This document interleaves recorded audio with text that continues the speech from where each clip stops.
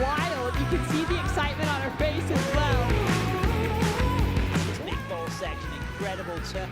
Wow.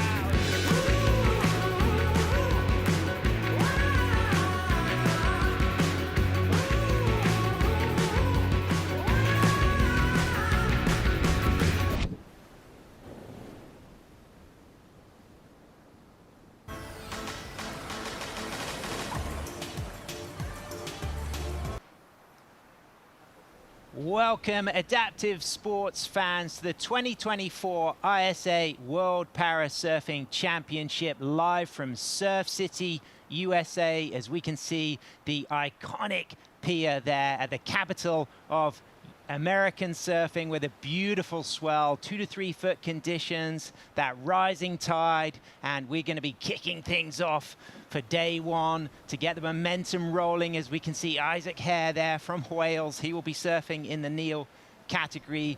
Coming up, we're going to be starting with the stand 2 men's division, as we can see some big names rolling up to the sand.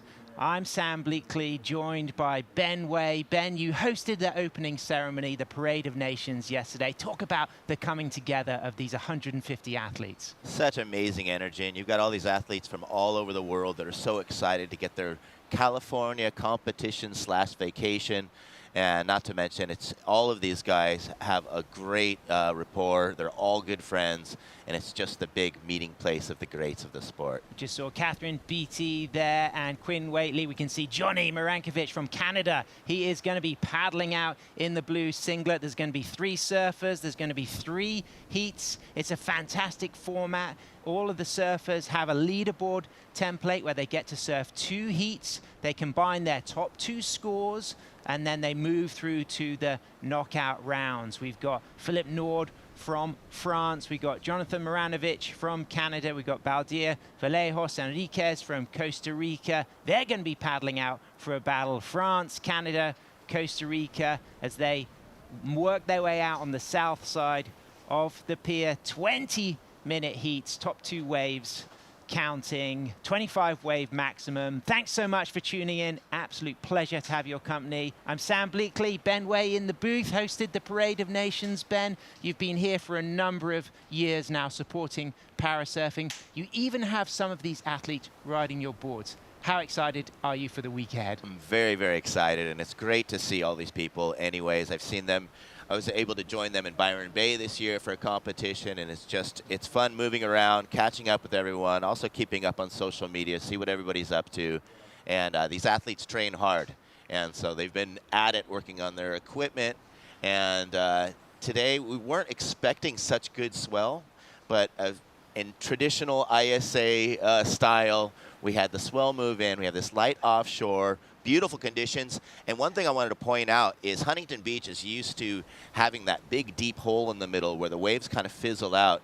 We're about 2 hours from the morning high tide, and you can see that the waves are rolling all the way from the outside to the inside, which means we have a nice even sandbank, which is also a little lucky thing that we've got going. 3 to 4 foot swell, south-southwest direction, like north-northwest winds. As you said, Ben, we got that high tide at 9:49 local time coming in. Of course, we've got that light winds this morning. How exciting will it be for the surfers surfing early, getting to really kind of shake off those nerves, Ben? Well, yeah, they also probably would like to see a couple other riders go out and test out the conditions, kind of figure out where they're going to sit and such. But yeah, there's definitely tons of potential for high scoring. There's the swell ahead. Of course, we've got these 2 to 3 foot days for our window. It's going to be finals day on Saturday, and we got favorable tides, that high tide getting a little bit later each morning. Ben, talk about the difference between the pier bowl left, middles, and Machados.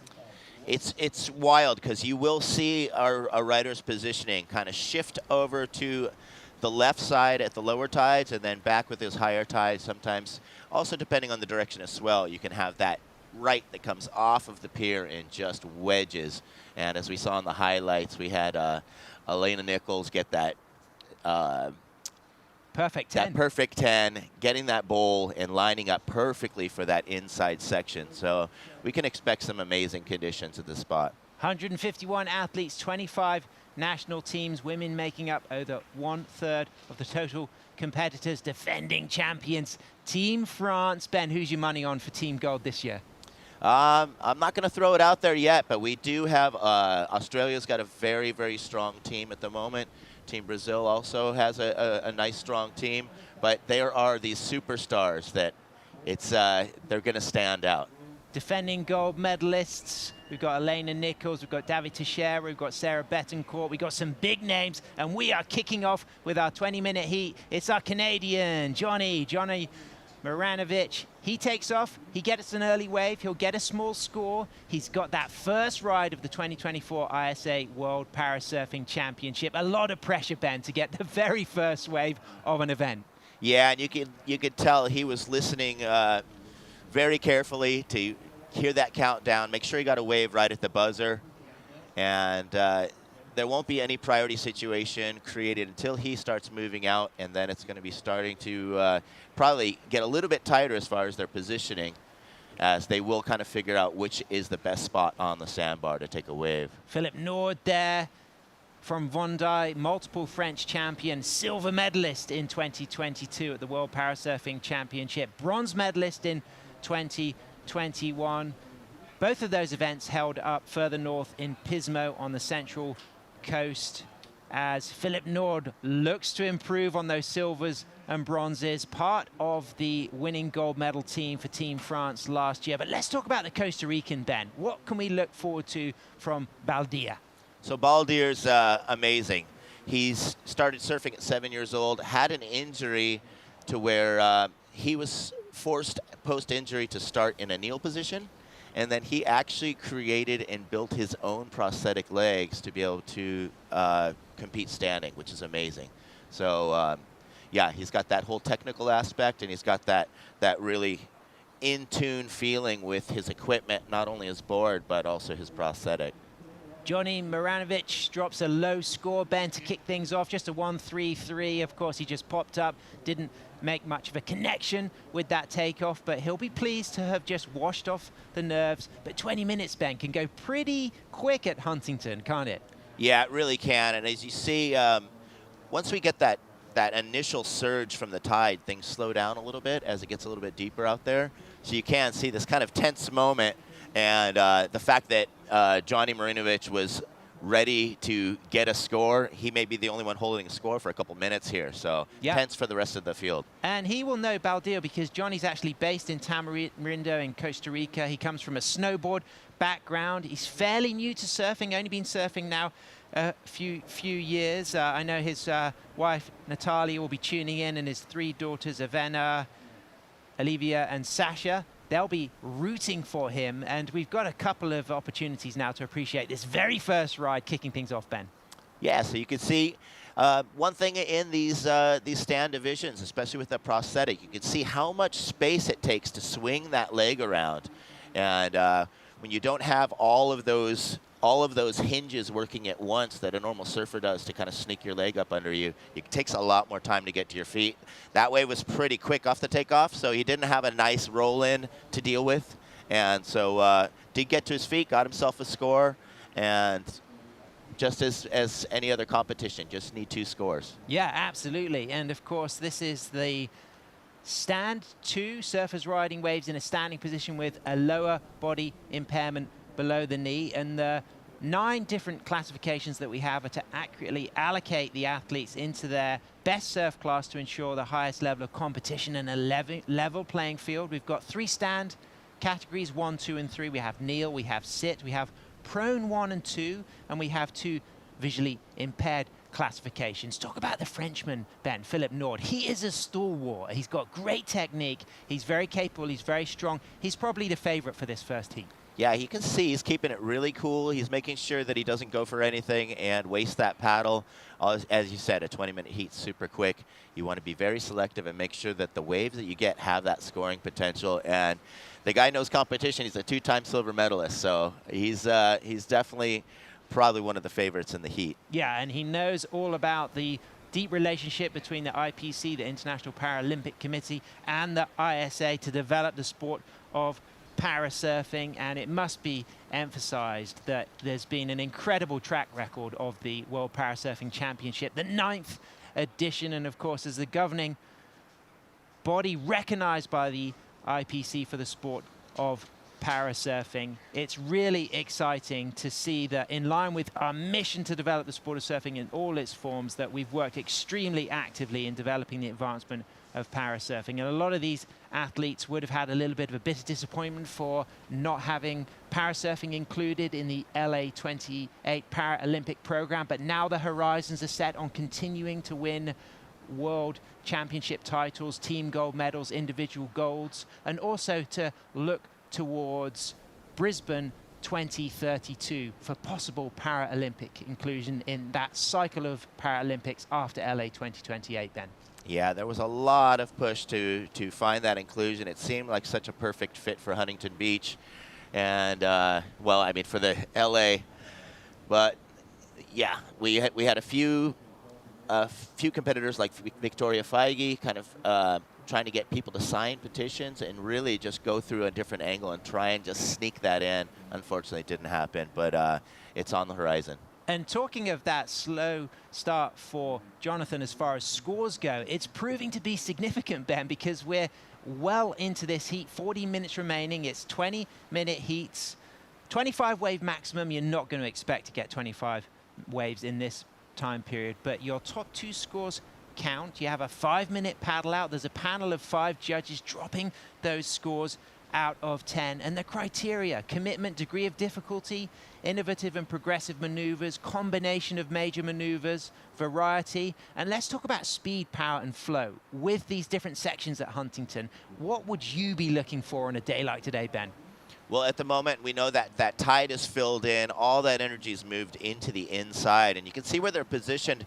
They're positioned where they saw those bigger sets breaking on the outside. So they know that those waves come through, but things are changing with that deeper water. And you can tell it's kind of slowing down, putting more water above the sandbar, not letting it break as easily. But we have Philippe digging in. You can see just a little bit too far out. Yeah, he digged for that one. He wanted to get busy. He's not got a wave on the score. Yeah, it's our Canadian out there in the lead with that low score. A little bit of moving between the pier bowl and closer to Middle Peak. Nobody further down to the south. And it looks like there's going to be some of those more potentially open-face right-handers, likely a longer ride, but potentially also some of those steeper pier bowl lefts. Not such a long ride, but certainly maybe more of a powerful shaped wave on a smaller day like today. And sometimes running the riders right through the pier. Absolutely. And Ben, it's been an incredible year. I mean, you have been part of so many of all of these events, including the Teahupo'o Paris Olympics in Tahiti.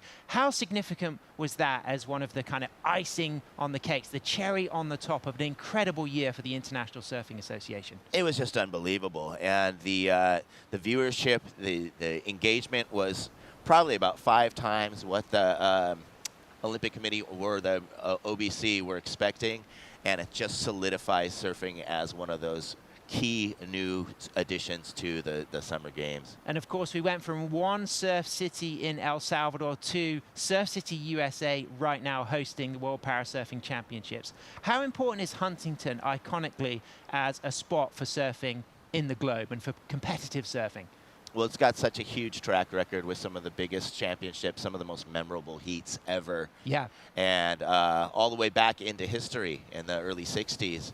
And you had the guys out here competing with helmets on. Yep. David Nuiva soul arching towards the pier bowl. That was pretty iconic, watching those Tom Curran heats in the 80s with Mark Occhilupo. And that's the schedule that we got to look forward to. You hosted the opening ceremony. A lot of your friends coming back. Was there a sense of excitement about being back in Huntington for the athletes? Oh, 100%. No, I've been really, really looking forward to catching up with a lot of these guys. There's also a few of these athletes that I've built boards, and I didn't have communication of how the boards went.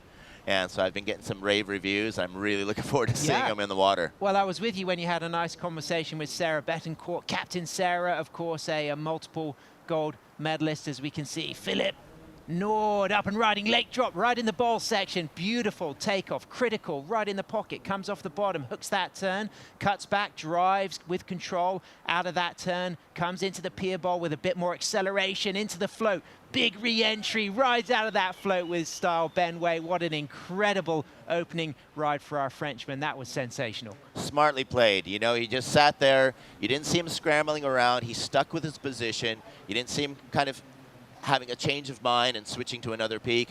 He was looking for that wave. And here we go. You can see that also you got the little brisk offshore, making that drop a little bit harder. He got that nice steep drop, draws it back, gets that carve, regains composure here as this inside builds up and eyes up that section perfectly for that tap off the whitewash. And yeah, he's got to be feeling good. That was incredible, Ben. Driving, controlled, criticalness. I mean, how's this late takeoff as well? Just right under the hook there. This has got to go excellent range. Yeah, this one will definitely go up there. And we saw 1.33. Looks like we've already got a score in. 6.33 for this one. Nice So start. just setting the scale. There's what we would call excellent also. The judges have to be very conservative because they don't know what they're going to see today. So they can't set the scale too high. Had that been later in the event, that may have hit the 8s. And but, how was the read as well into this float section, Ben? I really appreciated the way he got back in the pocket and just eyed up this opportunity to really drive across this floater. It's a foamy little section, and he really did predict that section coming up really well. And to kind of redirect and then regain that speed and get enough to drive off the bottom in that kind of foamy area is a difficult task. Yeah, here it is in style, in slow motion.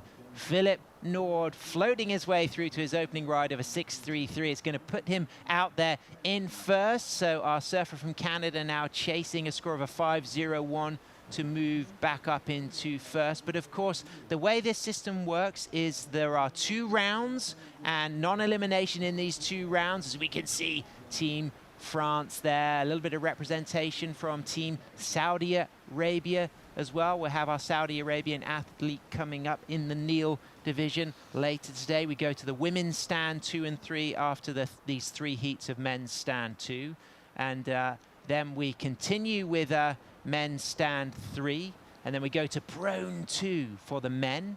That's very exciting. Of course, prone, a real team event involving the pushers and catchers. And then we go to men's visually impaired 2 classification, then women's prone 2, women's visually impaired 2, and then we finish off the day with men's visually impaired 1 category. So if you want to follow more of the action, look us up on social media at ISAsurfing. Follow us on Instagram, on TikTok, on Facebook, as we can see our Canadian Johnny based in Costa Rica has a look at that, Ben, just a little bit too far outside. Yeah, that and the it looks like the offshore is getting a little bit stiffer, and so not as easy to get into these waves as that wind's trying to push you out the back of the wave. Now, so we were just bringing up the board technology and the relationship between the athletes and the shapers, and I mentioned that you saw Captain Sarah Betancourt. She didn't compete last year, but she won gold in prone in 2022 in Pismo. She's a double gold medalist. You know, how special is it to shape equipment for the parasurf community?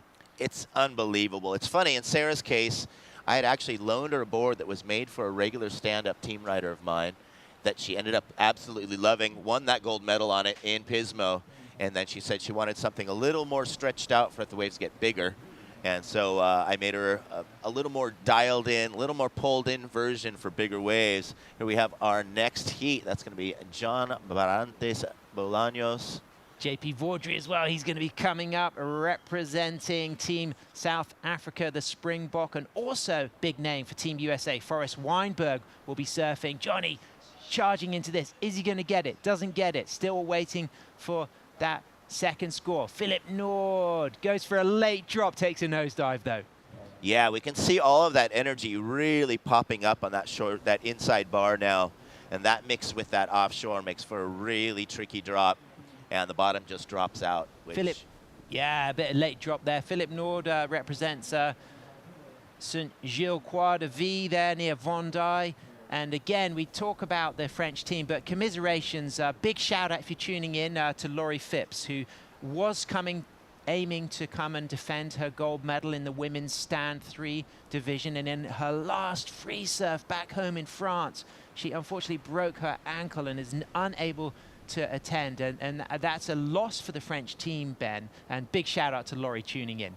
Yeah, as well as her dad, who shapes a lot of the surfboards for the team. Absolutely. I mean, I think perhaps over 50% of the French team are going to be riding Mark Phipps boards this week. So we're going to get a lot of opportunity to talk about the shapers who are behind the push for some of these athletes' gold medals. Can you think of any of the surfers who shape their own equipment who will be competing this week? That is a great question. I'm not sure off the top of my head. No, I actually can't. But I'm sure there's more athletes that are more involved with their own prosthetics than they are with the boards. Yeah, and talk about some of the techniques for stand 2, the likes of Philippe Nord there with a below-the-knee amputation. His techniques for turning and for popping up. Well, one thing is the big difference that you have with a lot of these guys with a single amputee is which leg they have their prosthetic on. So you'll see some of these guys like Philippe, he's got that nice solid prosthetic on his back foot, the part that stays locked, and that gives him a lot of freedom of movement with his front leg. Whereas if it were the opposite, you have to swing that. I think in Johnny's case, his front leg is the prosthetic, which takes a lot more time to get to your feet, as you have to sweep that way up around your arms and around the rail to get it into position. So some of these riders have an advantage of which leg is the. Wow, look at that hit was. That was insane. Great. I mean, you really put that on rail. Late takeoff there, hard off the bottom, big radical projection, almost riding out of that turn. He's going to get rewarded for that incomplete turn, though, higher than Johnny's opening wave of a 1.33. It comes in at a 2.0. Philippe Nord is going to be happy with this, kicking things off with a 6.33. Ben, had he landed that turn, you felt like that could have been a pretty spectacular score for one maneuver alone. Easily. In the critical section, a nice degree of risk to it, and not to mention, just you can see the spray from the impact. So showing a lot of power and a lot of control in that turn. Absolutely. There's the iconic Huntington Beach Pier. When was the last time you shot the pier, Ben? Wow, it's been a long time. Yeah. It is a great thing to do. I actually purposefully, in my second surf yesterday, I was a little bit down in the middle getting rights, and I went over and purposefully got a small wave and tried to shoot the pier and nearly killed myself. So I'm not. I'm going to reconsider my pier shooting approach. Is that why there's a C star on the bottom of your board right now? Yeah. Well, luckily I didn't ding the board. Got a fantastic egg I'm enjoying using from Ian Zamora, 7.6. I also had a great experience yesterday as we see Team Canada supporting Johnny. In that my first waves at Huntington yesterday were on English team member for Prone 2, Mark Hagger's new Prone 6.8, shaped by Johnny Purton from Wales. And I caught 3 left-handers, and it was really beautiful to just tune in to one of the classifications, ride prone, really connect with the approaches that the prone surfers will be having, and ride what is an incredible new board that Mark Hagg is going to be using in the competition with a really funky 80s spray, Ben, that you'll love. That sounds super cool. I was just talking to Hannah Dines, and she's also on JP along with Sponge Abersage from Wales, and I go, oh yeah, that's what Sponge rides. And Hannah goes, I was first. Yeah. Sponge, a legend, of course, going for his 3rd consecutive ISA gold medal at the World Parasurfing Championship. Llewellyn Sponge Williams. What's great about the Welsh language is that LLY at the beginning. In Welsh, it's a thl sound, and it's a beautiful language to listen to. And Sponge, he speaks Welsh himself. It's and you, as a linguist as well, it's been a special year for the ISA. You've really been at a lot of events. You've been Puerto Rico for the World Surfing Games. You've been at the World Longboard Championships and the Juniors in El Salvador. You were at the Olympics in Tahiti. You've just come off the back of the Masters. You've been around the whole thing, and you've seen the family coming together. Let's talk about that unity, that rainbow spectrum of nations that really unite for ISA events, Ben. It's so special. It's unlike any other event, especially my favorite part, the opening ceremony, is just when everyone is just charged up. Everyone's made it here. little bit of nerves, but more just a gathering of very good friends in an amazing place in the world. And you have all of these countries just butting up and giving each other hugs and everything else. And you don't see that battle of the countries that you do in some of the other events. Yeah.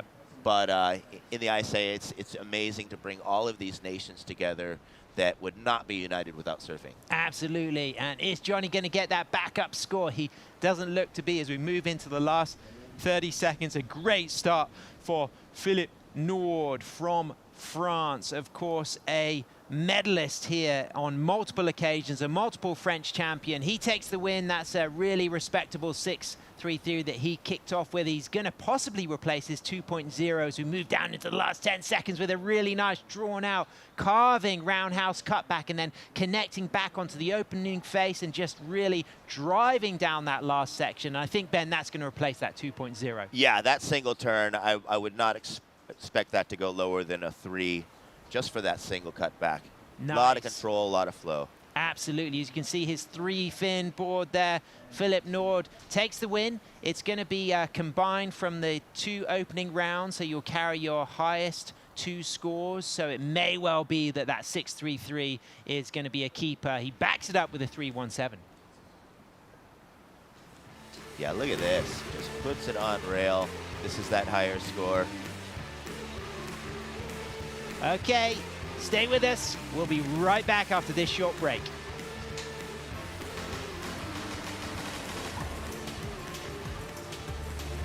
Hello and welcome to Huntington Beach, California. I'm Kelly Miller, President and CEO of Visit Huntington Beach.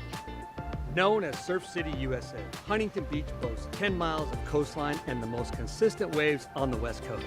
Huntington Beach has it all, with endless summer weather, year-round events, outdoor activities, and oceanfront resorts and spas.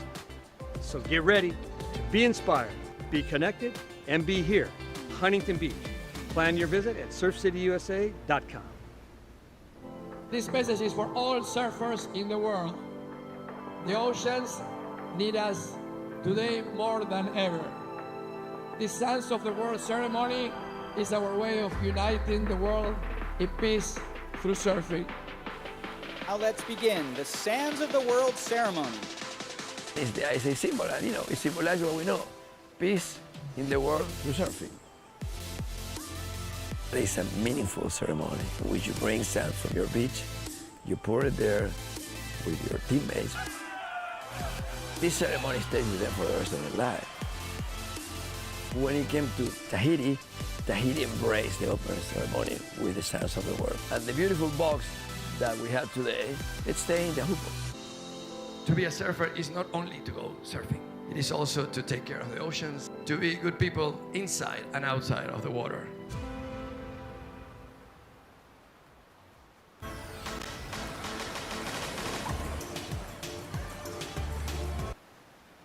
Welcome back to day 1 of the ISA World Parasurfing Championship live from Surf City, USA, Huntington Beach. As we move into heat number 2, we've kicked off with the men's stand 2. We've got 3 heats, each heat 20 minutes long, and it looks like Forrest Weinberg on the replay is going to kick things off with that opening ride. What do you think, Ben Way?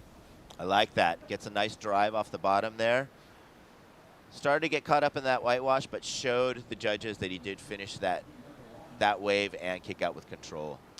First place in the 2023 AASP Tour, the Association of Adaptive Surfing Professionals, a U.S. champion from Long Beach, California, who loves to surf at Chicama in Peru, a military veteran, Forrest Weinberg, absolute legend of parasurfing, up against JP Vaudry from South Africa. And let's talk about the Costa Rican. Yeah, so John Bolaños is a very, very strong competitor, which we almost had a first wave there by JP. But yeah, John, I don't know too much about his personal life, but I know in competition, he has always been one to watch in the heats. Very high performance surfer. Yeah, rides a 6'2", up and riding right now. Forrest Weinberg, really nice bottom turn, good driving top turn, great acceleration, excellent control, snaps it back into the pocket, really climbs and drops as this right-hander delivers and continues to deliver all the way through to the inside as he charges for the lip float, smacks that nicely, cleanly, smoothly, radically. What an incredible ride for Forrest Weinberg, Benway. That was spectacular. Just the composure, the control, and the read of that wave.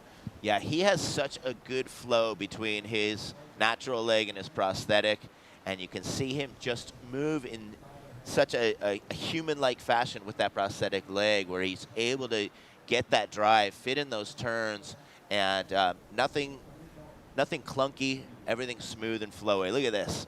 So you can see how he really drives off that prosthetic, and watch how his knees are moving forward and back. And he's just, it's a small board. We remember that the first time we saw him in Pismo, he won on a longboard, and we had no idea of how high performance he is. Finds that inside nugget right there, which is not easy by any means, and fits in another redirection. Yeah, beautiful. I mean, the way he drives off this first bottom turn and then that cut back right in the pocket. And this wave just continued to keep delivering for him. Great wave selection, Ben. Yeah, and as you said, he was born and raised in Long Beach, right up the beach. So he's probably more local in this competition than any of the other competitors. And Courtney Conolog working as a coach for Team USA. How important will her insight as a legend from Huntington Beach be for the USA team and the competitors? On a day like this, huge. So someone like her or Brett Simpson, if they're telling you where to sit, where to get waves, and what to do, you listen, and it's probably going to pay off. And I think she probably told Forrest, you know what, sit right there, don't go too far out, got the high tide, got the offshores to remember, and lined himself up beautifully for that one. Yeah, well, that's going to be a strong backup to his opening score, which was a low score of 1.83. We're going to expect something pretty significant for that. We set a bit of a scale with Philippe Nord's 6.33, but the judges now have the opportunity to almost reset that scale for this particular heat. I think that's going to be a really good score, Ben. Yeah, I'm expecting it to be. Number of turns, just as you said, combination of major maneuvers, had the flow, had a great rhythm, and no wasted space. The judges like to see as you're constantly moving, no dead space, no hopping the board. He was going rail to rail the whole time. JP Vaudry up and riding, representing South Africa, legend of parasurfing in the pier bowl left as this wave climbs in size and he attacks the section looking for the float, little tap to end things with style. Our silver medalist from 2022 at the ISA World Parasurfing Championship came in bronze last year here at Huntington Beach 2023, a professional photographer from East London riding his Channel Islands boards. That's going to be a decent score for JP. Yeah, great speed on that one. Driving, climbing. So JP Vaudry on the replay here. What do you think of this, Ben? I love this. He does that little mid-face check right there. Gives the wave a chance to build up a little bit more. So he second turns a lot stronger, whaps another one, and ends up in that deep spot on the inside. So this is our first wave for John Barrantes Bolanos from Costa Rica. He gets a 1.0 for that score as we wait for the ride for Forrest Weinberg to come in. That's going to come in real soon. And with that, let's go down to the glass with Rachel Tilley because she is with the Frenchman, Philippe Nord. Thanks so much, Sam. Congratulations, Philippe. Kicking off the first heat of the day with a win and a great score of a 6.33. Talk to me how you're feeling about that. Félicitations Philippe avec aujourd'hui donc la première série de toute la compétition et un beau score sur ta vague avec un 6.33. Parle-nous de cette vague et ta série. Bonjour, merci. Oui, j'ai pris une belle gauche là, que j'ai assuré mon 6.33. Après, je suis assez frustré parce qu'il y avait quand même des belles conditions, des belles vagues. Et je suis tombé sur une belle droite qui aurait pu faire le même score, je pense, voire mieux. Hi, hello everybody. Yes, I'm happy from this first wave and this 6.33 on the left. But I'm a little bit sad. I would like to have a good second wave, and I didn't find it. Well, it was a slow start to the heat. You didn't catch your first wave until really 10 minutes to go. How do you deal with that heat strategy when you're in that type of situation? Il n'y avait pas beaucoup de fréquence de vagues et en fait tu prends ta première vague après 10 minutes. Comment tu as vécu cette attente sur le départ de ta compétition? Oui, bah ça c'est du boulot et aussi c'est avec un peu d'expérience. Il faut garder son sang-froid, faut pas s'énerver surtout. Et faut garder en tête que forcément il y a une vague qui va arriver, donc il faut rester concentré quoi. I had to stay focused and keep quiet. That's sometimes it's like that, so I try to stay quiet and wait for the wave. Well, the strategy worked. Is there anything you'd like to say back to France and back to your family at home? Qu'est-ce que tu voudrais raconter, dire à la France et à ta famille à la maison? Que je les aime bien entendu. Bisous. Thanks so much. Back to you guys. Great stuff. Thanks, Rachel. Congratulations, Philippe. Bisous, of course, kisses en français, allez le bleu, as they say, for Team France. But look out, because our South African JP Vaudry on a beautiful pier bowl left. Big smash off the top. Vertical projection, attacking that section and then driving through to the inside here, still in the pocket, looking to eye up potentially one more turn, as he does with control, and again a third driving turn off the bottom, kicking out right there by the pier, already with a 5.0. That's going to go higher than that in my eyes, Ben. Yeah, I can see him jumping up to first with that one, and just finding those critical sections, not only finding the critical sections, but his wave selection to find something that had that kind of potential was just amazing, as we have John, Costa Rican surfer, up and riding. Nice takeoff there. Just engaging that rail as that wave dies on him. He will add a third score to that 166 and that 1-0. May well replace that 1-0. He does. It's a 1-2-3. But what about JP Vaudry's second wave? I mean, I think that one turn alone, for me, I'm feeling that this could finally be close to our first excellent range score of the day. And we've already had some great surfing from Forrest Weinberg and Philippe Nord. I'm just going to have fun and throw it out there. I'm calling 7-5. But look at this. Drives up, real vertical approach into that one, and just gets in that over vertical critical section for that first hit, builds up this speed, and then sneaks in this one right here where you didn't even see that little section come in, and then carves it off again, kicks out with complete control. Drops an 8.0. But Ben, let's talk about that turn alone. That is such a good hit by any means, by any surfer. And to drive off and come up the face that vertically, redirect and come out with speed for more is something to be said about. And South Africa, not with a massive team. Tracy McKay will be representing South Africa as well. So a lot of South African parasurfers unable to attend this year, but they'll be tuning in back home, as we can see Forrest Weinberg again looking to back up that 6.5, already 3 really nice turns with a long drawn out cut back. So he's going to replace his 1.83, and Forrest Weinberg and JP Vaudry really setting the field ablaze this morning, Ben. Fantastic, excellent surfing from both the American and the South African. Yeah, and we could just hear the beach announcer announcing that 8.0, and you saw Forrest just get the fire. Yeah, he did, didn't he? Just get right in there. Fired up, Forrest Weinberg. Team USA on the beach watching. What a great team. Are they going to be our team gold medalists? You have to tune in for the rest of the week. It really is, isn't it? And also the kudos as well. I mean, the pride, Ben. I mean, talk about the national pride in representing your country. Oh, it's just amazing. A lot of these competitors, if it wasn't for surfing, they wouldn't have a chance to travel around the world as ambassadors for the nation.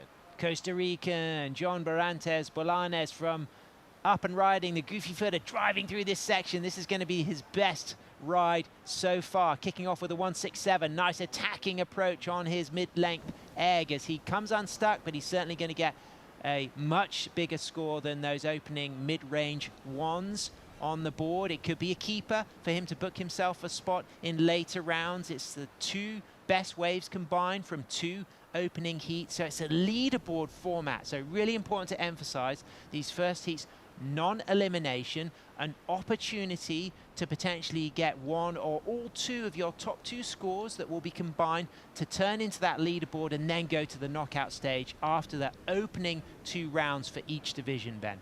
that's really important, especially when you don't know when your heat draw is going to be out in the low tide, high tide conditions. You'll at least have a chance to really show your stuff. Absolutely. JP Vaudreuil looking busy. Nice little right-hander here, moving towards the middle. He turns, he looks, he's going to get right on the nugget here, right on the 8-ball. Our South African from East London on the front side. Bottom turns, big sweeping, arcing cutback into the pocket. Just staying behind the section, recognizing that he needed to stay dynamic there, but that one just ran away from him, and it didn't have a massive amount of scoring potential. But he's going to be cool about that because he's already got an excellent 8.0 and a 5, as we can see. His support team, Team South Africa, the Springbok on the sand. It's interesting because looking at the swell direction now, as you remember, Philippe's top scoring wave was a left. JP's first high scoring wave was on a left. So I think the swell direction is kind of stretching. It's got that little hint of south in it that stretches those lefts out a bit. Whereas we saw Forrest's first wave go a little bit fat on the shoulder. He had to cut back more, not as much vertical area on it, not as many critical sections and opportunities. So it's you saw JP taking a chance on a right, but he'll probably go back to his left game. Come on down if you're in the neighborhood. Great opportunity to come and meet some of these para-athletes, walk out along the pier and get a closer view of the action. I mean, the energy. You can go pet Maya the dog. Is that Maya the dog? Yep. There we go. Is that the dog mascot for Team USA this week then, Ben? No, Team Hawaii. There we go, Team Hawaii. Josh Bogle, super cool character who always has Maya the Wonder Dog around. She's super friendly. Jose Martinez there. Big opportunity to get a bit of fuel in the fruit there, Ben. Kevin Olnick, that's Parker's dad, passing around. There's Parker right there. You know what? I think Parker might be dabbling a little bit in the shaping bay at the moment. Parker has. I've actually had him in my shaping bay. There we go. So that's the one we were looking for, to talk about some of these athletes who are going to build their own equipment in the future. He is so involved, and he's down at UCSD, I think, now, and working on all of these things. They have all these cool shaping projects down at the University of San Diego.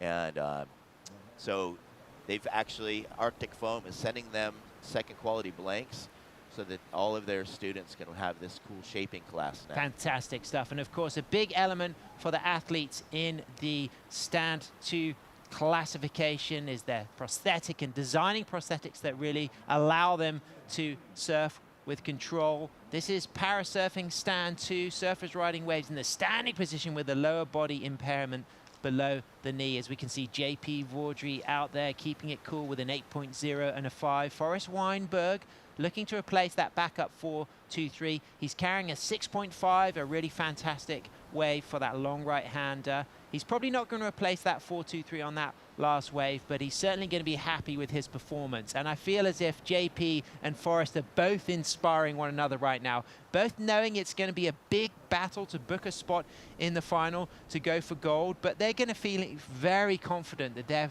favorites for medals here in Huntington this week, Ben. Definitely.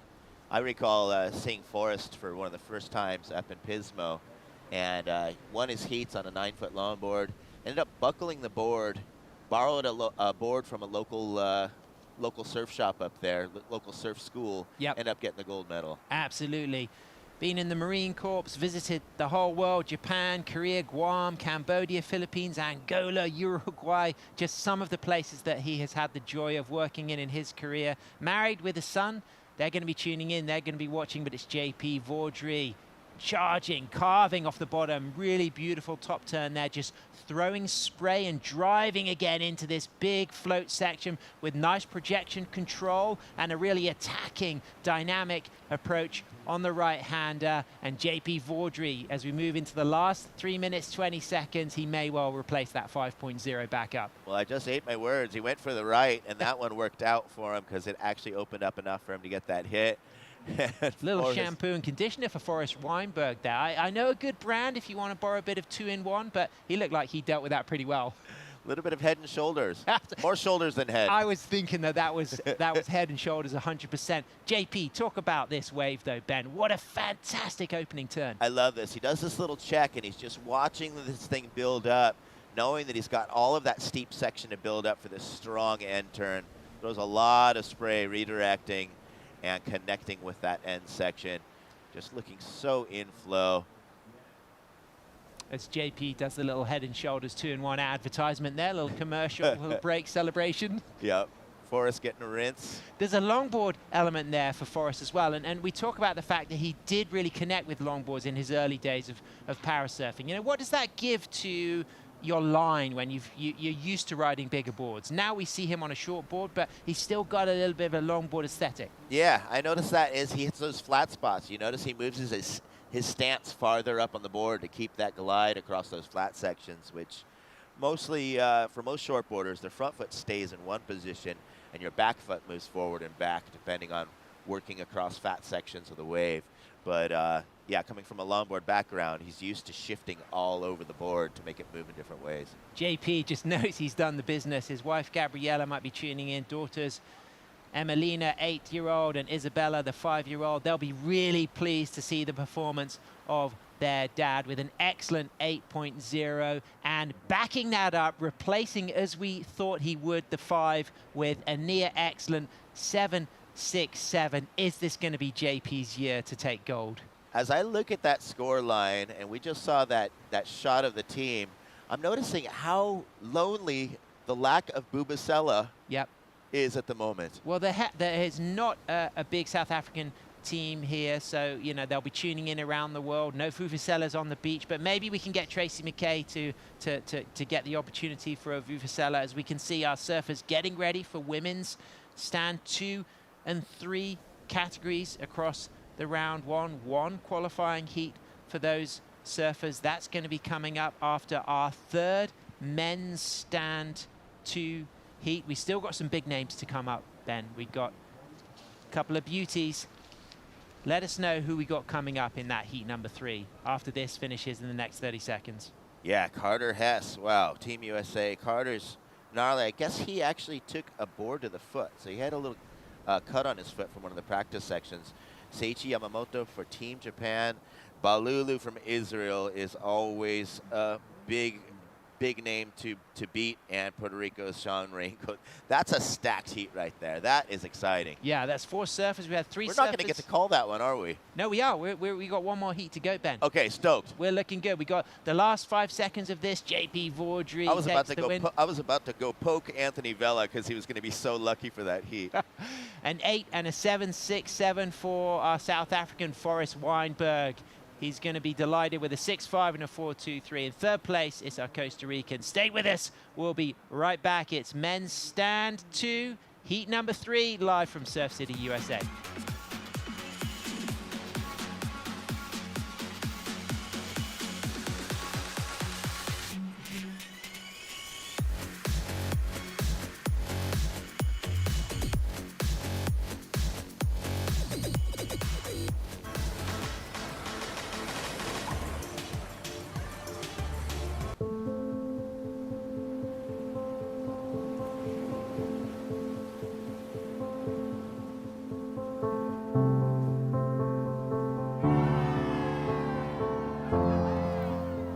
There's something profoundly spiritual about riding waves. Water is transformative, healing. You're at the mercy of Mother Nature, the ever-changing movement of water. The ocean is the great equalizer. You don't need to belong to a certain race, religion, or gender to surf. The pursuit of these fleeting walls transcends sport. It's a way of life. And surfing has the power to change the world and has now taken its place on the world's greatest sporting stage, the Olympic Games. The International Surfing Association is the world's governing body of surfing, recognised by the International Olympic Committee with member nations around the globe. This is the International Surfing Association. This is a better world through surfing.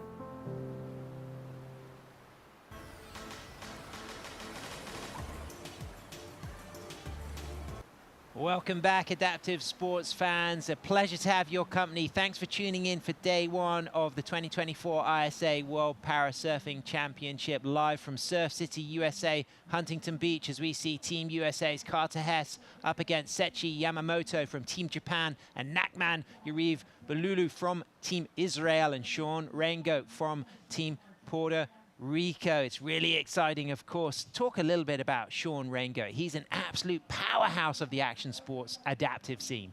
Oh, he's nuts, man. I was just reading that he had raced in a 60-mile kiteboarding race. Legend. And also growing up in the other side of, well, I say the other side from San Juan. Yeah, he's a big name. And talking of big names, JP Vaudry from South Africa. What a fantastic start to his campaign. He's on the glass with Rachel Tilley. Thanks so much, Sam. JP, congratulations. A veteran on this tour and showing all of your experience out there, posting those excellent scores. Talk to me about that heat. You know, the waves they're pretty good for America. I've been here a few times and we've had some bad waves, but they were pretty good. Panicked a little bit in the beginning when I let a few go. First heat jitters, I suppose. Well, we talked about how you've had such an extensive travel to get here, and that was actually your first session out here in these conditions. Yeah, I feel like I haven't slept in 3 days. I don't think I have, actually. High on coffee. Yeah, I'm not going to lie, I'm really tired. Well, you've earned your rest now. Hopefully you can get some sleep and a few more surfs before your next heat. And what will you plan to do for the rest of the day? I mean, besides drink more coffee. I think I'll just chill, maybe have a nap, eat some tacos. Well, sounds good. Anything you'd like to say to your family back home? They'd be so proud of you. Yeah, girls, thanks for watching, thanks for supporting, thanks for letting me be here, and cheers, love you lots. Thanks so much. Back to you guys. JP blowing the Vuvuzela with pride for Team South Africa. Incredible start. He's going to get on FaceTime and call his daughters because they are going to be buzzing with that performance. And he really, really looked on form, despite the fact that he did emphasize a lack of sleep. But we were just talking about Sean Raingoat, a 7-time gold medal winner at the Extremity Games in disciplines like wakeboarding, kitesurfing. We talk about his big wave foiling. He really is an icon of adaptive action sports. Yeah, amazing competitor. And yeah, as was mentioned earlier, he comes from his home spot's called Wilderness, which is this amazing right point break that holds tons and tons of size, big, powerful wave. And Puerto Rico's an amazing spot. And let's talk about the mighty Nakman from Israel. I mean, he's been around the parasurf community for a number of years. 2021 silver medalist at the World Parasurfing Championship. He's a former champion at the US Open down there in Oceanside from Tel Aviv. I mean, he is a big contender, the 48-year-old. Yeah, he's also, he created the first Israeli national football team for amputees, which is very cool. Yep. But yeah, Balulu's always a really colorful character. Everyone, he's buddies with all the big names, and you always see him out there pushing as hard as he can. I actually made him aboard at one time, and he seemed to like it, but he asked for something very, very high performance, very like what you would see on a normal professional tour. And the boards that he's won on always have this big round nose. And yep. I think that gives him the extra time to get that prosthetic into position. Yep. And well, he's kicked off with the 6-3-3, and we got live action. Sean Raingoat, nice in the pocket. Beautiful section there. Comes out of that section, puts that board onto a nice big sweeping cutback, and then just pumping and driving as he moves through to the pier bowl here and snaps it back in the pocket. I like the dynamic approach on that takeoff. Right in the pocket, under the bowl, a little bit of like cover up almost, and then just a nice driving turn. Look to be really ready to put some big scores on the board if he backs that up with a bigger wave. Things are shaping up here. As we're starting to see that left, we see Balulu. Nakman driving, big sweeping turn, snaps that high off the top. You can see the width in that board. Kicks off with a 6-3-3. That's going to be a significant backup score for that one turn alone, Ben. Yeah, he's got a lot of whip to his turns, as we saw Carter getting up late on that one. Carter Hess will add to that 1.0, be a low score, just about counts hands off the rails. May not count because he didn't get both feet on the board, but we'll wait to see if a score comes through for that for Carter Hess. But we can see our surfers getting ready to move into our women's stand 2 and 3. We've got Charlotte Banfield, Zoe Smith, Maria Cabanas, we've got Ursula Peo, and we've got Stella Papetti from Italy. 5 surfers, qualifying round, 2 qualifying rounds, and then we'll determine the top 4 who will book themselves a spot in the grand final to go for gold, to go for silver, to go for bronze, and to go for copper. Important to emphasize that, Ben, that one of the great elements of the ISA surfing is the opportunity to be medaled in 4th place with copper. But what about this from our Israeli surfer? This is the opening 6.33. Okay, so I think we had missed this ride. Let's take a good look at this. But you can see him look back, make sure no one's behind him. You don't want to get a non-priority interference off the bat. Hits that one strong. And you can start to see that inside starting to fatten up. This is that quick thwap under the lip, right in that nice steep critical section where the judges want to see it. Yeah, that was a thwap for sure. This comes into the 3.67 from our Puerto Rican. Yeah, so he draws this one back, and there's one thing I'm going to want to point out, but we'll watch the rest of this ride. Gets another redirection there. Gets another one, letting this one build up. Did you notice he has his leash on his front foot? Yeah. You know why? Why? Because if you put your leash on your prosthetic leg and the board gets tugged, your board and your leg can come off. Absolutely, as we can see him answering back. Sean Rango for Team Puerto Rico with a 3.67. He's going to replace the 1.5 backup score with that wave into the pier bowl. Now he's just got that easier paddle. Talk about that line of paddling just against the pier and why that's a really nice place to paddle out at Huntington when you're surfing the south side.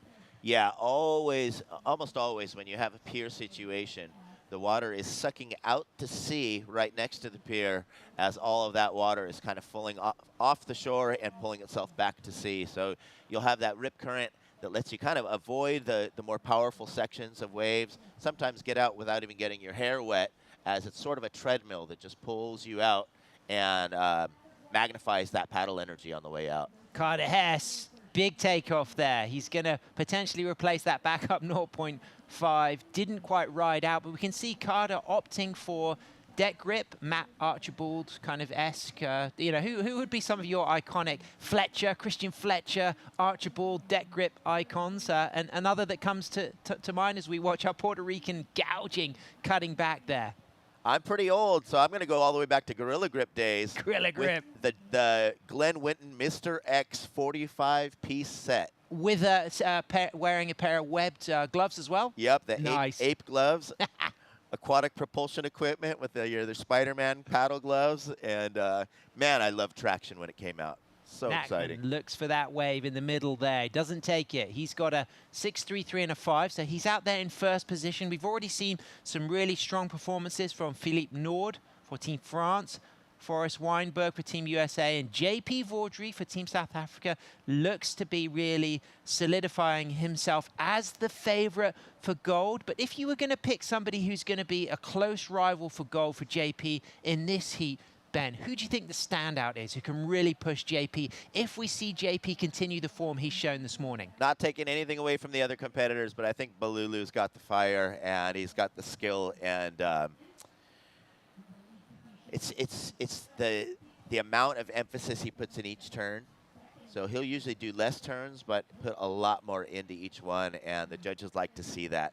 And talking of the judges, theirs is positioned in that tent to the right side of the drone clip there. So they have a fantastic view straight ahead. They have the opportunity to look at the video replay if demanded. There's always going to be an odd number of judges, and the reason that is because you can remove the highest and the lowest scores, and then you take the average from the remaining scores. So there'll be a panel of 5. There'll be a priority judge as well. Those numbers on the left side, that 1 means that the surfer in green has first priority over our surfer in white, Sean from Puerto Rico, who's second priority. And the reason that you see an X by the next 2 areas is because the other surfers for USA and Japan are not yet in the lineup, so they don't yet have that 3rd and 4th priority. And how important, Ben, is it to really work the priority system at Huntington? Well, at moments like this where it seems to kind of be shifty and no one's really sure on where to line up, had it been a little bit lower tide heat with a little more defined swell, people would probably really be trying to sit right next to that little pier bow right or where the left rolls off. And then you would be able to command the peak and make sure that you make everyone wait for you to get the best one. And if you're someone who's needing the score to advance as well, once you're in the elimination rounds, that can be crucial. And talking of commanding the peak, it looks like Nachman is out there in the driving seat, but let's not rule out Carter Hess, 3 times competitor at the ISA World Parasurfing Championship from Panama City Beach, Northwest Florida, on his 6.0. What does he need to do to really claw back and have some significant scores, Ben? Well, he's needing a 5.34. That's somewhere in the middle of what Balulu's got. So we know that potential is out there. We know those waves are out there. If he just gets the right selection, he's a great surfer, and I know that he could easily get that requirement in one single wave as long as he gets the right ones. Big names there. Sarah Betancourt and Catherine Beattie. Fantastic. I mean, 2 legends of adaptive sport and adaptive surfing. And as we can see, up and riding right now, Nachman for Israel, charging, holding the rail. This one isn't going to count. Yeah, you could see as he got up, his prosthetic got hung up on the side. You saw him go down to try to replace it, but the wave had already lost energy to get his stance into position. Sean Rango having a look at this. It's going to be a nice drop. He charges onto that shoulder. This wave not really opening out, but we can just see there's a lot of skills with Sean. I feel as if this is somebody whose surfing is improving month by month. And I feel as if as the years tick over, Sean could really be a threat for a gold medal. Yeah, he's definitely showing the talent, showing the wave knowledge. And as you can see him, he had a really nice driving down the line off that bottom turn, just in case that thing did open up. It did pinch on him, but he had the right line. Yeah, absolutely. And we've had some great performances from a number of our surfers so far, but we've got a lot of exciting things to look forward to. We're going to have a little shuffle rotation of the hosts in the booth. We've got some royalty coming in. We're going to have Anthony Vela and Roy Tuscany coming in to call the action for the next 3 heats when me and Ben get the chance to go back on the sand and connect with the athletes. And something I really appreciate that I felt when I caught up with some of my friends and athletes yesterday is the camaraderie, the community spirit you have at the World Parasurfing Championships. Yeah, it's unbelievable. And yeah, speaking of that, as I was speaking with Hannah Dine, she goes, yeah, I want to let you know that my pusher is from Costa Rica, and I have the catcher from Team England. And so we have actual teams lending out their members to help out other teams. Yeah, well, there is a new country, Costa England. It's a mix of Costa Rica and England. It's a mix of a cold climate and a tropical exotic climate. It's the perfect blend. You can wear wetsuits when you want, or you can surf in boardies. I love it. Yeah. Look at that beach scene there. Come on down if you're in the neighborhood, watch the action. And Ben, talk about the fact that, yes, there's the athletes, but water safety and the whole team element here. There is an unbelievable amount of volunteers that are required for this. And so, especially as we get into those assisted divisions, like our Pro 2, where you've got someone that helps the athletes out, one athlete helps them into the waves, and then you have a number of athletes out kind of like goalies for the riders as they reach the end of their ride to make sure that their head's above water, make sure they're upright, and any other safety issues. As Carter Hess connects with this nice, clean, long, smooth right-hander, climbing and dropping, good speed into the float, and rides with control out of that float. That was a fantastic end maneuver to a long ride for Carter Hess. That's certainly going to way surpass his opening ones in that 0.5. I love the way he finished that, Ben. Yeah, that was really, really good. And another thing I want to point out is he's got that front leg prosthetic, so it's that much more work to get up to your feet, keep your speed, keep your line, and be able to get down the line and with enough speed to smack a solid end maneuver. Yeah, and you can really see the technique here as we get the opportunity to look at the replay from the drone clip, Ben. Yeah, I like this. You can just really see how that end section's bending in. And you can see him. He's guaranteed just eyeing up that left coming at him. keeps that speed and gets all of that energy. He could have easily gotten steamrolled by that little whitewash section blowing over from the left side and just stuck with it. But yeah, stomps it down. You can see how he kind of replaced his back foot off the takeoff to keep the speed across this flat section. And great body positioning and predicting that end section hit. Comes in at a 2.77, so it's a keeper for Carter Hess. He's currently in third, but of course you're carrying your top 2 scores from these 2 qualifying rounds, so he will have another opportunity to surf for another 20 more minutes to look to book himself a spot in the semi-finals that will include the top 6 sets of scores, combining your top 2 waves. They might come from your first qualifying heat, or they might come from your second, or they might be a mix. You might carry one from your first, one from your second. It's a great system. It takes the pressure off. It gives you 2 chances. But for surfers who do have a strong start, then it really allows them to express themselves more in that second qualifying heat. Yeah, and had this been an elimination round, he would have, he did reduce that requirement, 3.58, making things a lot easier to keep himself in the game. However, no one goes out in this round. Nachman in the lead with a 6.33 and a 5 for Team Israel. Of course, Nachman, a silver medalist at the ISA World Parasurfing Championship in Pismo in 2021. Hasn't finaled for a couple of years now. You just talked about his commitment to soccer, to football back home in Israel. Likes to skate, likes to climb. Father of 4, grandfather of 1, founder of that amputee soccer team, and also in 2017 established the first surf school in Israel for amputees. Was a professional surfer as well through his long history of wave riding, and he's out there with a solid score, 6.33 and a 5. But let's talk about Shane Raingo with that 6.3, 3.67 and that 2.67, chasing a big score but sitting out there with first priority. What do you think will be going through his mind in this last minute, Ben? Yeah, you know what? I mean, he doesn't particularly need a wave, but of course he does want to stack up a score if he's able. He's out in that position to where he's only going to get a set wave, and he's probably thinking, you know what, I'm going to hold this priority. If the set comes, it's mine. If not, I'm going to go out and basically just let the waves go through to the inside, let everybody else fight for something smaller.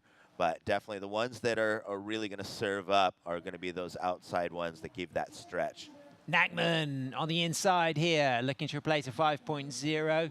Doesn't look like this has got a significant amount of wave size to replace that 5.0, but he's up and riding. Really big snap off the top on a smaller section as we move into the last 15 seconds, and he's doing the Huntington hop in style, moving right through to the sand. What a great performance for our Israeli surfer, Ben. Yeah, great heat management as well, making sure that he had a wave right before the buzzer.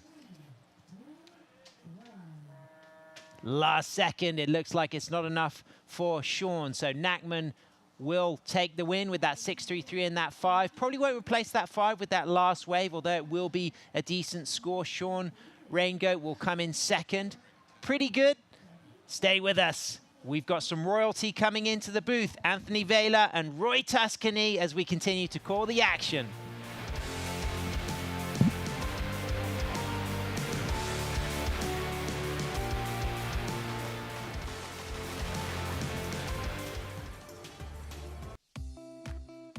Parasurfing has the power to bring us together. Together, we push the limits, further the sport, and go for gold. You've crossed countries to get to the World Championships. Let Access Tracks simplify crossing the sand. Access Tracks, the official beach access pathway of the ISA World Parasurfing Championships. Hello and welcome to Huntington Beach, California. I'm Kelly Miller, President and CEO of Visit Huntington Beach. Known as Surf City, USA, Huntington Beach boasts 10 miles of coastline and the most consistent waves on the West Coast. Huntington Beach has it all, with endless summer weather, year-round events, outdoor activities, and oceanfront resorts and spas. So get ready to be inspired, be connected, and be here, Huntington Beach. Plan your visit at surfcityusa.com.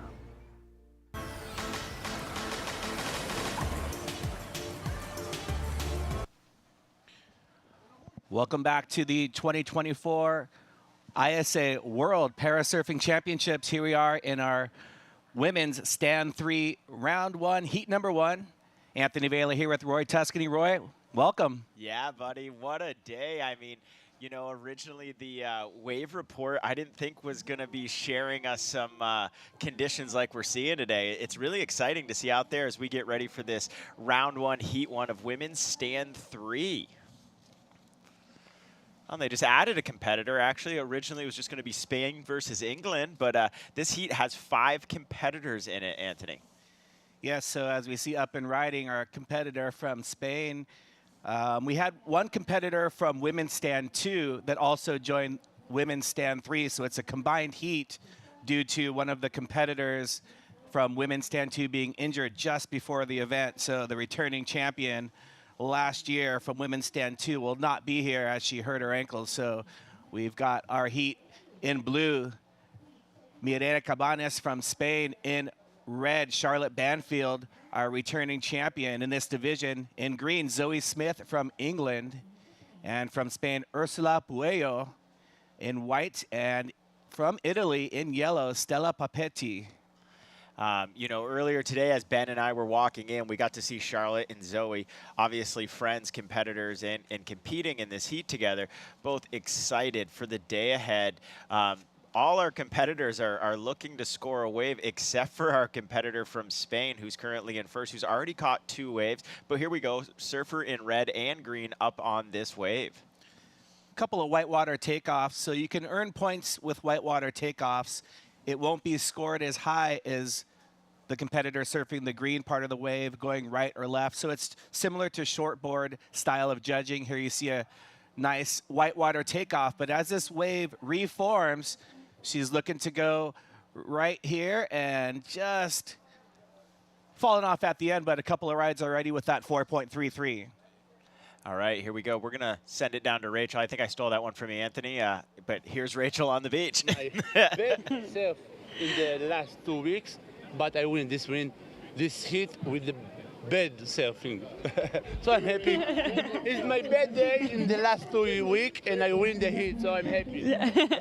Well, that was a great heat. You kicked off with 2 great waves, and not easy conditions, as we were talking about the high tide, and not easy to pick the right waves. How did you manage that? So I'm practicing here something like 10 days, and I learned a lot about this sport. So I'm sitting down and waiting for the right wave, because when it's high tide and you're sitting up, you can catch the wave. And I'm happy that I did it, and I find 2 good waves. And my bad day. So bad day and wind heat, thanks God. Perfect. Well, your feet, your board looked great under your feet. Congratulations on that. Can you talk to me about this equipment that you're riding? And that's board? Yeah, this is a special board that my sponsor Intersurf made for me. If you see here, we cut that here like the shape of the prosthetic, that the leg's sitting good, and we cut the rail so much skinny for the carb, and we got a lot of volume here to catch the wave easy. And it's pin tail, so it's like a shortboard, yeah. It's a performance. Woo! Well, thank you so much. Congratulations on that heat win, and see you for the next one. Yeah, thank you very much. Hope to win the next one too. Back to you guys. What a great interview. Thanks, Rachel. And the conditions, you know, experience and training paid off. And talking about the board design, that replay that we saw, that turn was pretty sick, as we saw Ben Way talk about it as well in the heat before. You see a lot of different types of boards. Tell us about you know, the design, what goes into it. You walk down the board shed, you see all different types of shapes. Tell us about some of the boards that we'll see today. You know, you really don't get to go across the street to Jack's surfboard shop and get to pull a board from there. You know, the boards that are here are very unique to each competitor, and each competitor almost has to be in that process, as Ben's talked about, of how do we make the board specific for my deficiencies that exist from my disability. And, you know, you see everything from a sit board to a prone board to boards that that have handles on them to boards that even have some pool noodles on them to keep competitors' legs in for those in our prone division and such. You know, Nachman, who was just there, he has energy. You know, not just the ocean, but Nachman has energy, and he always shows up super early to every competition. He ends up surfing almost an entire week ahead of every contest. If you want to know and he's willing to share, he's a good guy to gain information from. Oh, that's great advice. Here we see a nice takeoff on a steep wave, so she'll be rewarded for the commitment of that takeoff, unable to ride out of it, but that's still a scoring wave, so the judges are looking for commitment. And with this high tide, as we're approaching 920, will be the highest tide, and it's tough to catch these Huntington waves on that high tide, especially like Ben Way was talking about when you're trying to get, you know, a prosthetic or something up. There's our Huntington Beach lifeguards keeping us safe here, but it's difficult to catch these waves at high tide. You know, with a lot of water in the zone, it takes a lot of energy to move that amount of water to get through. And, you know, we've got what they're saying, 2 to 3, potentially every once in a while, a 3 to 4 foot wave coming in. You're really going to need more energy than that during these high tides to, you know, really get one of these more green-faced, non-closeout waves through this zone. You know, right now, currently, Zoe Smith from England is our current heat leader. And 2 of our surfers still waiting to catch waves to post a score here. And there you see the surfers using that rip current that's along the pier. Typically at piers and jetties, you have a rip current, so the athletes they're getting close to the pier on purpose, and that current will help take them out to the lineup. And you can see the competitors out the back. So classic Huntington Beach conditions today. There's rights, there's lefts on offer. We've seen some of our highest scores come from both the rights and the lefts. The left takes you into the pier, which can help you get out a little bit easier if there's not another set behind. When you're trying to go right, sometimes you have to paddle out through the set. So it looks like Yellow having a little bit of trouble and just doing the smart thing and standing up and waiting until the set dies down. Then she's going to jump on her board and paddle out. And in this division, you have to get out and catch the waves all on your own power. Yeah, no assist in this division. And as you can see, we've switched the camera angle here, and it really shows you that lull is existing right now as the next set of waves coming in. Great time for the competitor to use that conveyor belt up against the pier to get themselves back out. You know, we recently were in Waco at the surf venue down there, and you talk about one of the coolest rip currents that exists. Wait till you try it in a pool. It sucks you out, and you don't even have to worry about the waves crashing back on you. Free rides back out. Yeah, all day long. Jet ski needed. No jet ski needed at all. But, you know, this heat right here, as we spoke, this is a combination of 2. This is AS2 and AS3 in the women's division coming together, as one of the competitors was going to be solo. And instead of surfing solo during the next 6 days of competition, they've combined this heat so that we have a nice little competition field between the 2 AS2 and AS3 divisions. But we will be crowning, you know, a specific champion for each of those divisions. Yeah, and that was Laurie Phipps from France, who's not here due to hurting her ankle, last year's champion in women's stand 2. And it looks like Charlotte Banfield, having a look at this one, decides to pull off of that one. So you see her put the weight on the back of her board, on her tail, to not take off on that wave so that she can maintain. Currently, 3rd priority is still waiting for Ursula and the competitor from Italy to make their way out. Looks like they're having, it's tough out there. Yeah, you know, yesterday a lot of the competitors were talking about the current, and as we sit here in the booth, you know, you can see the current that is preventing them from getting out. That little rip current that usually is up against there. Here we go, surfer in blue, Anthony, coming up. Zoe Smith from England. So Zoe was the silver medalist last year in 2023 and also won the copper medal 2022. So she's an experienced surfer. She knows what it takes to get the scores. And due to that high tide, maybe those good set waves with beautiful rights and lefts are a little tougher to catch. So she's going whitewater takeoff, which takes a lot more commitment and a lot more skill, which is difficult to do for any surfer. Here we go again, that whitewater takeoff for our surfer in red, Charlotte Banfield. You know, Lori Phipps not being here, the 2023, you know, overall team champion was France. France brought a really big team, and, you know, you score points for how each of your competitors finish amongst their field. To lose a #1 gold medalist could really hurt the overall of the team, with France, you know, hoping to come back here, defend their title. But there's a lot of other teams that have brought some big stacked, you know, competitor lists, Australia, the United States, to kind of come back and say, hey, we'd like this gold medal back from France. That's a great point. Huge points. That's 1,000 points for the win. So they're hoping to fill her spot, but she's a tough spot to fill. And we saw a couple of rides from Charlotte Banfield and Zoe Smith. You talked about them, you know, being friends and obviously surfing for England together, and they both caught successive waves. So we'll see what those scores come in as. But Zoe Smith with a commanding lead with a couple of ridden waves, but we're still waiting for one of these surfers to really open up and show the surfing that they can do. I think as the tide continues to drop throughout the day, the conditions might be a little bit easier to get into those waves. I think you're also seeing, like what we talked about, the surfers know that, you know, it's a tough battle to get back out. They're both walking down to the pier to use that conveyor belt to get themselves back out. You know, we've seen both of them take a couple different waves, but still looking for that competitor to get the green face of the wave or off the shoulder. You know, as you mentioned here at Huntington, there's kind of 3 waves that form. There's a right, there's a left, and then there's obviously that pier bowl that really, you know, pushes you into the pier, but is where we've seen some of the bigger scoring waves so far this morning. Here's your chance. Go. Yeah. It's so easy from inside this booth to be able to tell them how to get back out there quickly. I mean, I'd already be out beyond the back and everything, you know. Yeah, it's true. It's a lot easier in the booth. And so in this division, there are 5 surfers in this heat. So each surfer will surf twice. So this same heat will surf again, and then they'll take the top 4 overall scores for their best 2 waves, and they will go to a 4-person final. So just like all of the other divisions, there's qualifying round and a second qualifying round, and then the top surfers, the top 2 scores, will advance to either an elimination heat or straight to a final. In this case, in women's stand 3, it'll go straight to a final. So after 2 rounds, one of these surfers will be eliminated.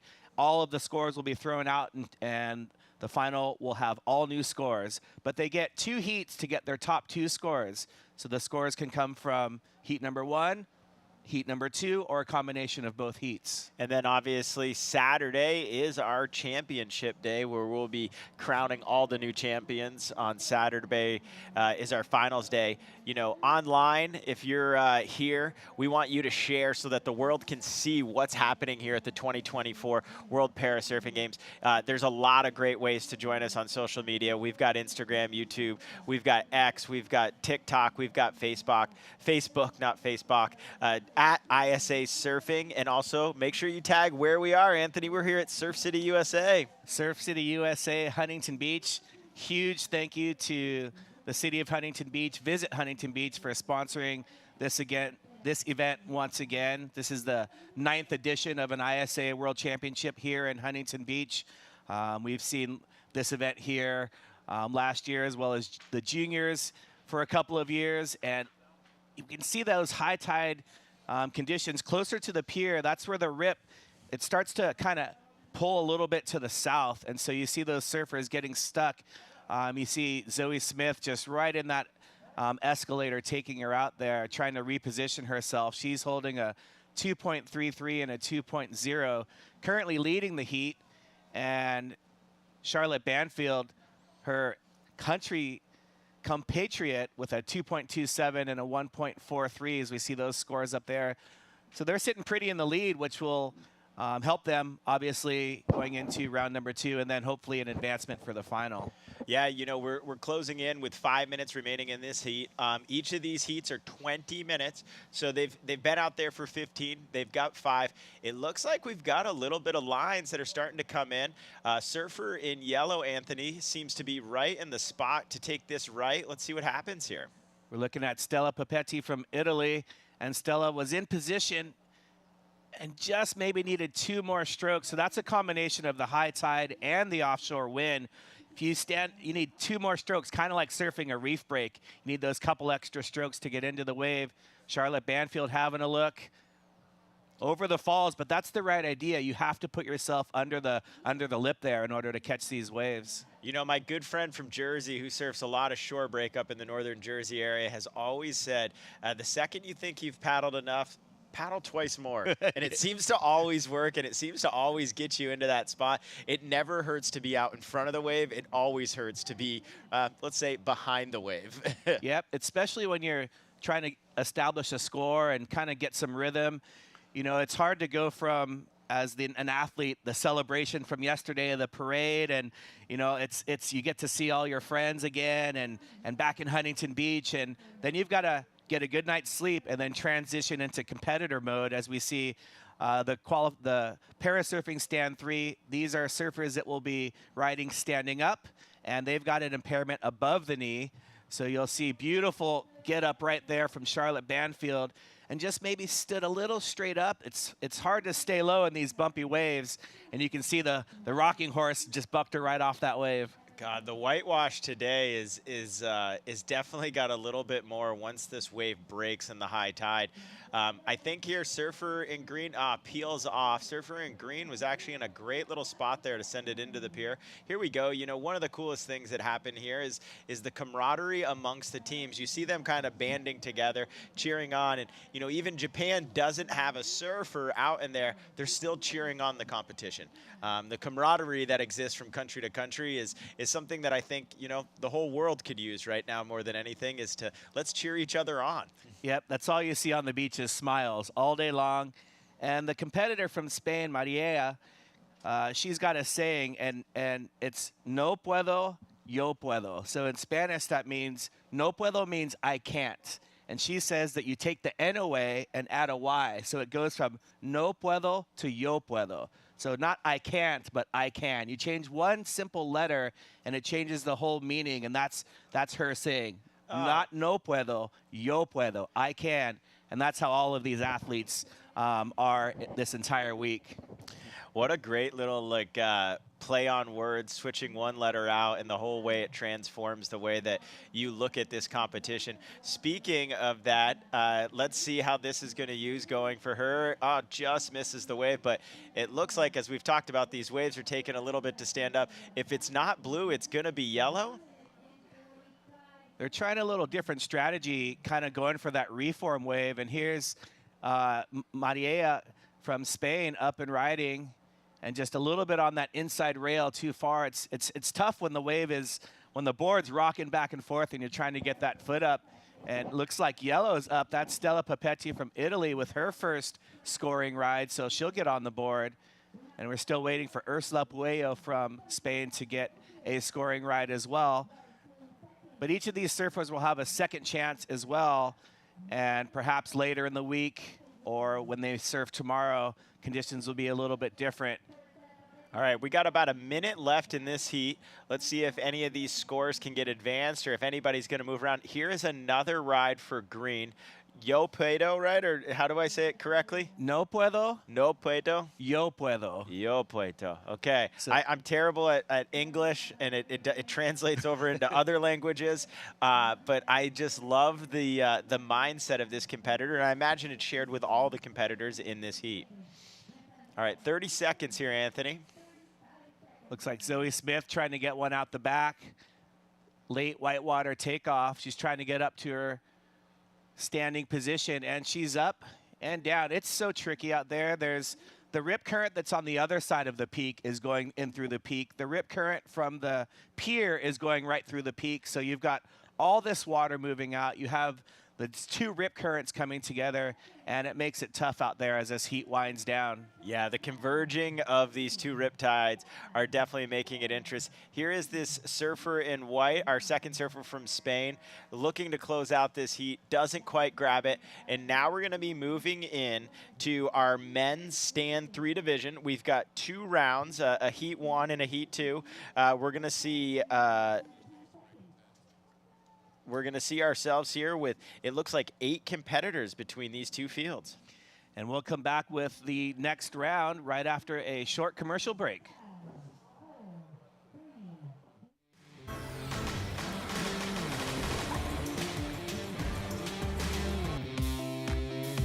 Parasurfing has the power to bring us together. Together, we push the limits, further the sport, and go for gold. You've crossed countries to get to the World Championships. Let Access Tracks simplify crossing the sand. Access Tracks, the official beach access pathway of the ISA World Parasurfing Championships. Hello and welcome to Huntington Beach, California. I'm Kelly Miller, President and CEO of Visit Huntington Beach. Known as Surf City, USA, Huntington Beach boasts 10 miles of coastline and the most consistent waves on the West Coast. Huntington Beach has it all, with endless summer weather, year-round events, outdoor activities, and oceanfront resorts and spas. So get ready to be inspired, be connected, and be here, Huntington Beach. Plan your visit at surfcityusa.com.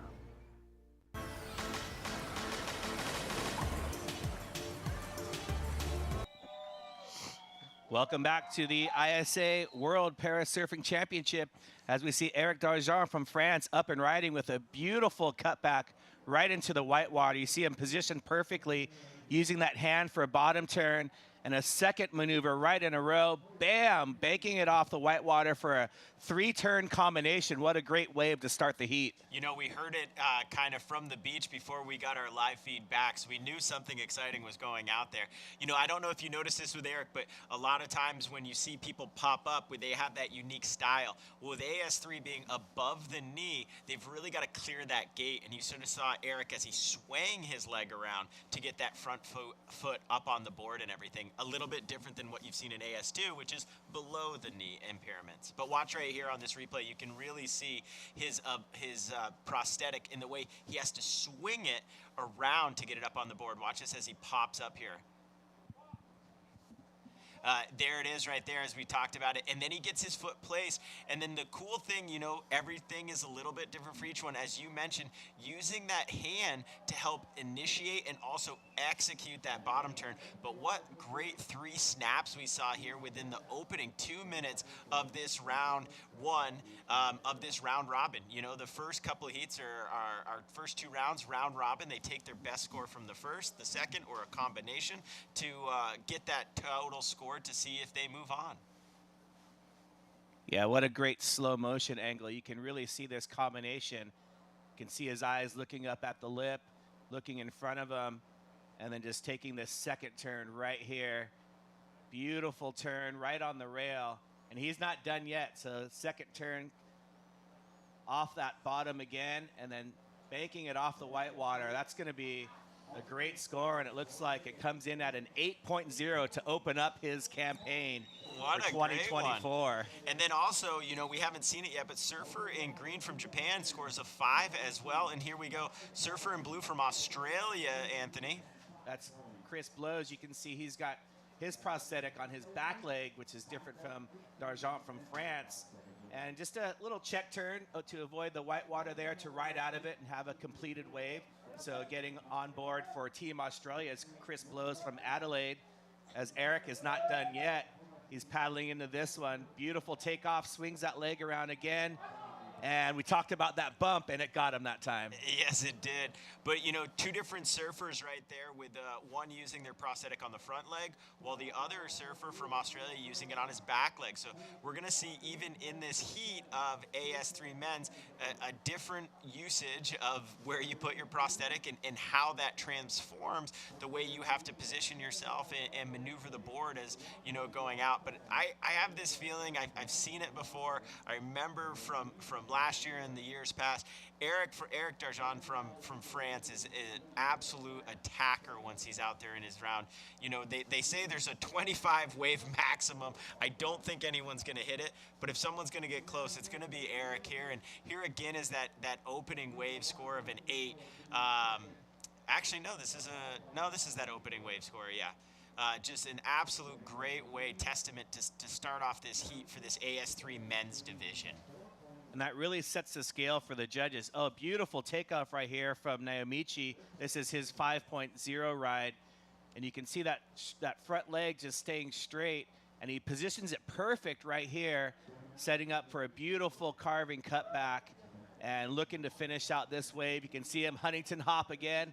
That's something that's worldwide, the Huntington hop. I love it, the alliteration here. Here we go, surfer from Japan again in green. Now, he doesn't actually have a prosthetic. He has a leg impairment that is above the knee on that front leg. Here we go, surfer in red, bringing that leg around, Anthony. And like I said, 25 waves is going to be tough to do, but if someone's going to go after it, it is going to be Dargen from France. And he is absolutely loving the conditions out there. It's quite beautiful conditions. The waves, they're saying 3 to 4 foot plus. We've seen some bigger sets. There's been a flurry of waves in this first 6 minutes of this heat number 1, round 1 for the men's stand 3 division.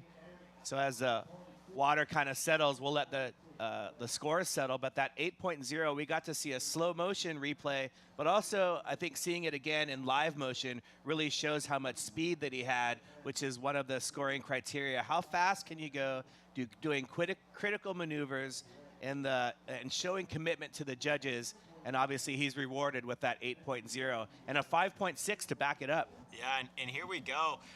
It looks like a surfer from Australia is in position. Nope, my eyes are just bad, but waves are rolling in.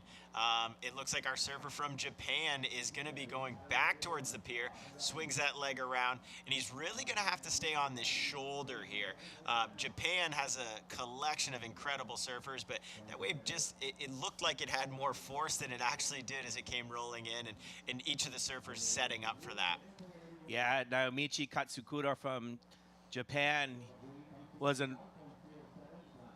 We'll get back to his story, but we're going to throw it down to Rachel Tilley with the winner from our women's heat, Charlotte Banfield. Rachel? Thank you so much, you guys. Congratulations for winning that last heat. Tough conditions out there, not easy to get into those waves with that high tide. Talk to me about how you were preparing for that heat and how you managed those conditions in the heat win. Yeah, I think that's the toughest heat I've ever surfed. Like in terms of, my heart rate was 143 beats a minute just paddling. There's a lot of water movement. There's a lot of chop on the water that you can't see from the beach. That took me by surprise a bit. But yeah, it's always fun to be here. So yeah, we enjoyed it. Well, you had your fellow member from England in your heat as well. Was there strategy that you guys went in together out there to work together and secure that first and second spot? Well, they meshed the divisions together just like a day ago, so we haven't really had an awful lot of time to strategize, but just sort of honestly like support each other, sort of emotionally be there for each other, and then maybe as the competition goes on, we'll start getting really like playing chess. Well, talk to us about your equipment. You had a bit of a change of equipment. We were chatting before this interview, and how did it feel out there? Yeah, it felt good. There's quite a lot of chatter on the waves, so I struggled a little bit. Like to catch the wave was really good. Then I got on it, and towards the pier bowl, it got really chattery. Epoxy and carbon blades can be quite bouncy, so when I hit that tide, I was getting sort of catapulted off, couldn't really do anything.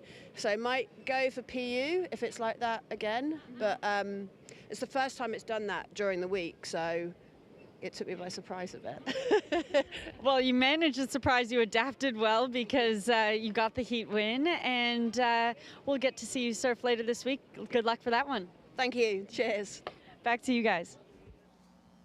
Zoe Smith, the winner of that previous heat, last year's silver medalist in the Stand 2 division. She's competing with her fellow countryman Charlotte Banfield in the Stand 3 division. So she talked about it being a merged division due to a competitor getting injured just before the event. So Zoe winning that one, and they're going to go back and strategize. Yeah, you know, it's always helpful when you've got a fellow, country ally within your heat, even though it's a competition, it's sometimes, you know, valuable to sit that.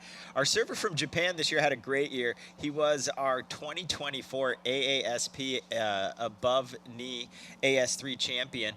So he is not shy to winning and what winning looks like. He's currently sitting with a 7, 2 scores of a 5 and a 2, but it's really that opening wave that we saw from Darjan from France that really set a precedent for this. In 8, in slow-mo it looked rad, in non-slow-mo it looked rad, and you know, as we sit here through a lull, you know, there's 10 minutes remaining, just hit the halfway part of this opening heat for the AS3 men's division, and really waiting for that next set to come rolling in to see what these competitors can put forth. But really that 8 is the precedent that's been set for this men's division. And they'll get a well-needed rest after that flurry of waves that we saw to open up that first half of the heat. And you talked about Naomichi from Japan, from Hachioji. He was involved in a car accident back in 1995, and it took him about 10 years to rehab his body and get the strength to figure out how to surf again. And after 10 years, he's coming back with a vengeance and getting competitive, and the results are starting to come his way. So he's going to look to try to better that 2.0. The 5's looking good so far. So this is a opening round. There are 3 surfers in this heat, 4 surfers in heat number 2.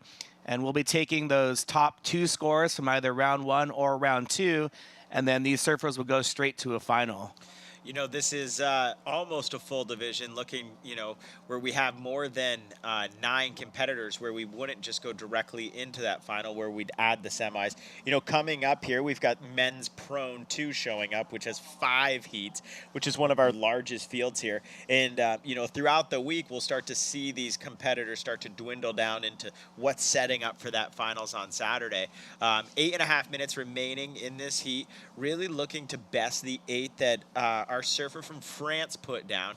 But as we said, you know, the surfer from Japan, our 2024 AASP World Tour champ, and then obviously our surfer from Australia. He's here with a massive team, the green and yellow, that came all the way from down under. An opening 3.67, still waiting for him to grab that second wave to put himself into this mix. But like we said, 5 and above is really where we'll see some play within this group of surfers out here in the men's AS3 division.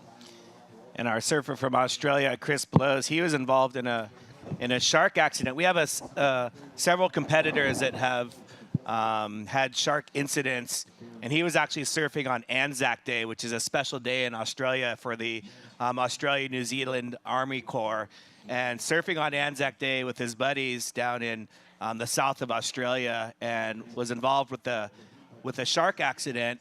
And luckily his buddies, you know, surfers are very handy and help each other out, and so they, you know, put his leg in a tourniquet, wrapped it up with a leash, got him, you know, 30 minutes away from the closest hospital.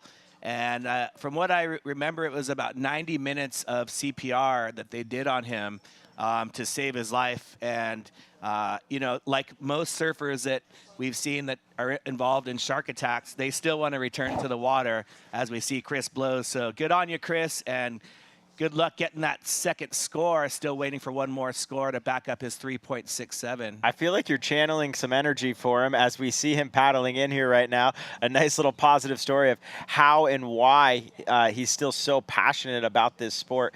It looks like he's sitting in good position here for the right that comes off the pier.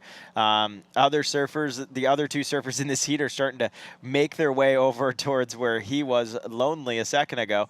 But, you know, priority in this heat, do we not have priority established, or do we just not have it on our board?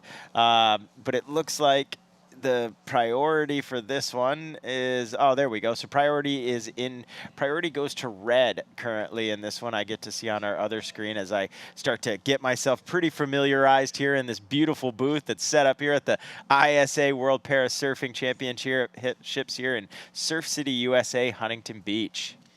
So we see competitors from France, Japan, and Australia, and you know, to get all the way to Surf City, Huntington Beach takes a lot of support from family, friends, and financial support. And I know with your foundation, that's one of the things that you guys help do. Can you talk a little bit about what you help athletes do as far as funding goes? Yeah, lucky, for me, 15 years ago, I had this idea to help others and started a foundation called High Fives, which, provides financial assistance to those that have had life-changing injuries. And here at this Surf Championships, there's a bunch of folks that we've supported to get them here or throughout the year, get to other events or to train or to get the equipment that they need.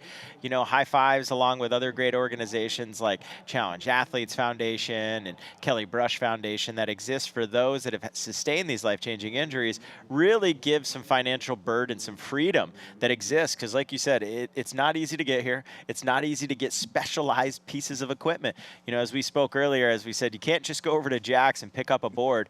Each of these competitors are hands-on in the process of creating specific surf boards for their deficiencies, for their disability, for their ability to get back out in the ocean and catch some waves here. In this division, being AS3, very small modifications. It could really be like Nachman Balud's board, who's got a more round nose, as Ben brought up, that allows him to really get up on that prosthetic and into the waves. In this division, with the above knee amputation for the AS3, it's really about, where do you place your prosthetic to allow you to utilize the rail, to utilize the shape, to utilize the fins. And, those are the small modifications that exist within this division. Wow, that's awesome input, and we appreciate you being here with us in the broadcast booth. And so far to date, I believe over $10 million that you've helped disperse to athletes to help them, just continue with life. And we saw really strategic play there from Darjean from France. He had priority, looked at the wave, but then didn't take any strokes to regain priority. And here's Naomichi from Japan. And so that's not a scoring wave because he was on his knees. You must get all the way to standing in order for it to be a scoring wave. But he will lose his second priority. And now Chris Blows from Australia will have that second priority. And that smart chess play by Eric Darjean from France, he'll remain with the priority number one. And, not only does he have the two highest scores within, is he also holding this position is really allowing him to select the wave that he wants as this heat starts to go down. 3 minutes left. Here we go. Not as much like that first wave that scored an 8, but again, getting that top turn, trying for a quick little snap. Unfortunately, the wave did not form as in other waves, and he will now lose his P1 position, now going back to the surfer in Australia with 2.5 minutes, roughly left in this heat. It really gives him the opportunity to try to add to that initial score, 3.67, to get that second wave and to see how he's going to form in this round robin of collecting scores to see where he'll finish amongst this AS3 men's division leading into the finals. Yeah, he just didn't have, he was caught in that high tide on that turn and smartly dove out of that wave. As we see Chris Blows from Australia, beautiful takeoff to the bottom. You can see him setting up for a cutback here, and he's going to wait for that to reform and try to close this wave out. You can see that section coming in and just didn't have enough speed to get through that high tide little gutter and hole there. But nonetheless, that may better his 2, but that's not going to better, that may better his, won't better his 3.67, but that'll be a second scoring ride. You mentioned it earlier. He needs to learn the Huntington hop to get from that one wave to the other, as it wasn't quite forming at the speed as others have today. But less than 2 minutes remaining. Everybody's got 2 scores in here. Really, it's been right out of the gate and then trying to match that 8 that Darjean from France put together. 1.5 minutes remaining. Surfer in green here from Japan, paddling in. Surfer in blue going to catch another and not really forming. High tide's 9:20, correct? So, we are looking 9 minutes away from going directly into that true high tide as we'll start to see water leaving the zone after that. And you can see a couple extra strokes. He must have heard they're trying to get to his feet, and Naomichi gets to his feet. He's standing. Beautiful cutback here. And he's waiting for this to reform. S turning back into the whitewater, keeping his speed. You can see him looking down the line. He's waiting for one more finishing maneuver as he takes his speed all the way to the inside. So that's a nice long wave. Redirects off the whitewater. And he's trying to better his 2.0. Looks back to see if something's coming. falls in, 35 seconds left. He's done for his heat, but that's the way you want to finish your heat, with a wave all the way to the beach. That right there, and I don't even think he got his face wet in that process either. So until he jumped off, he was high and dry as he comes in here. Great way to conclude that. He did better his score there, so a little bit higher, but a great opening heat for AS3. And here we go, Darjan, for opening and closing this. I think we're going to see a really nice little score system from here. That combination was spectacular. He opened it up. That's what the judges like to see right off the takeoff. You saw the spray coming off, commitment, beautiful turn, and then he had a combination going right into his second turn as well off the whitewater. That replay is going to be fantastic, and you can see right there that betters his previous second highest score. So an 8 and a 7 for our competitor from France in red, Eric Dargent. He is stoked. What a great way. He opened and closed that heat with two great scores. Really, that first one, which was fun to watch in slow-mo, and then the last one there that he just took a right that went there. You know, great little high five there from France. Here he goes right here, Anthony. Wow, that turn was sick right there. And then just a little bit under the lip there. I think had he tried to get a little bit higher, that score could have been higher than his 8. But again, he gets to surf all the way to the beach. Total heat score of 15.0. That's the highest heat total of the day. And so Eric Dargent, his team from France, will be excited about that heat. And before we start our next heat, we'll go to a short commercial break.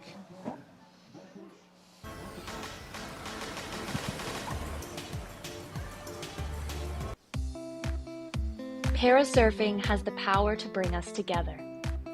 Together, we push the limits, further the sport, and go for gold. You've crossed countries to get to the World Championships. Let Access Tracks simplify crossing the sand. Access Tracks, the official beach access pathway of the ISA World Parasurfing Championships. Hello and welcome to Huntington Beach, California. I'm Kelly Miller, President and CEO of Visit Huntington Beach. Known as Surf City, USA, Huntington Beach boasts 10 miles of coastline and the most consistent waves on the West Coast. Huntington Beach has it all, with endless summer weather, year-round events, outdoor activities, and oceanfront resorts and spas. So get ready to be inspired, be connected, and be here, Huntington Beach. Plan your visit at surfcityusa.com.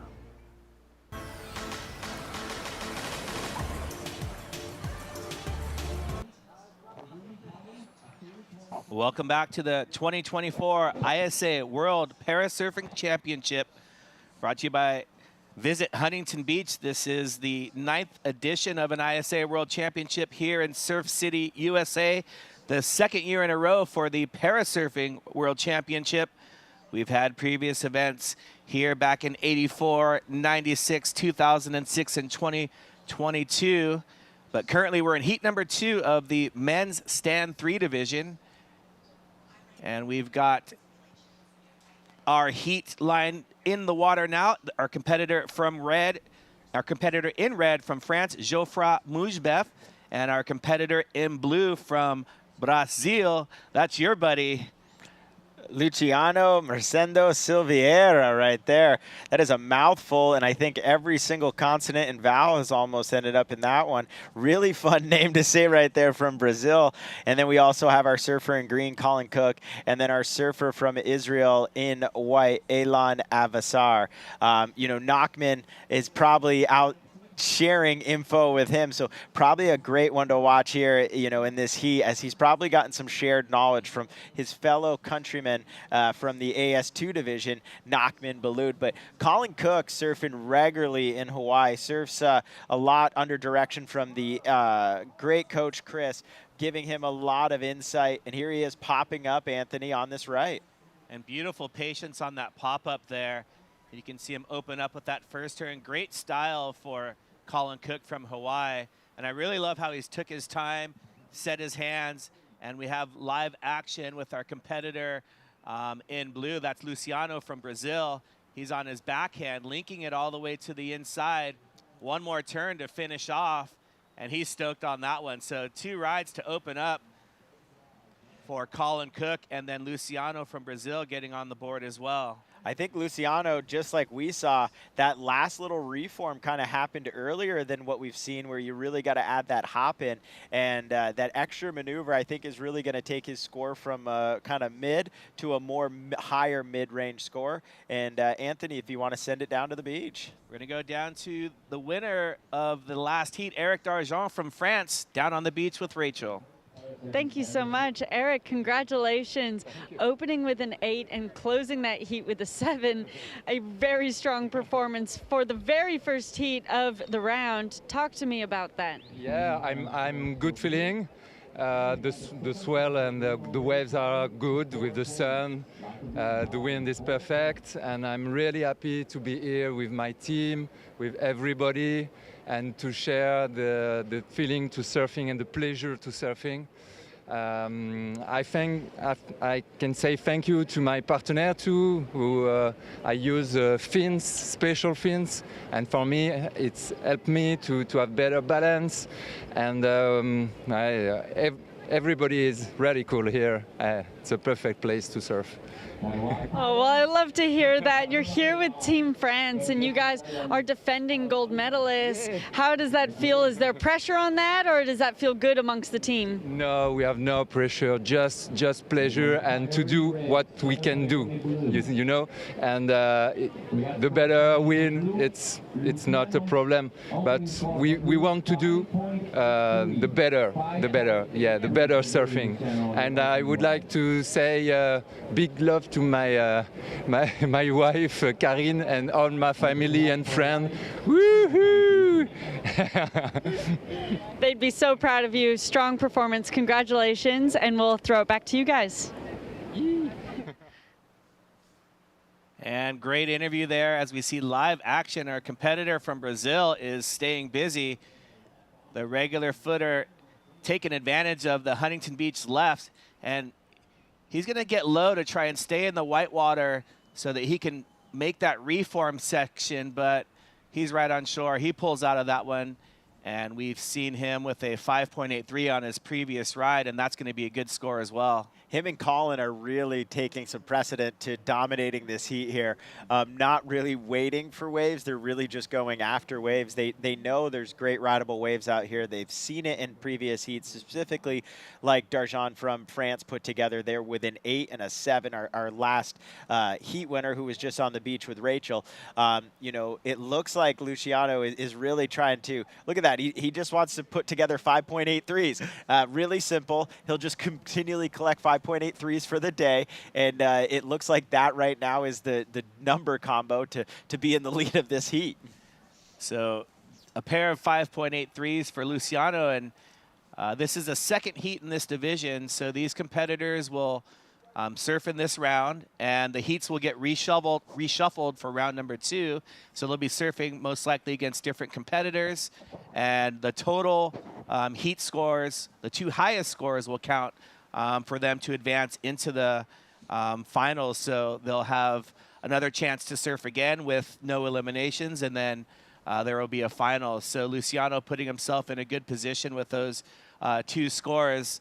If you were to take those 2 waves, the competitor that won the previous heat, Darjeon, he would be in first, and Luciano would be in second if we were to off the top of our head make the leaderboard. But good thing we've got the statisticians up in the judges booth that will take care of all of that. You know, we can do quick math, but placing people amongst other divisions into a round robin, who's in the top 4 to see who moves to the final, is not something we can do on the fly, as we're also calling.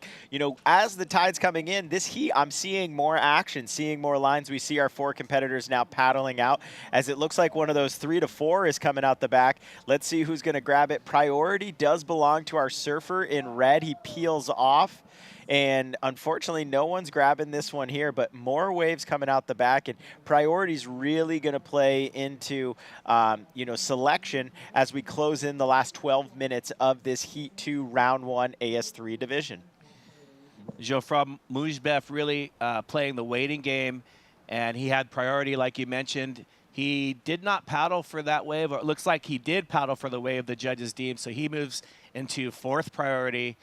Our competitor from Israel, Alon, with 1st priority.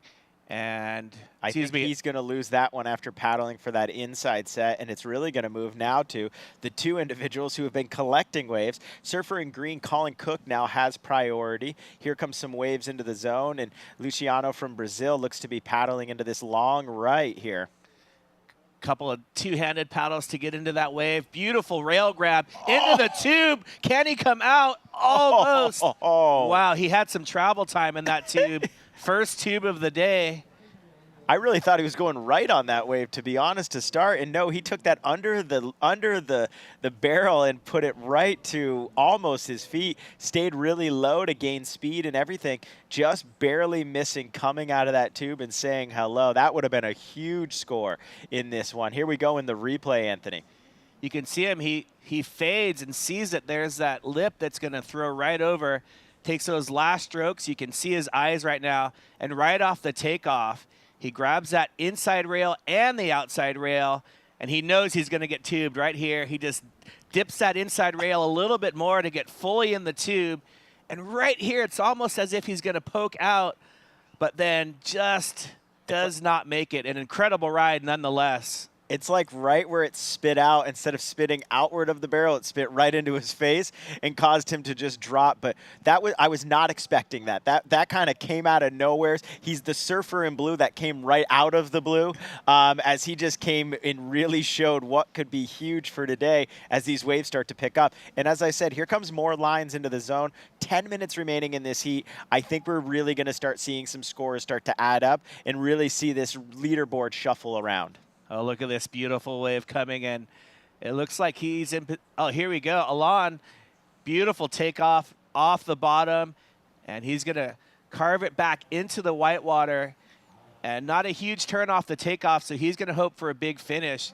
Cuts back again. This is going to reform right there. The beautiful ride. And he's got an end section as well. Another turn off the top. Little carving cut back there. And one more. Bam, off the whitewater. So that's a great long wave all the way to shore. One of the longest waves we've seen, as we see a free fall from Geoffroy from France. Alon is definitely going to better that .33 there. Surfer in white will have two scoreable waves now, but that second wave that he just put forth, taking almost to the entire way to the beach, is really going to change his place on this leaderboard and really kind of shuffle our top three around. You know, still waiting to see the next waves from surfers in blue and green, but back-to-back waves there from our surfers in red and white. And here's that replay. Beautiful committed takeoff there and get speed to get to the top of the wave. This is from our surfer in red, Geoffroy. We missed that wave. That's the part where we saw him come unstuck there. And here's a replay for white. Our surfer from Israel here really coming and bringing this all the way back to the white ball. And then, you know, it looks like the wave's going to die, but he looks down the line, sees it reforming. Quick little turn there, but then really gets a big open face. Now, here's the surprising spot. It actually reforms, and he gets one last little dip down the wave here. That is a really long rideable wave there. You know, being a part of this whole thing, looking at how long does the duration of the surfer on there. And here we go, surfer in blue again. Let's just show it one more time. Let's show that cover up that almost happened until that barrel closed out and ended his feet there of trying to get covered up.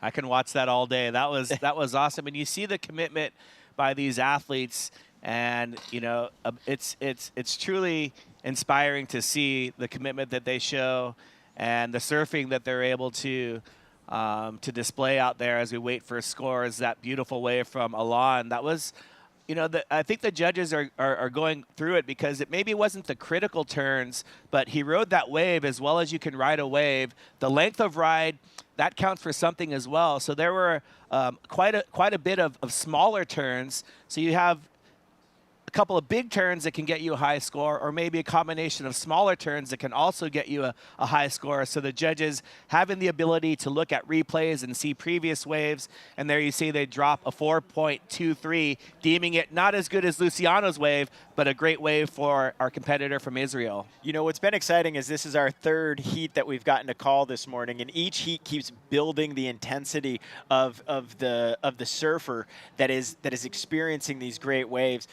this is going to be a great day. If, right here we go again. Luciano from Brazil on a beautiful right here, Anthony. Great drone shot, too, to really show how he's staying right in the pocket. And I think this one's going all the way to the beach.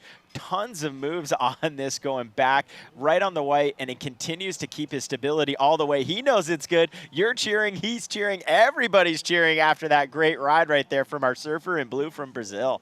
And you can always tell how stoked they are by the energy that they show paddling back out. He's kicking his feet. He's stoked. I think that's going to better his 5.83. We saw that drone shot, but I think from the beach shot, we'll really see how big that wave was. And he was in the pocket. He had a combination of maneuvers. He was checking all the boxes in the scoring criteria, and he's stoked. He's trying to see, okay, I've got two good scores, and he can only surf better than those scores to get a higher score, and I think he did that. And you're so right. Look at him as he is jetting out there. It's almost like he's got a nice little jet behind that board, but he's got an extra little kick in his step here as he's going back out with 5.5 minutes remaining in this heat to see if he can better his two 5.83s and still awaiting that score from the last one. The drone really showed how he stayed within the pocket, but you're so right. The shot from the beach is really going to show the maneuvers that were performed on the wave as he took that right all the way in and now paddling back with some force out too. Grab another one. There it is, a 6.80. So he's bettering than just getting 5.83s. Yeah, that was a great wave. You want to take us through this one? Here he goes, popping up right there on the shoulder. Really brings himself back into the energy of the wave, keeps himself balanced as the back leg is the weak leg for him in this division. But really, again, we go back to that drone shot, and it just shows how he is staying right in the energy, right in that force of the wave. And like you said, he comes in, he claps, he's excited, and then he jets himself back out into the break to go catch another one before this heat's over. Great wave as we see a little bit of a lull. And Colin Cook from Hawaii, he's been a little quiet. He opened up with that 4 and 3.5, and he's currently sitting with second priority. Geoffroy from France with that first priority.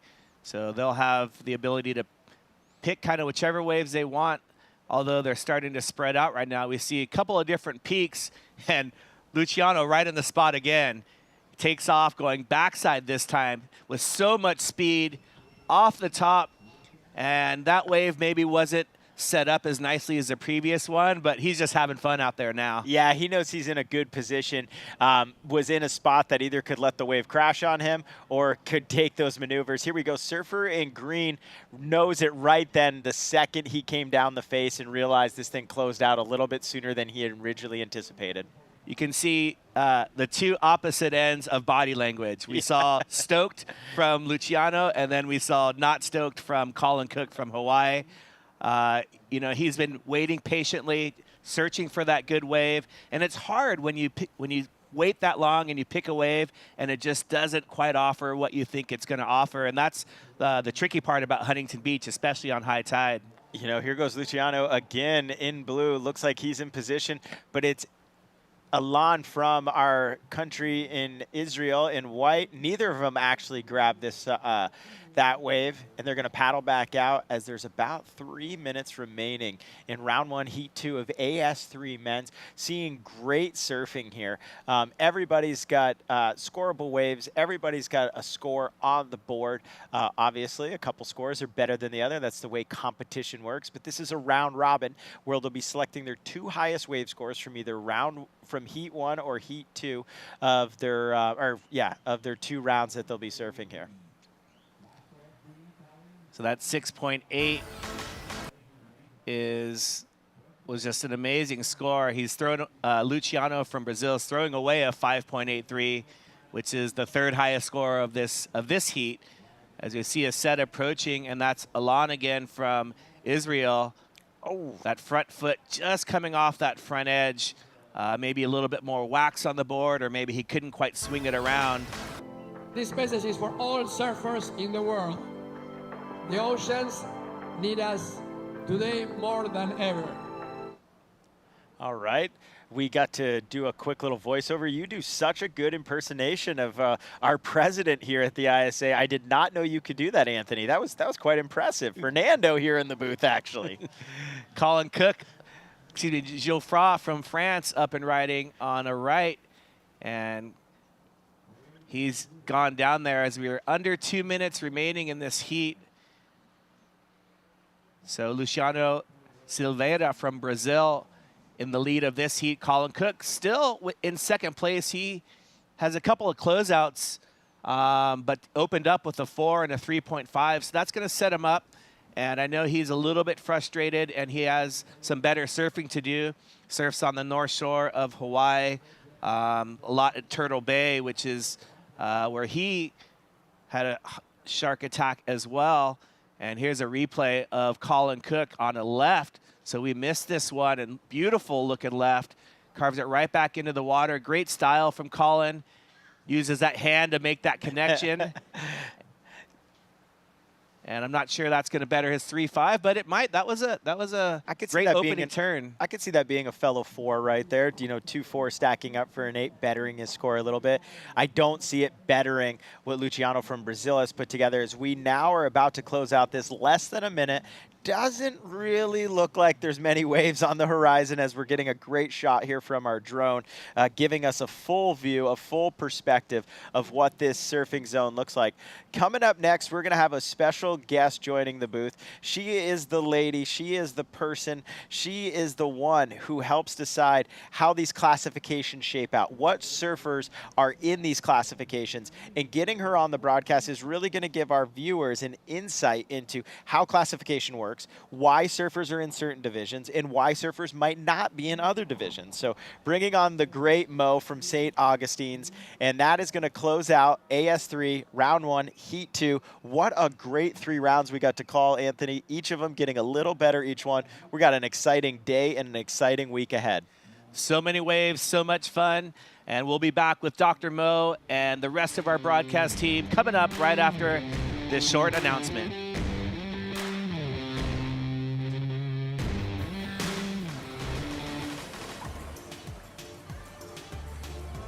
This message is for all surfers in the world. The oceans need us today more than ever.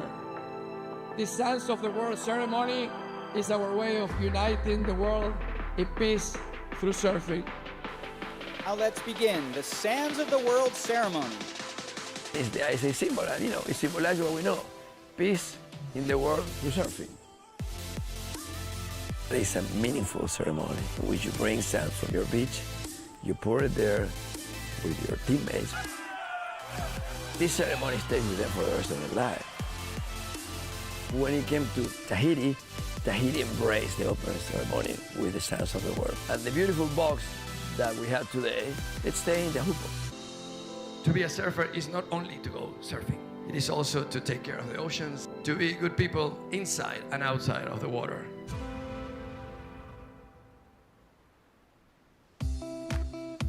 Parasurfing has the power to bring us together. Together, we push the limits, further the sport, and go for gold. You've crossed countries to get to the World Championships.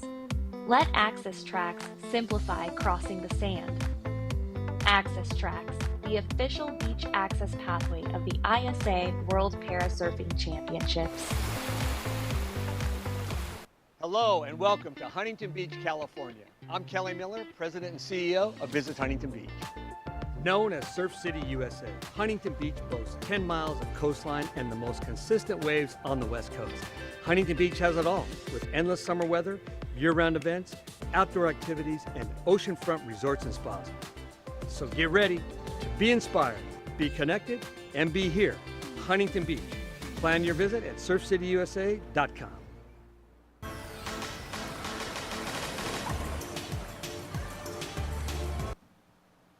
Welcome back to the ISA World Parasurfing Championship live from Surf City, USA, Huntington Beach, as we move into the men's prone 2 division with Jose Martinez, Ryoma Ubakata, and Scott Davies. It's USA, it's Japan, it's Hawaii. Of course, we've got multiple medalists represented in the water right now. Jose Martinez, a gold medalist from 2021, a silver medalist from last year, 2020, 23, just comes off the back of winning the AASP, Association of Adaptive Surfing Professionals Tour. And he's going to be surfing against Team Japan and Team Hawaii. Scott Davies from Maui. My name is Sam Bleakley, and I have the absolute honor of being joined in the booth by Dr. Maureen Johnson. Mo, pleasure to have you. Thanks so much for everything you're doing. Tell us a little bit about what you do for the ISA. So for the ISA, I do the classification for all the athletes. I have a team of about 12 classifiers. We're all international. We're either physio, occupational therapist, or medical doctors. And when an athlete wants to compete, then we bring him or her into the classification tent. We do test and measures, and we try to find the best sport class. The idea of classification is that we find the best eligible impairment for the best contest. Absolutely, and we've got the Prone 2 division right now. Tell us a little bit about this classification. As we can see, Jose Martinez locked in a beautiful bottom turn. Real incredible core strength from Jose, using that technique, a triple amputee, off the bottom, off the top, hooked into the bowl, and really attacking that section. And Jose Martinez really arcs that last turn, right hooking back again with a really beautiful cutback all the way through to the sand. And of course, Jose will be a good friend of yours. Tell us a little bit about the different techniques that these Prone 2 surfers are using, Mo. Okay, so what we have here in the Prone 2 sport class are our high support need athletes. They'll have someone in the water that will push them, and then they'll have someone in the water actually to catch them after they ride their wave. They ride independently. And so we'll have athletes with high-level cervical spinal cord injuries. We'll have athletes with triple or quadruple amputations.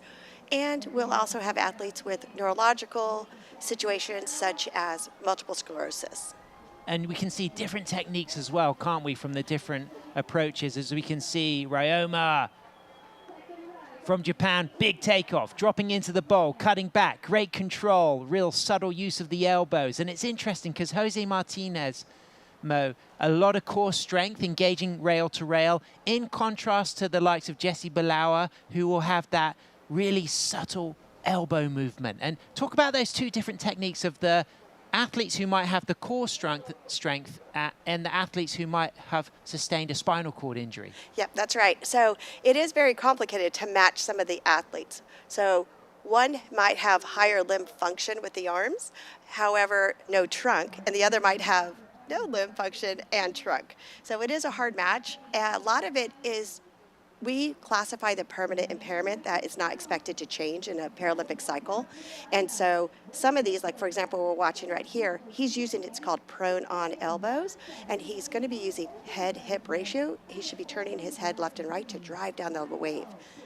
And what a great example of that technique from Scott Davies. And we see Jesse Balawa also uses that technique, and it's very subtle, but the rewards from the judges will be emphasized when they see that rail engagement, that change of direction, that control. They really will recognize the degree of difficulty in the angles and the lines that we have just seen from Scott Davies. That's right. And if you look even closer, you'll see that Scott Davies will be holding the rails, but Jesse Balawa, for example, will go underneath and hold on to the straps. As we can see the replay there of Jose Martinez. And again, slightly different approach to Scott Davies, but definitely critical surfing in the pocket, but really using that core strength. Using the core strength, but you'll see with Jose here, he's really thrown his body left and right. So he's got a little bit more of his obliques so he can turn left and right, where the other two, it's a little more challenging. Davi Teixeira for Brazil, our reigning gold medalist in Prone 2 men's. He has a similar style to Jose Martinez. Jose drops an 8.5, excellent range surfing for this opening wave in the pocket. High degree of difficulty, top to bottom surfing. Scott Davies comes out with a 5.83. Ryoma from Japan, a 2.5 and a 2.17. And Mo, talk about what the process the athletes go through when they arrive, because you head up the classification. What is the journey from arrival pre-event to the first heat for all of these athletes? Okay, so they all have to come through a classification appointment. It usually lasts 30 minutes to an hour. And for example, for Jose, we will measure his limbs and how long they are and tally that out. And then for someone like Scott Davies, we're actually doing strength testing for his arms, his trunk, and his legs. And so for each sport class, so here Prone 2, we're talking, we have minimum impairment criteria. So although they have an underlying health condition, they meet the eligible impairment, they also have to make sure they have enough of an impairment. So we do have a lot of athletes who don't have enough, and then they would go into Prone 1. Sure.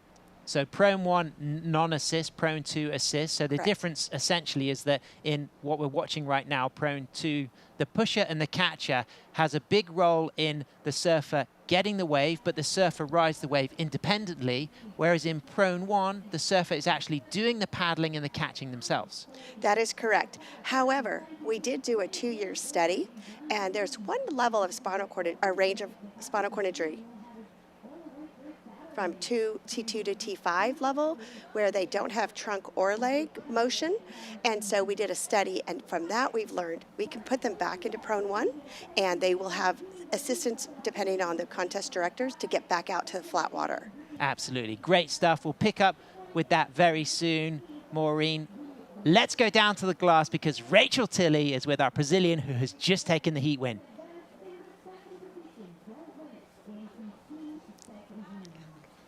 Jose Martinez looks to get that wave, doesn't take that wave, but he's got an 8.50, looking for that backup score, of course, here with Maureen Johnson. And Maureen, you're just talking about the different prone divisions, the Prone 1 and the Prone 2. And what about the role of the pushers and catchers now in Prone 2? What do they do and what's their responsibility?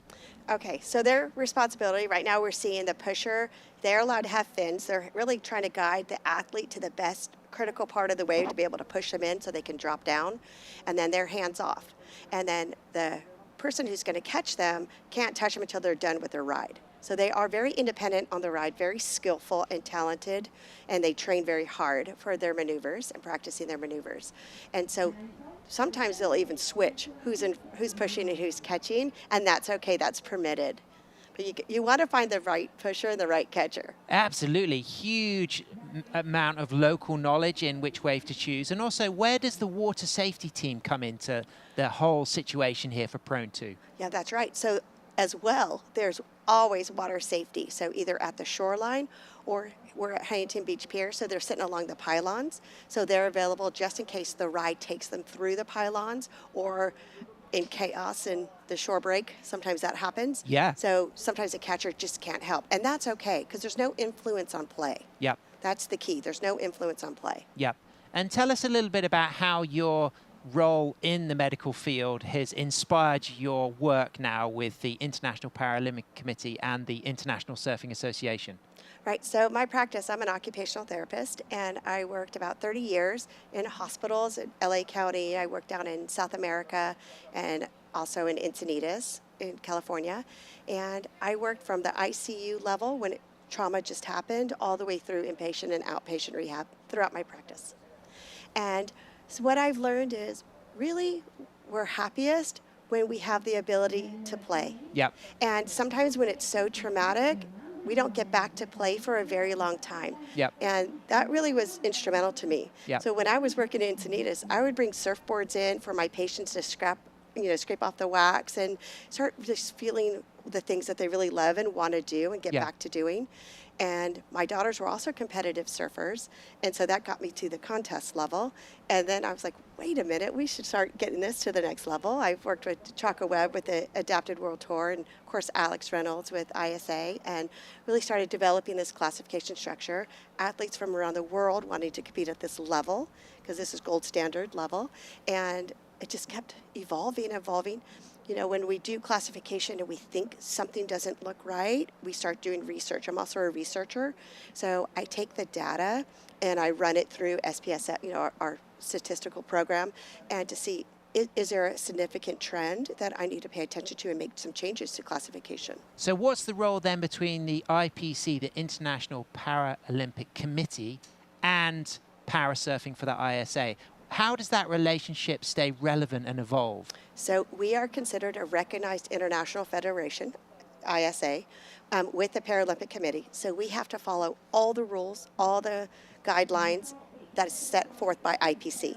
And so every year I go to Germany and or wherever, and we have our Paralympic classification meetings. So we're staying updated each time. And how have our classifications evolved for our 2024 ISA World Parasurfing Championship? Bearing in mind this is the 9th edition of the event and things are changing month by month. That's right. So we've conducted a lot of research. Many are published, some are with editors right now.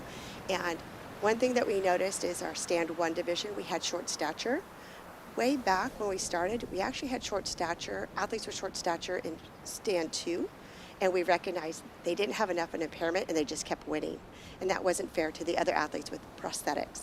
And then we moved them over to stand 1 based on the arm length. And what we found is, again, with their training, their impairment is not enough to be comparable with the other athletes in stand 1. And so we've had to remove them now because there are only 3 in the world that are competing at this level. Yep. Okay, as we can just see Jose Martinez there, Jesse Bilauer, he's going to be coming up in our next heat. But Jose is going to back up that 8.5. Scott Davies on your screen kicks off with a 5.83, also looking to get his second score. Jose Martinez is going to drop a really nice score. Talk about the training that Jose is involved with and how driven he is to really push prone surfing to the highest level. Oh, he is nonstop. Everywhere I see him in the world, he is literally next level. He's got the most excitement. If he got the best cheerleader award, it would be him because he's cheering for everyone else as well. He's training hard in the water. He's training out of the water. You know, he's a serviceman, so he's also a veteran, and Veterans Day is coming up, so I really do want to call that out, thank them for their service and giving us our freedom. Yeah, well, it's very important as well to emphasize the relationship between adaptive sports and the pioneers of adaptive and para sports and ex-veterans and the military, not just for the athletes, but also for the advancement of equipment, technology, and funding opportunities. Absolutely, absolutely. And in our American government, we do have the Veterans Affair that does support. They give grant money to athletes like Jose, and our military veterans also have the training. They have grit. And they know how to just push through and be persistent and consistent and raise the level to get it done. And talking of raising the level, incredible engagement again of the rail from Jose Martinez. Off the bottom, off the top, critical surfing, high degree of difficulty in the pocket, and even with that short ride, he is rewarded with a 6.0. So he adds that to his opening excellent 8.50. He's out there in first position. We've got heats number 2, 3, 4, and 5 coming up. So these men prone 2 will have these 5 heats for the opening round, and they'll have a second qualifying round where they'll surf against different surfers, but they'll have the opportunity to carry their highest 2 scores from both heats to move to the knockout quarterfinals. And prone 2, highly competitive, and we have seen different world champions each year. Our reigning world champion, Dave Teixeira, he's going to be coming up soon, but Freddie Maramon from Colombia, somebody who is also really pushing performances. And I know that there's a good rivalry this season between Jose and Freddie, Colombia and USA. Oh, there is, and you can feel it on the beach. The vibe is so strong, and I vote for them all. I don't have any of my I can't say any of my favorites, but it is amazing the rival between the 3 of them. And David, he's here too. Big drop, nice takeoff from Scott Davies, gets that rail engaged, bottom turn, sets a trim line into the foam, just rolls out. Now Mo, talk about this moment between the pusher and the catcher engaging again with the athlete. That's right, there's the pusher and catcher, but you also saw water safety there. So the orange are the water safety to come in and make sure that that athlete is safe. Some of the athletes, when they fall off their board, they're literally waiting for help. Some of them do breathing technique because they don't have the strength in their arms or trunk or legs to float back up. Some of them train to flip themselves over. And of course, the surfer's still using the priority system. So first priority sitting with Ryoma for Japan. He's got a big set on the head here. What technique is he going to go for? Goes for the turtle roll. You could just see the twin fin of his board there exposed, opting for the turtle roll. One of the best techniques for the prone 2 surfers to get underneath the wave. Absolutely. You saw the when they're bringing him back out to just almost hug him and the board and do the whole thing. And it was quite quick recovery. A great example, perfect technique, as we can see Jose Martinez on the inside with a 8.5 and a 6. Another wave coming through. Is it going to be the same direction for the turtle roll? Last time went to the right. Could he go to the left? Goes for the push over the top. So recognizing that was a bit of a foamier, smaller wave, and the easiest option was to go over the top. But look at Scott Davies independently going into that duck dive. Oh, I didn't see that. That was incredible technique. He was just in the green on the inside there. His catcher's with him. Yeah, absolutely incredible control as Jose Martinez pops under that one. 3 minutes, 10 seconds remaining. I'm here with Dr. Maureen Johnson. Mo, quick question. What did you research your PhD in? My PhD was actually in education of innovation and learning techniques. And how inspiring has it been for you to see the learning journey that all these para-athletes have gone through? Some of them have represented their country for over 5, sometimes 6 ISA World Parasurfing Championships. Oh, it's amazing. And I'm also fascinated in how the equipment has evolved. Yep. So we're beginning to see trends with equipment. We have not fully regulated equipment for each sport class yet, but we will be. And I'm a big proponent of let's let the innovation happen and let's see what they're creating. Let's see how they're adapting boards, where they're putting straps, where they're putting fins, and what's the shape of the board. We have Ben Way, who has shaped a lot of the boards, and that has made a significant difference in skill. Yep, and of course we just come off the back of a Paralympic year.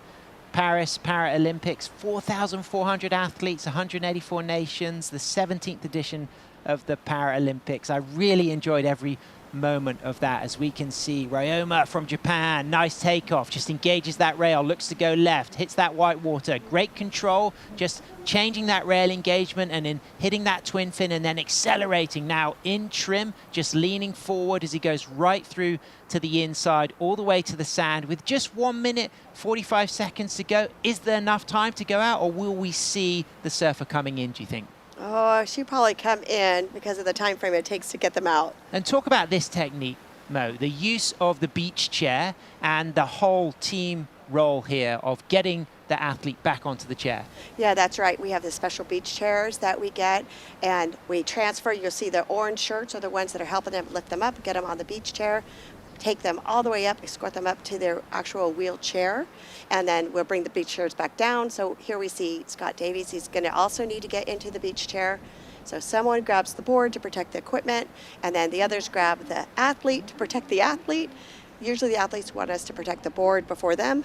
And if you were to sign up for the ISA Adaptive certification, you know, would you get coached? Would you learn these techniques as a trainee adaptive surf instructor? Oh, absolutely. The Water Patrol has training. The beach crew has training to safely protect them, because a lot of our athletes can't feel themselves as well below their level of injury.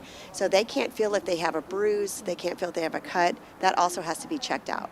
Well, Mo, it's been lovely to listen all this information from you. There's a lot more to come. We're going to hopefully have the opportunity to have you in the booth for a heat a day through the competition. Lovely. What are you most looking forward to this week as we move towards finals day on Saturday? I'm really looking forward to all the different, the athletes now are at the level where they're actually hitting the lip. So I look at their skill and how their training has paid off. Brilliant. It's been an absolute honor. Thanks so much, Mo. I'm going to go down to an interview with Rachel Tilley, with the winner of our last heat from Brazil. Thank you so much, guys. Congratulations on that heat win. Beautiful conditions out here today. Not too much wind, and you took advantage of the waves. Talk to me about that. Te congratulou pelo resultado de hoje, que tem altas ondas, o mar tá lisinho, sem vento. Como é que você se sentiu dentro do mar? Me senti muito confortável, é o mar que eu estou acostumado a treinar com essas condições e muito feliz de ter avançado, né? E representar o Brasil aqui está sendo uma honra muito grande. He feel comfortable and with the waves. He used to train in condition like that, and he's very happy to go through this heat with good scores and to represent Brazil. Yeah, speaking of representing Brazil, you have a strong team here at the moment. How is that team camaraderie and to feel to represent your flag and your country? Falando do time, né, a gente está com um time forte aqui e ela está perguntando como é que você sente com a união da equipe. A equipe esse ano está bem unida, apesar de a gente teve alguns desfalques, mas a força e a vontade de vencer está sendo maior. We all together in this mission, although we have lost some athletes on the way that they weren't able to come to the contest, he feels like we are strong and we are going for it. Well, any message you'd like to send back to your country, back to Brazil, and back to your friends and family at home? Manda mensagem em português aí para a galera no Brasil que está nos acompanhando. Galera, primeiramente quero agradecer a Deus por estar aqui. Esse aqui é um sonho a ser realizado. E quero agradecer a todos os meus patrocinadores aí que me apoiaram nessa campanha para eu estar aqui. Essa vitória de vocês também. Um abraço para a Joaca, um abraço para minha família e para o Brasil, CB Surf, toda a galera aí que está vibrando por mim. Levar esse título para o Brasil aí vai ser uma grande honra. Um abraço. Thanks so much. Back to you guys.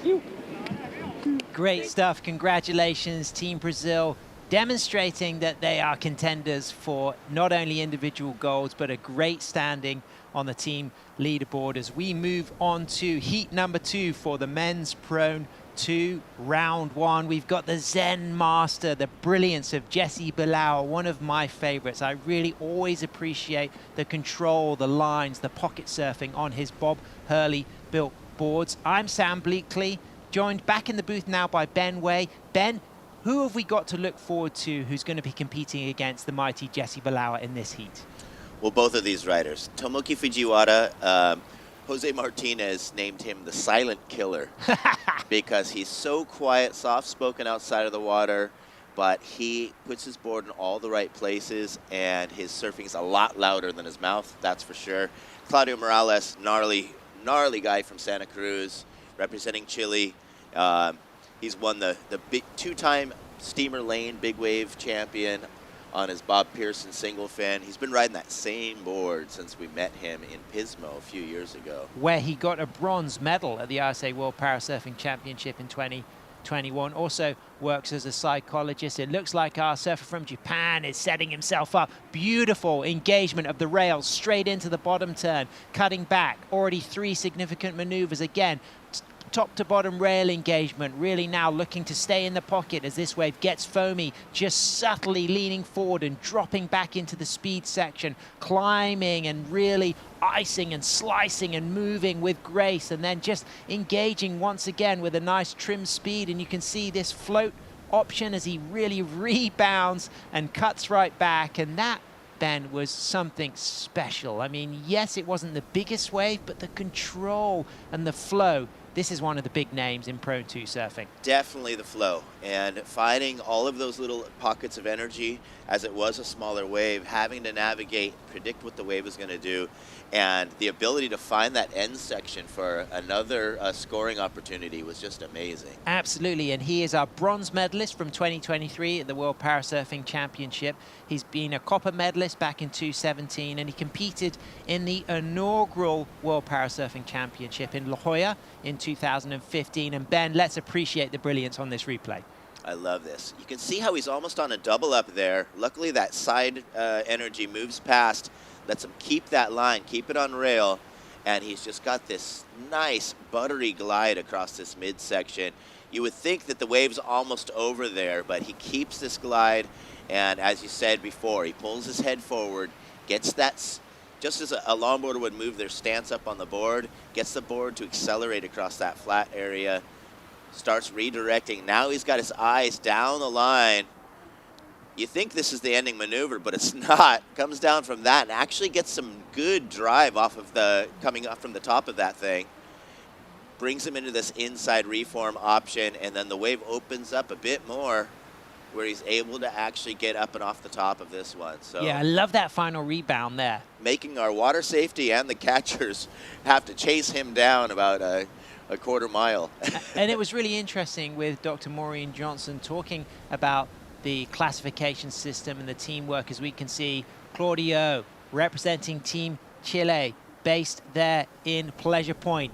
Beautiful engagement there of the down carve into the pocket, and then this wave starts to fatten out, but with control, cuts back to the pocket and still moving, still generating a bit of scoring opportunity, and still riding that 7-6 Pearson Arrow. What a magic board that is. Pearson Arrows. I mean, we've seen a few Pearson Arrows represented down here at Huntington Beach. Josh Muir, great longboarder, used to ride the Pearson boards down here. You know, north side of the pier, kind of shots of him pulling into tubes. How important is Pearson in the history of Californian shaping? Well, for Santa Cruz, huge name, going all the way back to all of the aerialists like Flea and Barney back in the days.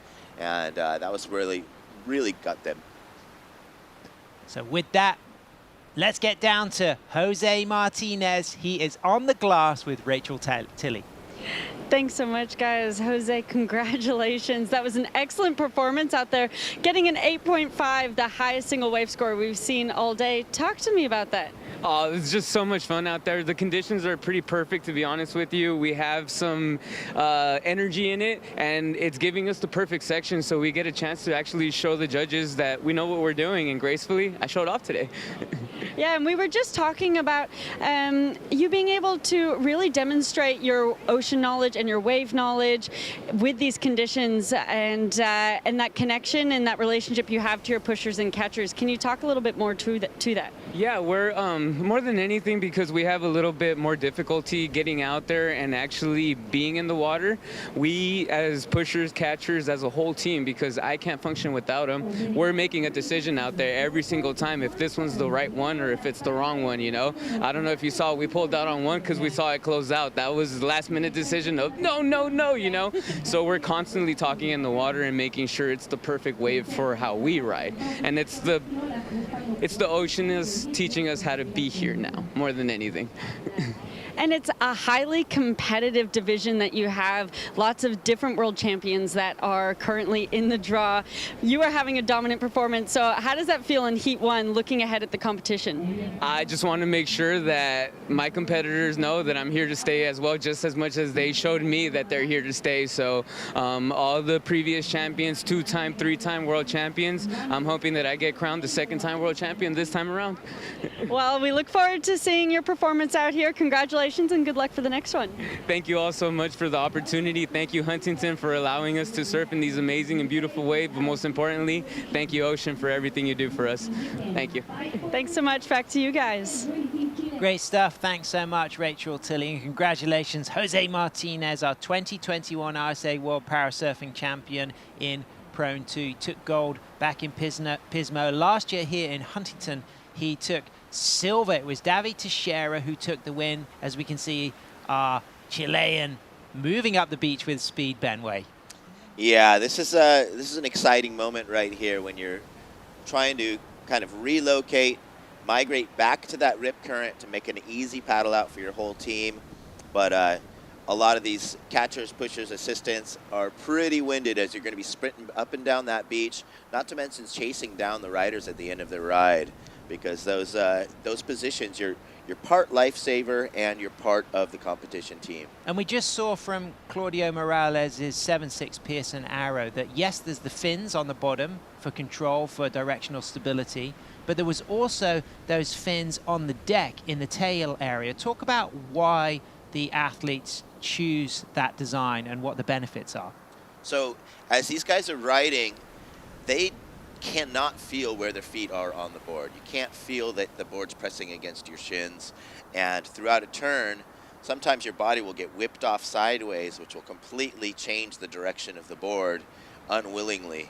And so a lot of these designs, they'll put fin boxes on the top, put some sort of kind of altered fin, something that won't cut your legs up, but that does keep your legs in place, and that just makes it easier to make sure that you're well balanced on top of your equipment when you're trying to steer from rail to rail. Talking of well balanced, someone who has been such an incredible guiding light for the adaptive sports community, Jesse Balower, 2 times ISA World Parasurfing Champion, 6 times US Champion. He won the inaugural 2:15 event. He's way out there waiting for a set, keeping it cool, but of course the work he does for the Life Rolls On Foundation is absolutely game-changing, Ben. He really is a special human being, and he radiates so much inspiration and positive energy. Yeah, Life Rolls On puts on these clinics that help to introduce adaptive surfing to the world, and they are very, very active with a ton of boards, ton of volunteers, and they move all over East Coast and West Coast, holding these clinics and just adding new people to the sport. And it looks like there could be an opportunity for a set there on the horizon. What do you think his strategy will be to get into position for this possible score? So his pusher, Jesse, another Jesse, is a super strong swimmer, huge dude. One thing in a lot of the cases with these guys is if there's a big set that rolls in, a lot of these pushers are big enough to sink themselves and the rider and their board because they're not able to duck dive by themselves. So having someone that's kind of bigger in stature does help in that aspect. And Jesse's also a really, really good surfer from the Malibu area that knows waves, knows how to help select waves.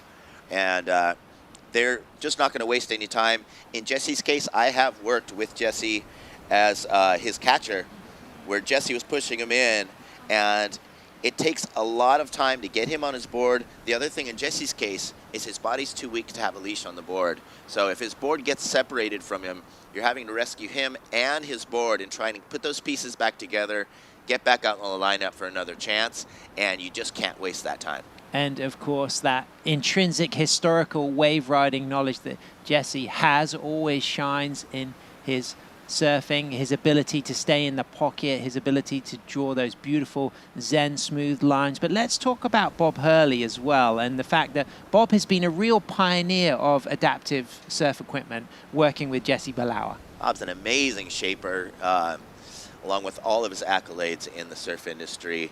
And last year, before I started living out of a suitcase for 8 months, I had a chance to meet up with Bob and take Jesse's Magic program. It was a 7.6 shape, kind of like a blown up shortboard with a little bit more of a forward twin fin setup. And he kind of brainstormed with me and let me kind of add some of my favorite features to that model for Jesse. And he's not on it today, unfortunately, but we had a lot of success, and Jesse said the thing turned on a dime. He said it might even be too responsive for his condition. Yeah. But really, really exciting, and such an honor to work with such an amazing guy. Bob is such a nice human. We can see his pusher, Jesse, setting himself up. They've stayed true to that positioning there, opting to be on the middle peak, looking for the potential longer right-hander. But from that position, you can also get a decent left. 6 minutes, 40 seconds remaining. Tomoki for Japan has kicked off with a 5.33. Claudio for Chile has kicked off with a 4.17. Still awaiting an opening ride for Jesse Belaua, but you can just see him moving into position here. Really nice, velvet, smooth right-hander. It's big, it's glassy. It's Jesse Belaua, the Zen master, driving off the bottom with smooth control and then engaging the rail for a top turn into a beautiful sweeping cutback, and then just climbing, engaging, biting. Already some really great dynamic work on that face as he sets himself up through to the middle. As we can see, Team USA, Sarah, Jose, they're watching on. They're going to be stoked with that ride. Yeah, definitely. They needed to get a score late in the heat. They still have enough time to get him back out there and get a second wave. And there we go, 5.60 for that nice controlled carve on a bigger wave. Brilliant stuff. As we can see, the thruster there, fins popped up. So that will be a second score for Jesse Belaua. Move that wave through from the inside, but it'll be significant as we can now just see the teamwork. Talk us through this moment here and how they're going to use the beach chair, Ben. So one thing that's easy with Jesse, no leash. So one person's got the board. They're going to get him on that beach chair, get him cooking down the beach to get into position. And at this point, Jesse, his pusher, will be kind of moving towards the middle section to try and greet whoever pushes him out, whoever's working as his catcher.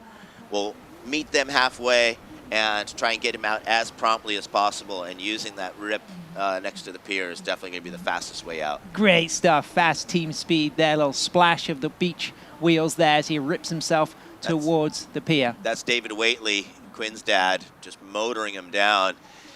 David is an amazing human, such an athlete, great body surfer, and yeah, he's always doing all sorts of things, not only Quinn's pusher, but he takes all sorts of roles for Team USA. Irakanji's coming up next. We've got Cliff Gralton for Team Australia. He is going to be surfing in heat number 3. Davi Teixeira, our reigning gold medalist, our world champion, is going to be in that heat. And Chris van der Guth for Costa Rica, very talented prone surfer, but also Frede Marimon from Colombia. So Ben Way, that heat number 3 alone, that could actually be a final. It's insane. That's a big one. No, there's some really, really balanced competition right there, and all are big names in the sport with high merits to their names. It's going to be really exciting. So 3 minutes, 50 seconds remaining. We can just see our surfer, Tomake, for Japan. Nice section ahead. He's going to look at the left, drops in, drives it, styles it, comes off the bottom into the pier bowl, sets himself up. Nice engagement with a cutback, a good maneuver, and then into the bottom turn. And now he's got that bowl section to deal with, but just elegantly carves away from the bowl section into the foam climb, and looking like he may well just about ride out of this foam climb that he does. He feels it, he claps it, and he's still got a little bit of scoring potential through the inside, and you can see why he was a finalist last year. Great control, good dynamic approach, and a lot of variety there, Ben. You like it. I love that wave, and that shows exactly why Jose Martinez named him the silent killer. He just sneaks up, but he's got a lethal performance. Team Japan, super stoked. What about the Japanese Federation and their role with adaptive surfing for their community back home in the Pacific? So thanks to Masa, their Neil competitor, he has really pushed that adaptive movement, and they recently held a championship in the wave pool in Shizuoka, which is about 4 hours south of Tokyo. Exciting stuff. I love wave pool events for the parasurfers, not only for the consistency and reliability, but the accessibility. And I particularly appreciate when visually impaired surfers have the opportunity to compete in surf basins, wave pools, because you know exactly when your ride is coming. Yes, and then as far as the pushers and the catchers, everyone's guaranteed to get a good wave and always be in the right spot, which helps out a lot with their performance. Well, talking of good waves, Ben, talk us through this. It's going to be a big score, and it's a 6-5. This is amazing. He's just holding that rail. Nice long bottom turn here, eyeing up this next section. Here's where it kind of starts to open up. He's flying right here with this. Even the slow-mo, he's going pretty fast here as he lays it on rail. Such subtle body movements, but he's really good at shifting his shoulders and his head, and that's giving him the majority of the control over his rides. And so he got that nice redirect, keeps it high here, and you see where it almost looks like it's going to close out, but he preps himself up for this option of the inside reform, where he's able to spin it around, start building right, and he's now kind of looking at both options. Am I going to go left? I'm going to go right? Starts driving off into this inside, and look how he just engages right here. And this is where that little backwash came up. It looked like he was almost going to get pushed out of the back of the wave, and somehow able to just keep connected with that energy right there. He's literally out of the wave right here. Yeah, that was an incredible read and control to come off that float and still keep moving. Looked like he didn't stay with it, but he did, and he drove out of that with such grace as well. You see the grin on his face right here. He's like, yes. He's like, I can't believe that just happened. I'm still going on this one. And yeah, I love watching this, but he hasn't given up yet. He's not just staying stoked on that. He's still looking for options here as you see this inside start to open up. That's the beautiful thing about Huntington Beach. You always have that nice reform on the inside that gives another opportunity if you've been patient enough to ride all the way through. That was a brilliant bit of surfing. A 6.5 backed up with the opening 5.33 puts him in first position. 18 seconds remaining. Jesse Belauer chasing a 6.24, but all of the surfers now are on the beach. They know that we're down into the last few seconds, so Tomake will take the win, but Jesse Belauer will be carrying that 5.6 as a significant score, and Claudio Morales for Chile will be carrying a 4.17. Jesse Belauer there, he's going to be pleased with that 5.6, and he knows this wave well at Huntington. He's got more in the can. We've got a fantastic heat coming up. Davi Teixeira is going to be trading blows with Frede Marimon. Stay with us. We'll be right back.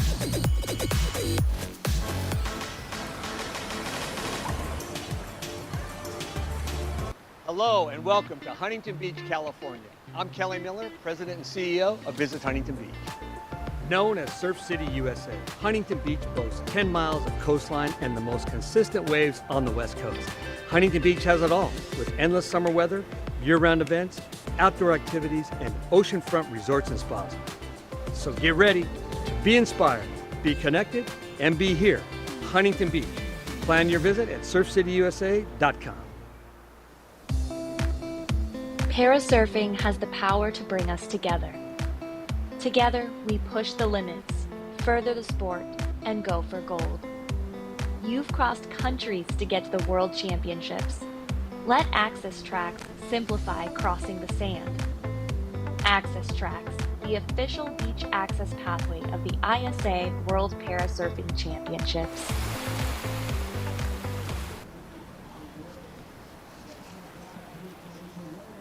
Welcome back to the action. Davi Teixeira rocking and rolling, cutting back an incredible sweep. Radical direction change, high in the line there, but dropping back down into the bowl, bouncing and staying with it, and just leaning forward to accelerate and then moving back to the tail to engage that rail. Typical rail-to-rail action from Davi Teixeira. And what I love, Ben, as he comes through to the inside, is the facial expressions. He feels every ounce of that ride in that facial expression. You can just ooze the stoke from that moment. Davi's amazing, man. I spent some time with him in Rio, close to his home. This last winter, got to stay with his shaper Edgo surfboards, and let's cleep it on the Rive action as we have Matthias. Beautiful big cut back there. Just use that rail there at the front. Use that hand grip. As you can see, two handles, and then engaging with both of those handles and coming out of that turn to connect with the right-hander, and then just driving forward, and real nice float here. Can he ride out of this float? Close, not quite, but he already did a lot of beautiful surfing up to that point. So you think Davi Teixeira might well get the better of that exchange, but Mateus for Team Costa Rica, he's going to get a good score. As Freddy Maramon off the bottom, off the top, big arcing cutback. This is radical surfing from Freddy into the bowl section. Could he get in a barrel? Locks it, holds it, potentially gets a little bit of a cover up there, and then just moves with a hard arc away from the pier, and he's going to put a run for Davi Teixeira up, because that was incredible from our Colombian. Insane. And we see Freddie, he's lost a bunch of weight. He's been training like crazy, and he's always been a fierce competitor. And he and Davi used to compete against each other. Of course, Davi was the youngest competitor ever at 11 years old, but they used to have their own sit class with a certain style of riding that was completely unique, and they've had to completely readapt, no pun intended, but to prone style of riding over the last few seasons, and they've just taken it on full on. Absolutely, and Davi Teixeira did win that different classification category back in 2016. Freddy Maramon won it in 2018, but then Davi Teixeira's adaptation to Prone 2 has paid off with back-to-back golds in 2022 and 2023. Will he get his fourth gold? Will he get his third in a row? It's going to be tough, but Davi Teixeira is going to be hard to beat, Ben, because he's just dropped the highest score of the day, just getting a bit higher than Jose Martinez's mid-range 8. He gets 8.83. Wow, what a start. Well deserved. I mean, there wasn't a nook or cranny on that wave that he didn't attack fiercely. And here we go.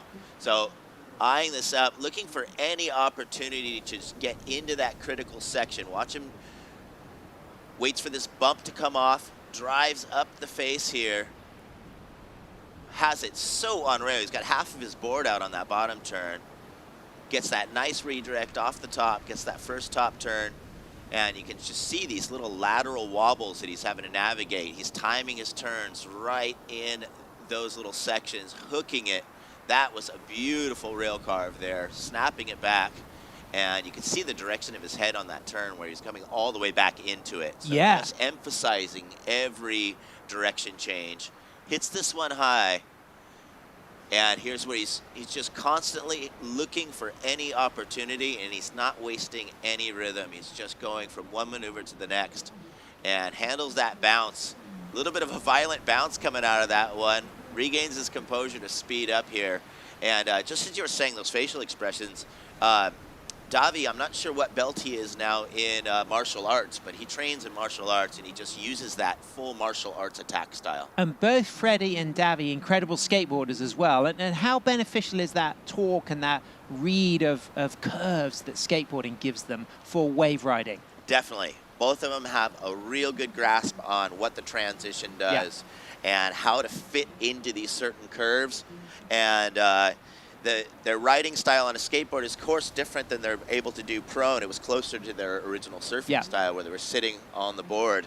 But that read of how gravity works and using that push down the face from the vertical areas of the wave is definitely going to come into play. Well, Freddie Maramon drops an 8.67, but Davi Teixeira is backing up his opening 8.83. Nice takeoff, cuts it back. That wave dies on him, but he will get a solid backup score. It will push him up into first place because Freddie is carrying a 1.17 as his backup score. It comes in real quick. It's a 1.87.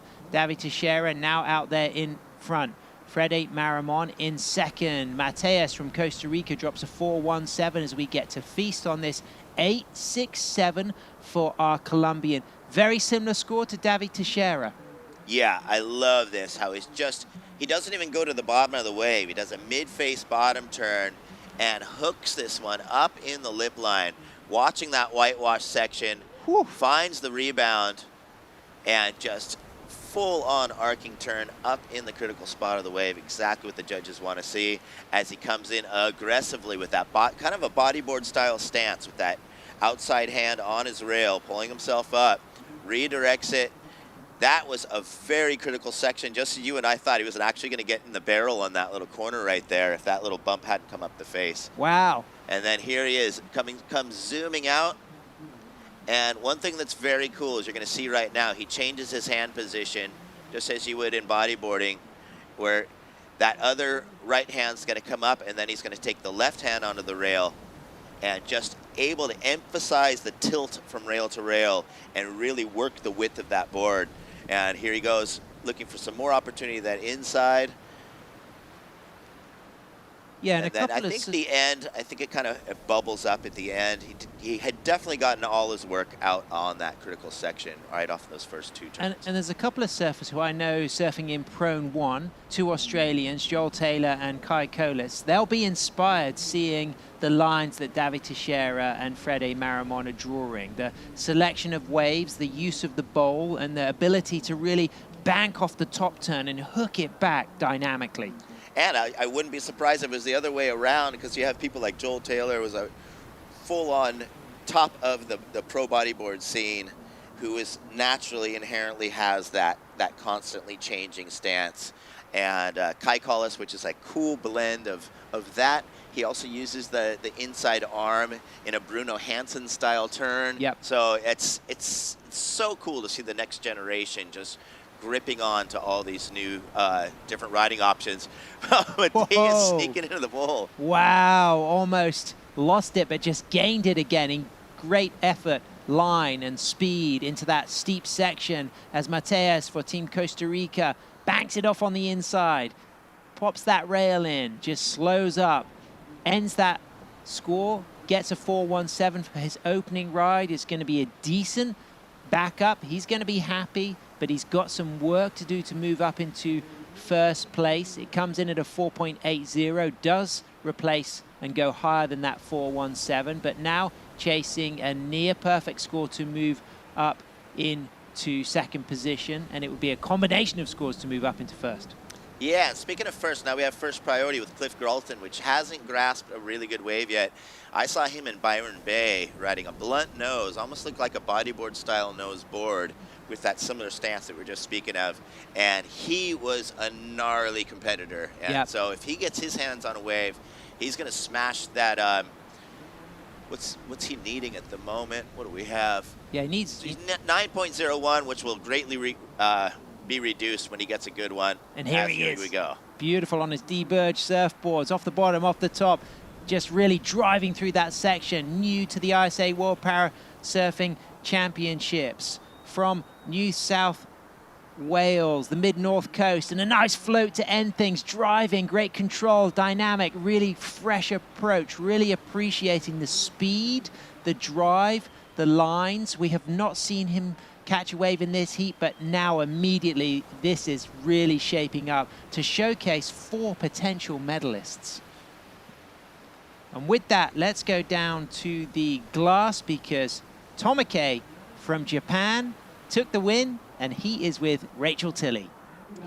Thanks so much, Sam. Yeah, I'm down here with Tomoki and his whole team, his pusher and catcher that helped him get to that win there, beating former world champion Jesse as well. So talk to me about how it is going against such stiff competition out there. 今日の今の1回戦元ワールドチャンピオンのジェシーもいるんですけど、そういう結構最初からなかなかハードな試合だったと思いますけど、今回の試合を振り返ってちょっとコメントいただけますか。そうですね、いつもジェシーとかクラウディオよくいろんな試合でやってる相手なので、よく知った顔っていうことで逆にやりやすかったです。Yeah, JC and the Claudios are always the regular member for the other contests as well as competing. So on the other hand, I know them well how they compete, so it makes me kind of feels better to compete for that contest. Well, you executed great strategy against them. Now you have multiple medals here at ISA's, a bronze from last year here with your team. Can you talk specifically about how important your relationship with your team here is to getting another medal and going for that gold medal this year? 藤原さんは過去にメダルも何個か取ってて、で去年もブロンズを取って、チームと来てるわけですけど、このチームっていうものに対してどういうチームで来てるってことに対してどのように思いますか。このチーム戦で戦う私のクラスはやっぱそのチームでやるっていうのがすごいいいことだと思うし、他のクラスにない、素晴らしいこのチーム戦っていうこのパートナー2人がいてくれることが、私の競技にとっては、やりがいでもありますし、この本当頑張ってくれる2人がとても大切な存在です。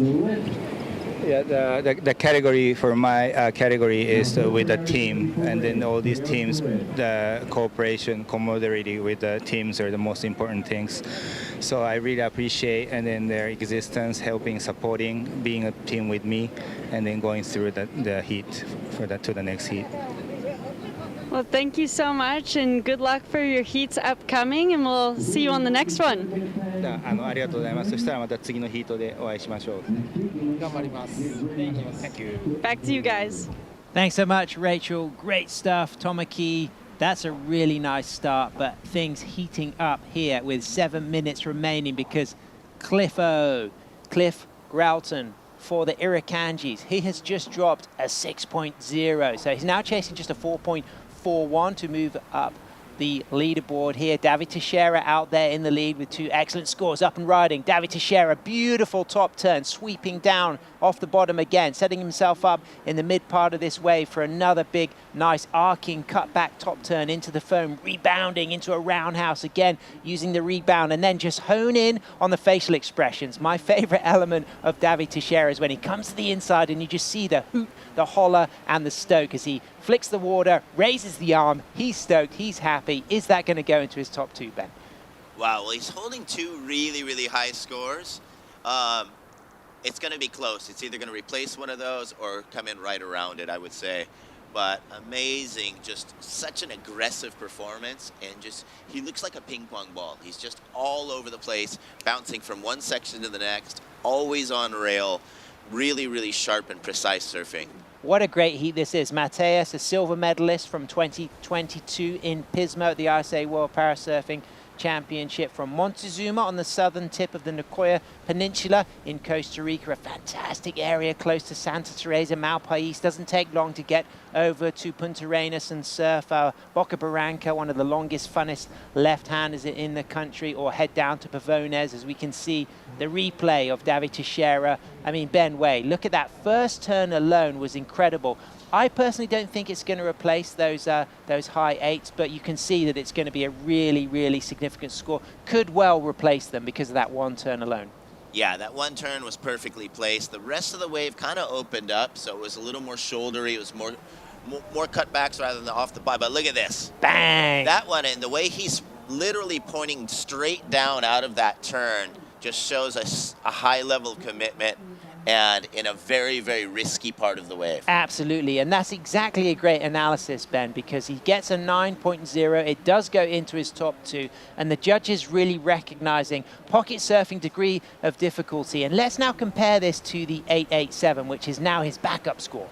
Yeah, the only thing that I can see here, there was more maneuvers. He was also in the critical sections, a little bit more space, a little more bounce on the wave, where that one was just so nicely pronounced off the bottom. Yeah, and we talk about that halo maneuver, and of course Davi Teixeira, a religious man, he would appreciate that analogy, but that one dynamic turn in the pocket on a beautiful bit of face with space, in contrast to the 883, which was on a foamier section. You can see why the judges went higher on that one maneuver alone. Yeah, and seeing him go into that maneuver, there was just a small second where I was like, wow, he could easily plug the nose coming out of this. Yep. And that was what I was watching for, and I think that wow factor is what the judges really give that little bit more of icing on the cake. What a great opening day it's been, Ben. We've had non-stop action. All of the heats have delivered, and the great thing about these opening rounds is there's 2 qualifying rounds, so all of the surfers have another opportunity to just put on a show, to build on the scores they've already got. Speaking of putting on a show, Huntington Beach, this place has just turned on every heat, and the waves are getting better and better. Conditions couldn't be more perfect.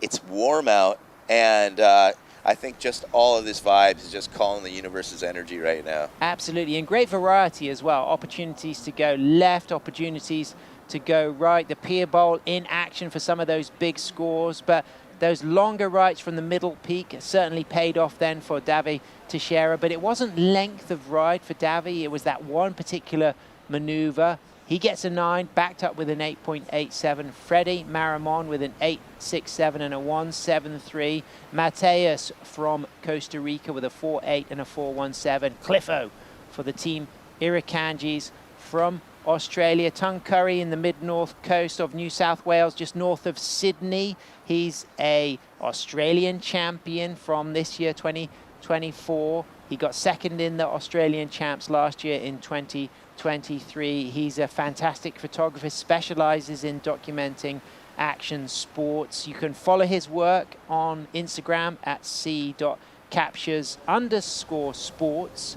And if you want to learn more about the biographies of all of these athletes, look on the ISAsurfing.org website, or follow us at ISAsurfing on the gram, on the TikTok, on Facebook, on any social media platform, and you can really discover that there's incredible amount of focus that has gone into bringing these athletes out here in Huntington. There's huge commitments, a lot of GoFundMe campaigns to raise the cash, and a lot of training and a lot of previous events. You know, some of these surfers have been surfing the other tour of events this season as well, and traveling extensively, Ben. Yeah, and also making sure that they're on top of the game and to make sure that they still make that selection to represent their country. Yeah. So 1 minute, 30 seconds remaining. Priority sitting with Freddie Maramon in second, but only carrying one really significant score, but significant enough to keep him in second. Of course, it's non-elimination, so surfers carrying scores. And I think Davi Teixeira will be hard to oust with that 9 and that 8.87. But Freddie carrying an 8.67, you know that with that kind of score, he's going to be oozing with confidence. He's sitting there with first priority. That set comes through, no takers. That 1 minute will be now down into the last 55 seconds. And Ben, look at the glassy conditions there on those rights reading through. It is dreamy. As I stare at my surfboard up on the ceiling, I can't wait to get out there at the end of this. These guys are just eating this up as we have Matias. Representing Montezuma, the south of the Nicoya Peninsula, Costa Rica. Nice bowly left, good couple of cutbacks, and then just repositioning his arms and then engaging that back into the pocket, driving out. As we can see, Freddie Maramon with a beautiful bottom turn, carving top turn into a second section off the bottom, off the top. A third section, radical cut back in that third section as he arcs and rebounds off the foam with a little drive. Noticing that he's grown his hair a little bit this year as well. Is that going to help with his style points, Ben? Well, the cornrows that he has it's almost like having an 8-channel on your head, so that would make for going faster, I would say. Well, he needs a 9.20 to move it up into first. Davi Teixeira is currently in first, but Cliff O just dropped a really nice ride, moving all the way through to the inside. So he's chasing a 4.41. Mateus needs a 5.61. What a great opportunity to see how this last exchange is going to unfold, Ben. One thing is I know Freddie Marimon still owed a score, so that requirement could well jump up depending on what they give him. Absolutely. Yeah, but right now it's looking like a really dangerous game for anyone. Luckily, it's not an elimination round, but everyone is going to be very satisfied with taking away some good rides. Yeah, we're expecting a decent score to come through for Freddie. If it is a 9.20 who move up into first position, I mean, it could be something decent, probably not going to change the situation, but it'll certainly put the pressure on a bigger score required for Mateus and Cliff. Yeah, and there's not a whole lot of time left. I think we're down to 1 minute, so that might well be their last rides. They're going to wheel him up. Okay, we'll find out what that score is going to be real soon as we get to feast on this replay. It's not come in just yet. Cliff gets a 5.43. Freddie Marimon will probably go back up into second.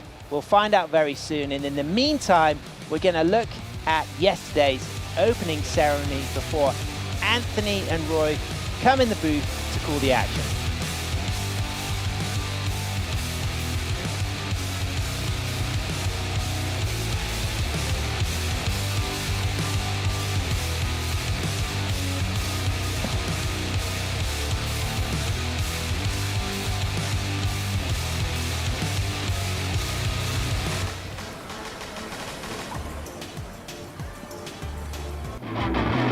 We are Team USA. Welcome to this year's opening ceremony 2024. Let's go!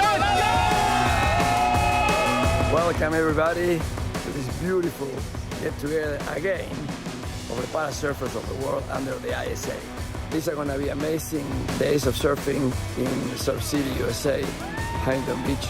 What a wonderful place full of history for the ISA, for World Championship, for US National Championships, for legends. There's been surfing in Huntington Beach for decades and decades and decades. It's part of the history of surfing in the United States. So enjoy these days, enjoy your friends, your colleagues, your fellow competitors from around the world. Thank you very much. Muchas gracias to everybody from the bottom of my heart. Thank you. Thank you once again, and I would now like to declare the ISA Parasurfing Championship open.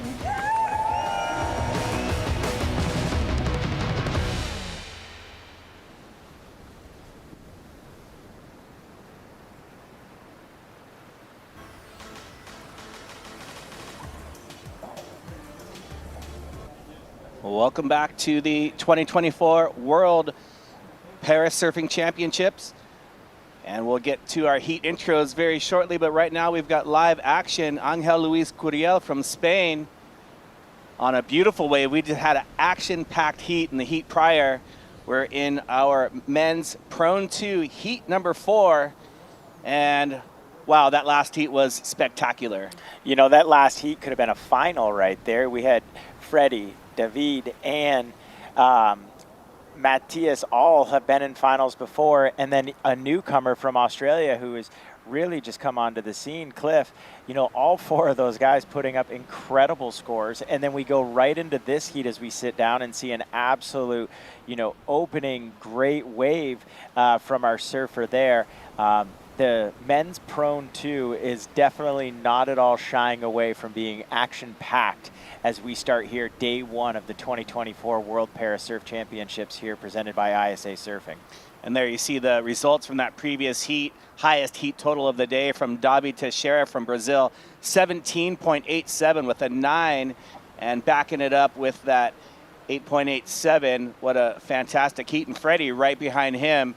And as a reminder, the surfers will surf in 2 qualifying rounds. So we've got 5 heats in this round, number 1. It'll be reshuffled, and then 5 heats in round number 2. So you see the lifeguards there helping out. So you want to explain, Roy, how this works with the assistants? Yeah, exactly. So in the Prone 2 division here, you're going to have a catcher and you're also going to have a pusher. That team works alongside the surfer to get them into the wave and then out of the wave as well. So right now you see Surfer in white being helped here by the volunteer and his team. What they're doing right now is the volunteer and the catcher are getting him back out.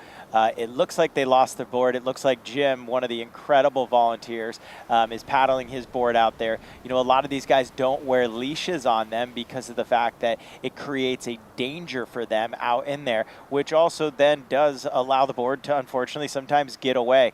But this incredible team, volunteer, lifeguards, and the catcher and pusher really allow this team to be successful and safe in the water.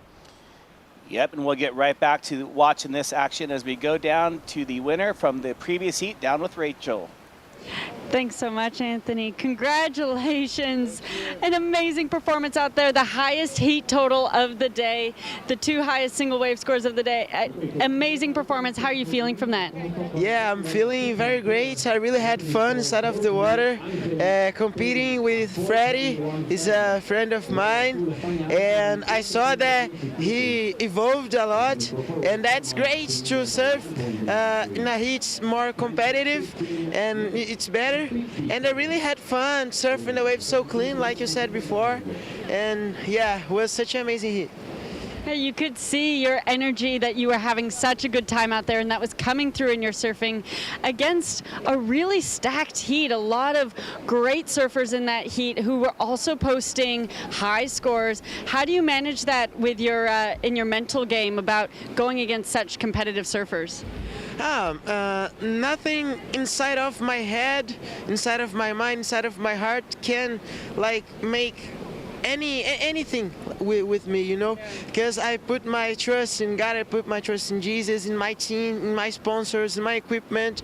So I'm there to make my best performance, and I do a lot of sports. MMA is one of these sports too, and in MMA I learned that I get into the cage, I get into the water to like kill everything, you know, and to win, and nothing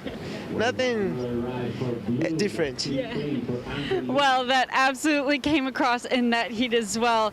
Dominated with your team behind you. Talk to us about your team and representing with Team Brazil here in Huntington Beach.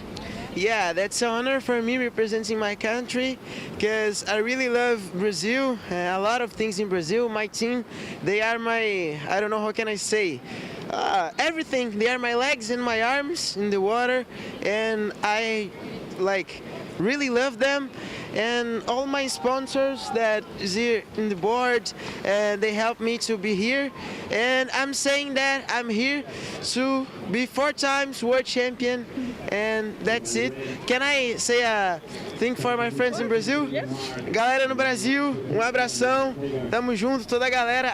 Eu queria mandar abraço pra Bruna aí também. Beijão, tamo junto. E é isso, that's it. Thanks so much. Back to you guys in the booth. Thank you, Rachel, and welcome back. This is Anthony Vela with Roy Tuscany, and what a great interview with Davi, sending some love and hugs and kisses back to his folks in Brazil, and likening the surf to the cage in MMA fighting. You know, what a mentality he has. Each wave is a cage, and he's out there to absolutely take down each wave to the best of his ability. He is our reigning back-to-back 2022 and 2023 men's prone world champion here. 1 in Pismo, 1 in Huntington, and it seems like Huntington really plays to his surfing, and he's excited to be here and competing, and we're going to have an exciting week of Prone 2 here. Yep, this is exactly what you would want in a surf contest. Surf City, USA, proving that it's exactly that. Beautiful Huntington Beach conditions. And explain right now what's happening. So there's a surfer, you have a pusher, a catcher, and the volunteers also helping. And why are they taking back up north towards the pier. Yeah, surfer in red here from England, Mark Hager. He's got a crew of volunteers. He's got a crew with him out in the water. He took a long wave in, and to ensure that he has an easier way out for him and his team as he's in this assisted division, they're moving him up to what we call the conveyor belt. You can see his pusher running behind him. They're getting their board ready. So as soon as they touch the water, Mark will get on his board, and then the team in red will start to push him back out to the wave.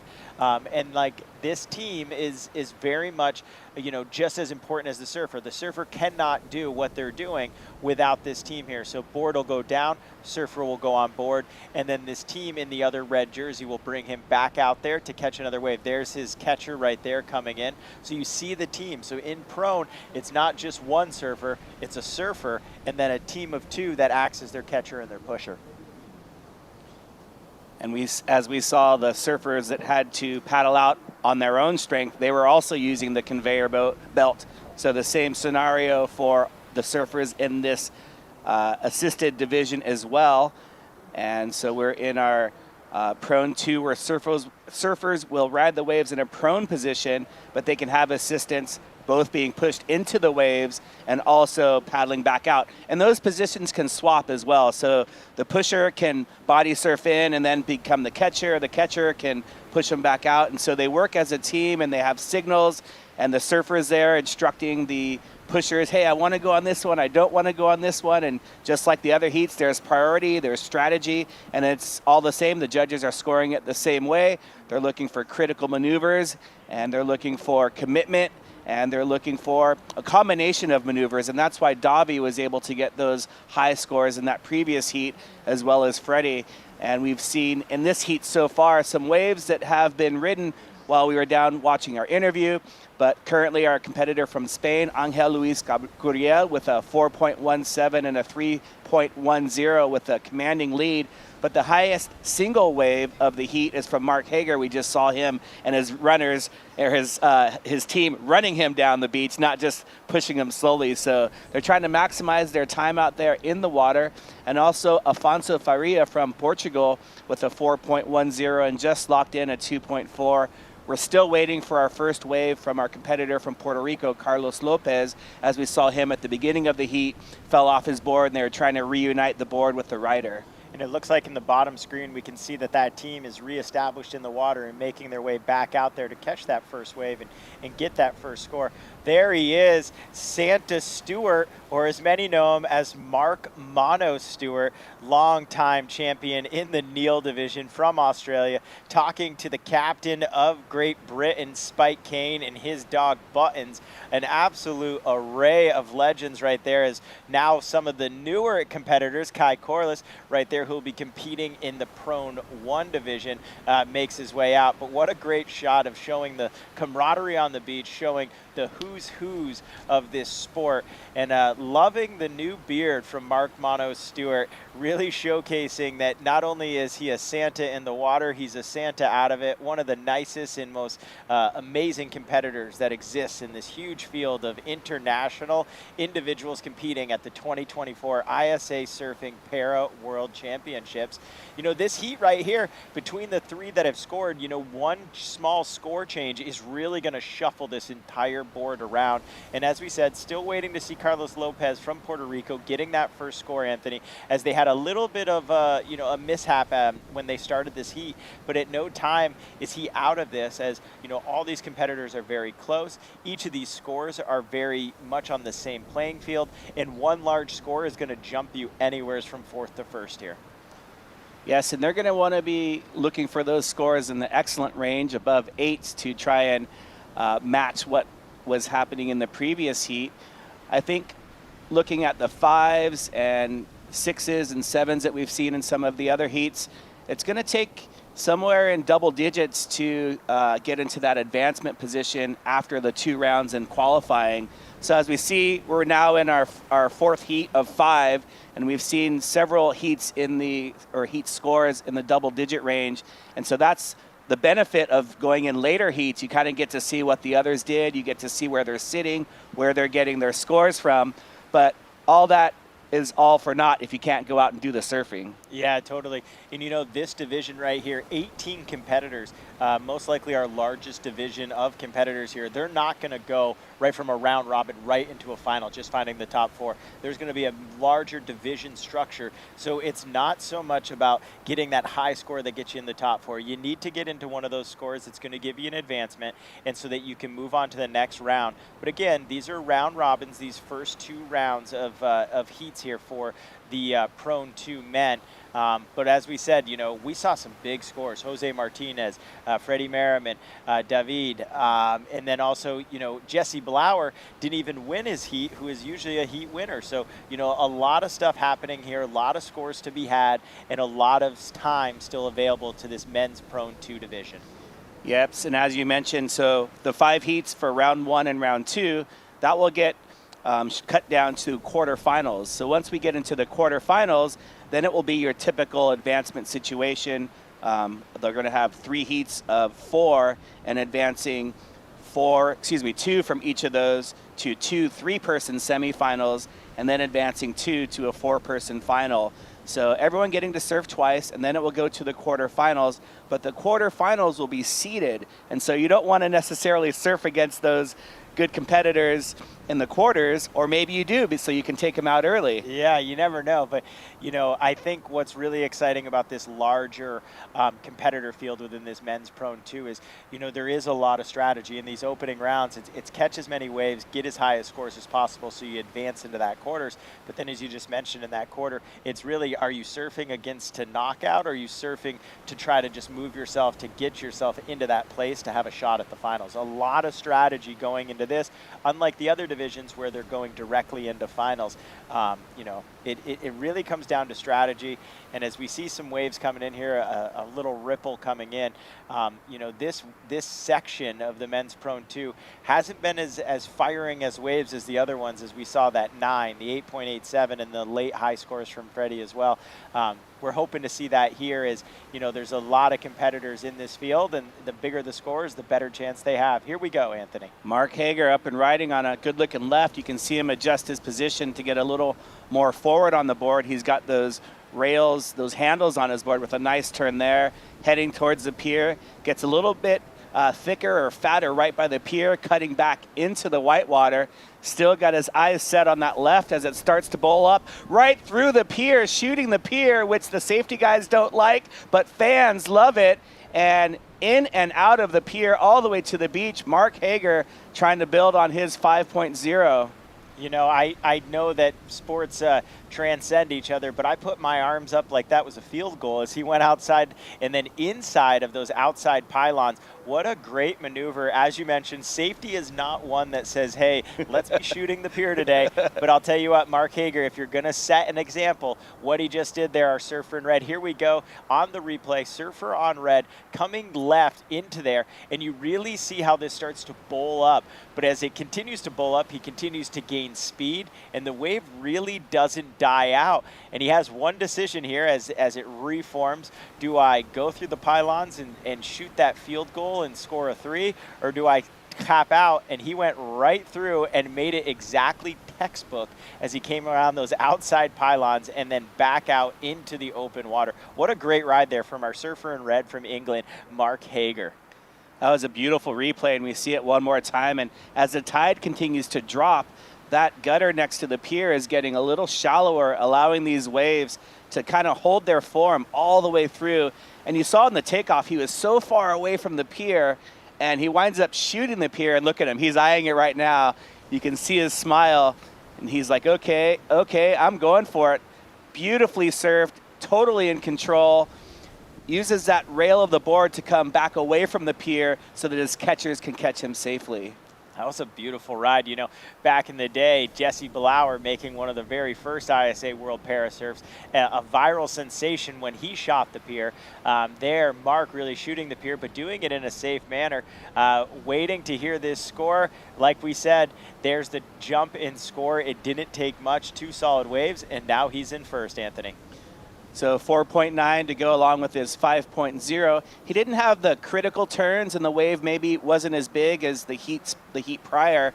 Nonetheless, a good score for this heat as we see some waves approaching or a wave just finishing, and a little bit of a lull. Just behind that, Mark, our surfer from England, has taken the lead in this heat over Angel Luis Curiel from Spain. And, you know, Mark, after he was injured, it took him a while to get back to the water. And, you know, some people like to get right back into it, and some people kind of take some time off. And, you know, how do you help athletes get back into whatever the sport they want to do, whether it's surfing or fishing? I know you help with a lot of different other sports other than surfing, but what's that kind of mentality like getting back on the horse, so to speak? You know, I think a lot of individuals, as we wait for this next wave to be ridden in, really have to get to this understanding that there's no rewind button in life. And once you can establish that there isn't a rewind button, you can really start hitting play and moving forward again and participating in the sports that you either once loved or sports that you would love to try now because of the amazing adaptations that have been created to get people back out into sport. But I think it really comes down to helping that mindset, letting someone understand that, you know, it'll never be the same, but it can be awesome. But it's really up to you as the individual to decide to hit play and stop trying to hit, you know, rewind. You know, back to that wave of Mark's, you know, he didn't have a ton of critical turns on the face as it came in, but he did make one very critical turn at the end as he came around that outside pylon. Here we go, almost a minute remaining in this heat. Anthony, it looks like we've got a surfer coming onto a wave. Afonso Faria from Portugal, looking at the right, he goes down, but on the left is Angel Luis Curiel from Spain. Beautiful off the top there, and he's got to deal with a little funky connection section there, but that one turn was quite critical. He was fully off the top on that one. And Angel, he says, "Como vivir sin mar?" How can I live without the ocean? This is his saying. And so you can tell right there, he's stoked. And without the ocean, a lot of us wouldn't be able to live. It is where we go to recreate. It's where we go to heal ourselves. It's where we go to enjoy ourselves. It's really a beautiful, beautiful thing. And that's the ISA. His mission is just a better world through surfing, and we're seeing it through these competitors' eyes. You know, right there, as this heat starts to come to close, you know, all these competitors are showing how important the ocean is, not only for themselves, but also for their teams and the healing properties that exist. You know, one of my favorite things about these competitions is when you walk along the beach and you see empty chairs, rows of empty wheelchairs just on the beach as the competitors are out competing, the competitors are out getting ready. And here we go. It didn't look like Carlos Lopez got one, but it looks like he'll get one to close. Nope, the whitewash gets the best of him, but what an incredible heat. It looks like Mark Hager from England is going to best this competition with two solid wave scores of a 5 and a 4.9, followed by Curiel and Fitara from Portugal. And you see a replay of Mark Hager's beautiful looking right. And we're gonna go to a short break. We'll be back with the final heat in men's prone 2.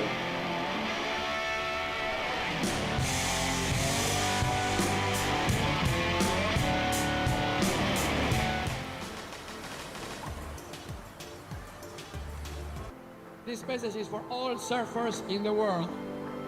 The oceans need us today more than ever. The Sands of the World ceremony is our way of uniting the world in peace through surfing. Now let's begin the Sands of the World ceremony. It's the ISA symbol, and you know, it symbolizes what we know: peace in the world through surfing.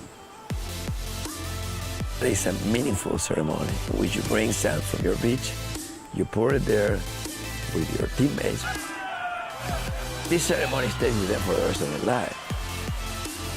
When it came to Tahiti, Tahiti embraced the opening ceremony with the Sands of the World. And the beautiful box that we have today, it's staying in the Hupo. To be a surfer is not only to go surfing. It is also to take care of the oceans, to be good people inside and outside of the water.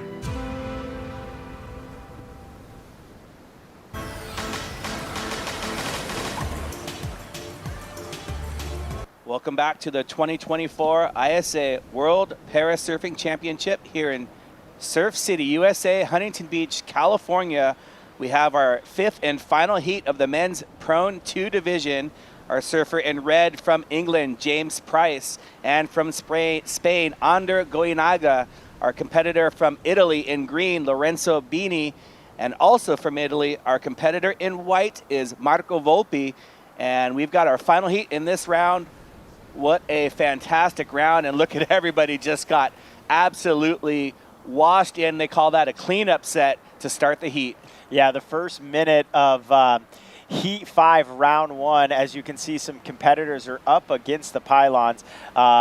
This just got cleaned out. It sounds like while we were on break, the wave of the day came through, and the wave of the day wasn't quite ready by these. We've got our amazing safety crew here. You see guys in orange. If you see someone in an orange jersey, that is a volunteer water safety that's here specifically. That's actually a guy paddling out there, one of my favorite humans alive, Adam Land. Adam goes all over the world with this adaptive tour, providing water safety as a volunteer. He's also an adaptive hockey coach. Everything he does literally serves others, as this is a dangerous spot here, as we've got pylons, we've got human bodies, we've got surfboards, and you're going to watch, you're going to have them go through the pier, and they're probably going to come out on the other side and then re-come through after they've made it out past where the waves are breaking. That is the safest way to get back out there. But here it is. We usually show waves, Anthony, but this is a cleanup set that literally takes out the entire Heat 5 Round 1 Men's Prone 2 division. That heat prior, Heat 4, was a little bit of a slow heat, and I think the sets were building into this one. Look at that, just stacked all the way down the line, and you can see everyone just taking waves on the head. But you know, the best part about that rescue, as a former lifeguard, I was an LA County lifeguard for 20 years, and nobody panicked.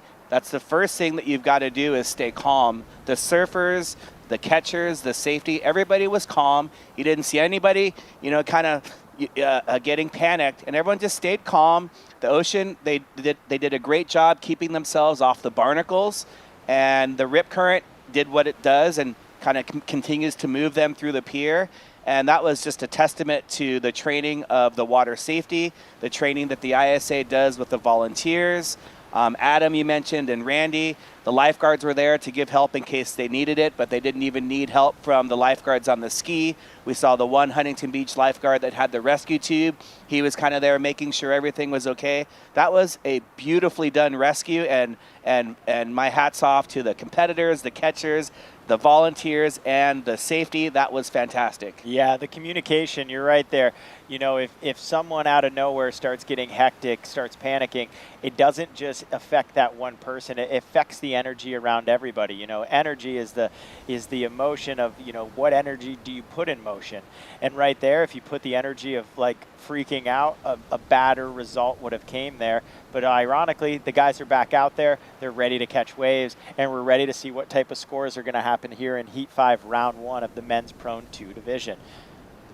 And as the tide continues to drop, that kind of southerly south to north current just sweeps you into the pier even more. So after that big set, there's so much water that came in, it just swept them in and then right into the pier. But now they're probably smiling, laughing about it, talking about it, because you know, most of these athletes compete in other sports as well. For some, surfing was their first love, and they've come back to surfing after injury or incident. But for others, maybe surfing was a secondary or third sport that they've, you know, kind of said, oh, I could do that, and that looks like fun. But all of these athletes, they're out there, you know, whether it's skiing or wakeboarding or horseback riding, whatever they're doing, they're used to these types of situations and these types of adrenaline kind of pumping things, and so no big deal for them. You know, when I got hurt in my ski accident back in 2006, I first, you know, levitated back to skiing as it was my natural, you know, sport of choice. But over the last 15 years of, you know, starting high fives, I take every opportunity possible to get out in the ocean surfing. And prior to my injury, I had never surfed. I had tried once and got absolutely destroyed in a shore break off of North Carolina. But after my injury, surfing has become what draws me to, you know, stay active, to get out in the ocean and to truly enjoy, you know, the beautiful thing that Mother Nature provides on a regular basis, which is, you know, respect the ocean, She'll give you waves, have fun on the waves, and give respect back to the ocean and just see the beauty that exists. But you're so right. All of these competitors are not just focused on surfing, and many of them have either found the journey at the beginning or refound their love for it in a new passion as their new journey is participating in sports. Well said. So we're going to go down to the beach with our beachside announcer, Rachel. Take it away. Thanks so much, guys. Congratulations on your heat win. Getting that heat win with shooting the pier. Was that your plan going onto that wave, or was that a last-minute decision? I think the wave just kept opening up, really, and I thought, well, a couple of years ago I shot the pier, and Sam said on the commentary, called me Mad Dog, and my little boy Teddy was like, he called you Mad Dog, Dad. And I just had that vision in my head, and I just thought, wow, you got to shoot the pier, you're at Huntington. Yeah, Mad Dog, have to keep the name alive. Exactly. Well, you have your Spam here. Yep. It's basically like Popeye. Talk to us about that. That's it, yeah. I just got to give him that as well. So it's food of champions, you know. If you want to surf well, want to win heats, eat Spam. And you have your beautiful equipment out behind us. It looks like a fresh board. What are you riding at the moment? I'm riding a JP surfboard. I've got a couple shapes. I've got a 6.8 there and a 6.2. It's been a game changer for me for over the last 3 years, trying to work out what boards work. So you try lots of different ones. JP knows his onions, the drive, you can cut back on it. And it's had the endorsement from a Cornish man, Sam as well, rode it yesterday and loved it. And it seems to be working, and these waves were perfect for it today. Well, you looked incredible out there, securing yourself the heat win. Anything you'd like to say about the team or back to your family at home? Okay, for the team, the England team are absolutely brilliant. Everyone gels together, works really well. Everyone back in Bournemouth, back in sunny England, the whole family, Teddy, Lizzie, my mum, dad, everybody, friends, family, thanks for watching. Keep watching, and I hope I can keep going. All right, well, you heard it from the Mad Dog, so congratulations, and back to you guys. Thank you. Mark Mad Dog Hager laying it all on the line through the pier, enough for a heat win. As we saw during that live interview, the surfer from Spain, Ander Goenaga, with a beautiful wave. He went huge off the top, got swallowed up by the wave, spit him out, and so we see him lock in that 3.83 after about 6 minutes of getting pummeled and paddling back out and getting pushed back out through the pier. So the athletes are now regrouping, and here's a replay of that wave of Ander. All right, our surfer in blue here, really the first one, tried to get under and got covered up, and then a wild little kind of almost bodyboard, boogie board kind of maneuver there, and then bringing this wave all the way in. Didn't really reform, the whitewash just pushing, and you can see how much the wave in the current is pushing these individuals through.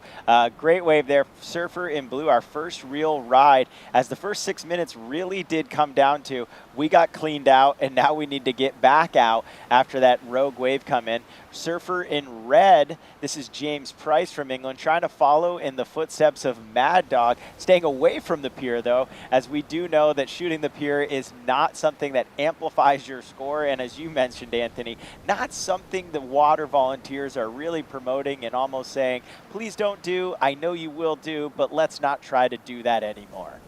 Unless you're doing it for your son like Mad Dog did. Yeah.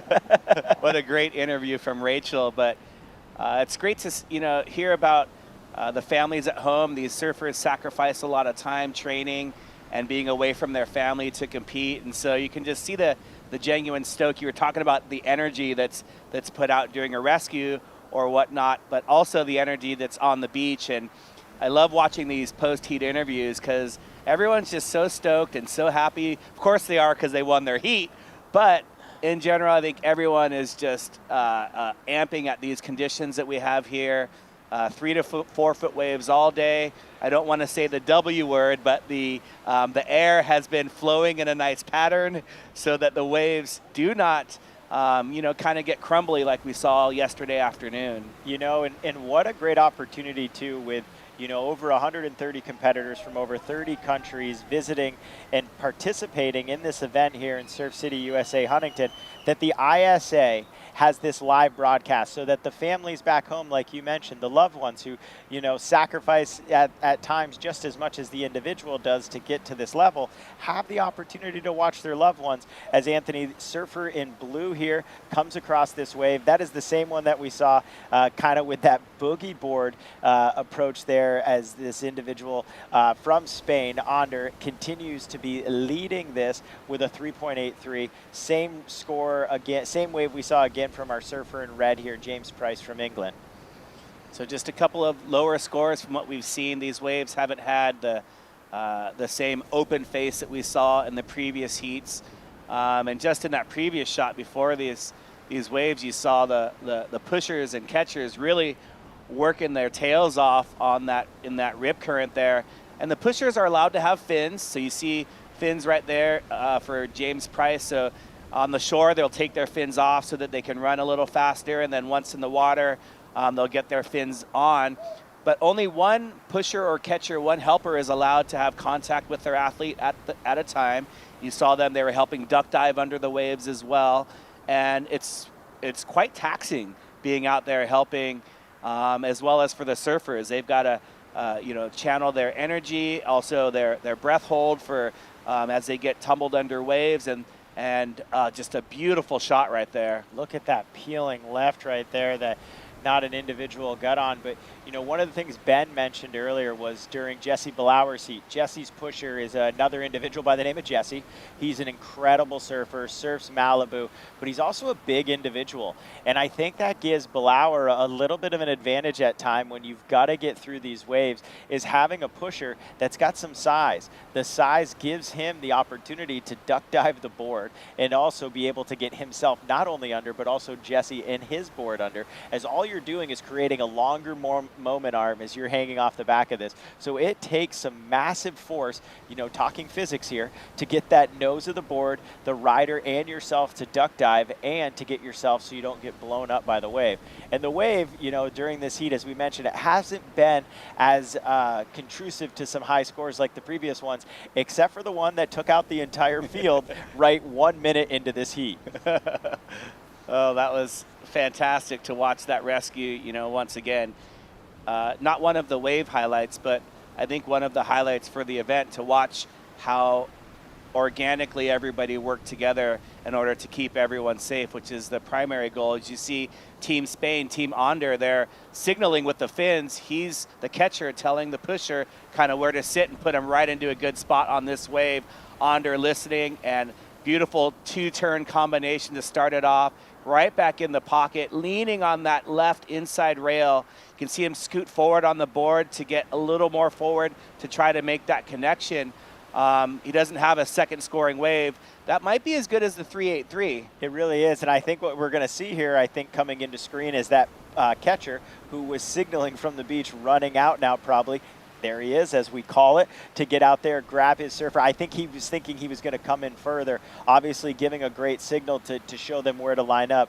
But now having to get out there, get those fins on, and get Onder back out. But it looks like he might just grab this little insider and go past his catcher right now. Again, yep, signaling, let's get him to the beer. Let's use that conveyor belt to get Onder back out there. Little under 6 minutes remaining, definitely plenty of time for them to get out there. And as you said, Anthony, not quite a 3.83, but very close now with a 3.33 to pair with that opening 3.83 ride.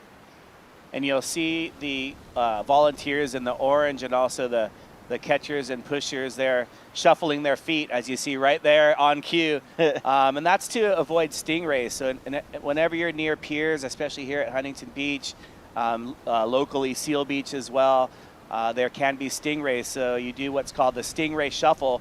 You shuffle your feet, and that kind of makes, stingrays are skittish, so it kind of scares them away. And look at that beautiful takeoff. Take us through it. You know, right here, eyeing down the line, getting the two little turns in there right out of the gate, probably knowing that this wave wasn't going to form as large or have a long enough, you know, across the beach, but then trying to get on the front of that board, really fighting to try to push his weight forward to try to grab that ream for him and take it left. Would have been a great scoring wave if that wave would have formed a little more to give him not only a right, but then a left, and way to read the ocean there.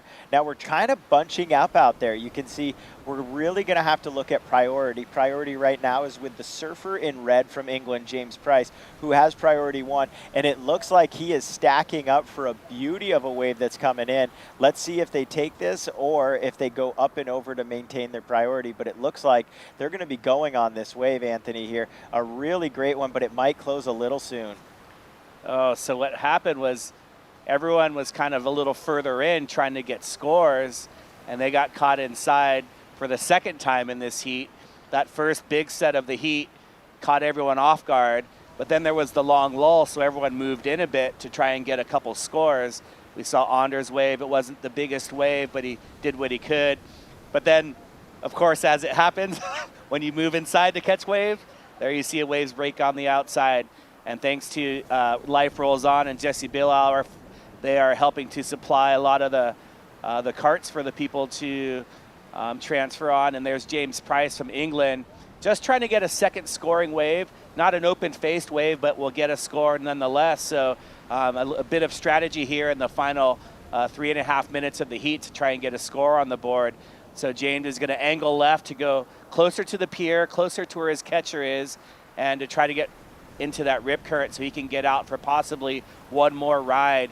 We'll see how long it takes him to get out. All the way on shore, 3 minutes left. There you see the crew. Will he get another ride in this heat? You know, I think also after seeing 2 waves crash on them, I imagine they might have made that decision as a team to just say, hey, let's go on this wave. We've taken 2 now on the head. We're a little tired. We don't really have great position, but instead of taking a wave on the head, let's see what we can get. They obviously didn't quite get an open face. They did take a wave in. It will score. And, you know, in this heat, it's going to be okay. That second score just came up, 2.57. James not besting Onder from Spain, but again, adding 2 scores. And look at them run. I would love to know if we could have a 100-meter dash and what these beach wheelchair times would be, because that right there, that is quick. That's the speed. That's the time that I will say that is quick. Yeah, we need a speedometer on the carts, and we also need to have a start line and a finish line. That was one of the fastest splits for sure. And again, they're trying to see if they can get back out there in the next 2 minutes. But I agree with you. It was a strategy move, knowing that it wasn't one of the better waves, but catching something is better than catching nothing.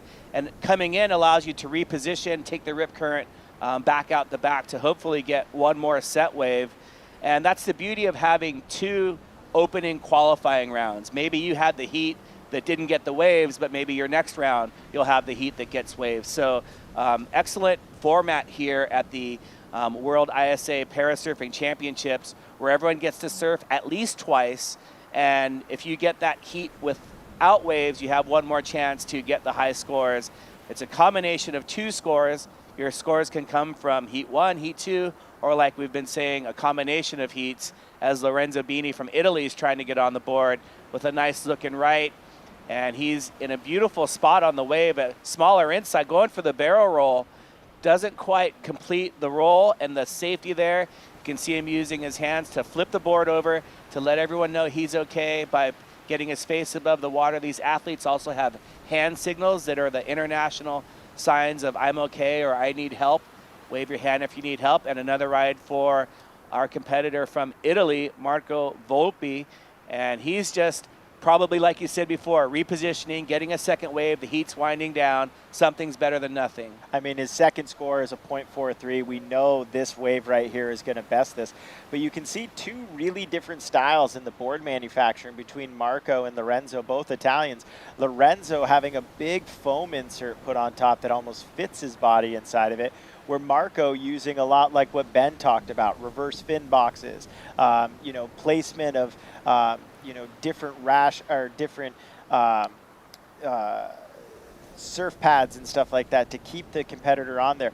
I really think the closer contact that the individual has to the board, the more the board is going to act like a surfboard. The rail's going to bite more. And I think if you've seen the boards that Ben has created, Ben really always keeps the surfers to the board, where others have that different mentality. But I think we're seeing time and time again as the surfer in blue here has a very small modified board, really allows the surfboard to still do its magic because of the fact that there's such close contact between the surfer and the board, so it acts as a surfboard should. Yep, I totally agree with you. Very well said and well explained. And that last wave will count, but may not go into his top 2 scores. And we're going to come back right after a short message here at the 2024 World Parasurfing Championships.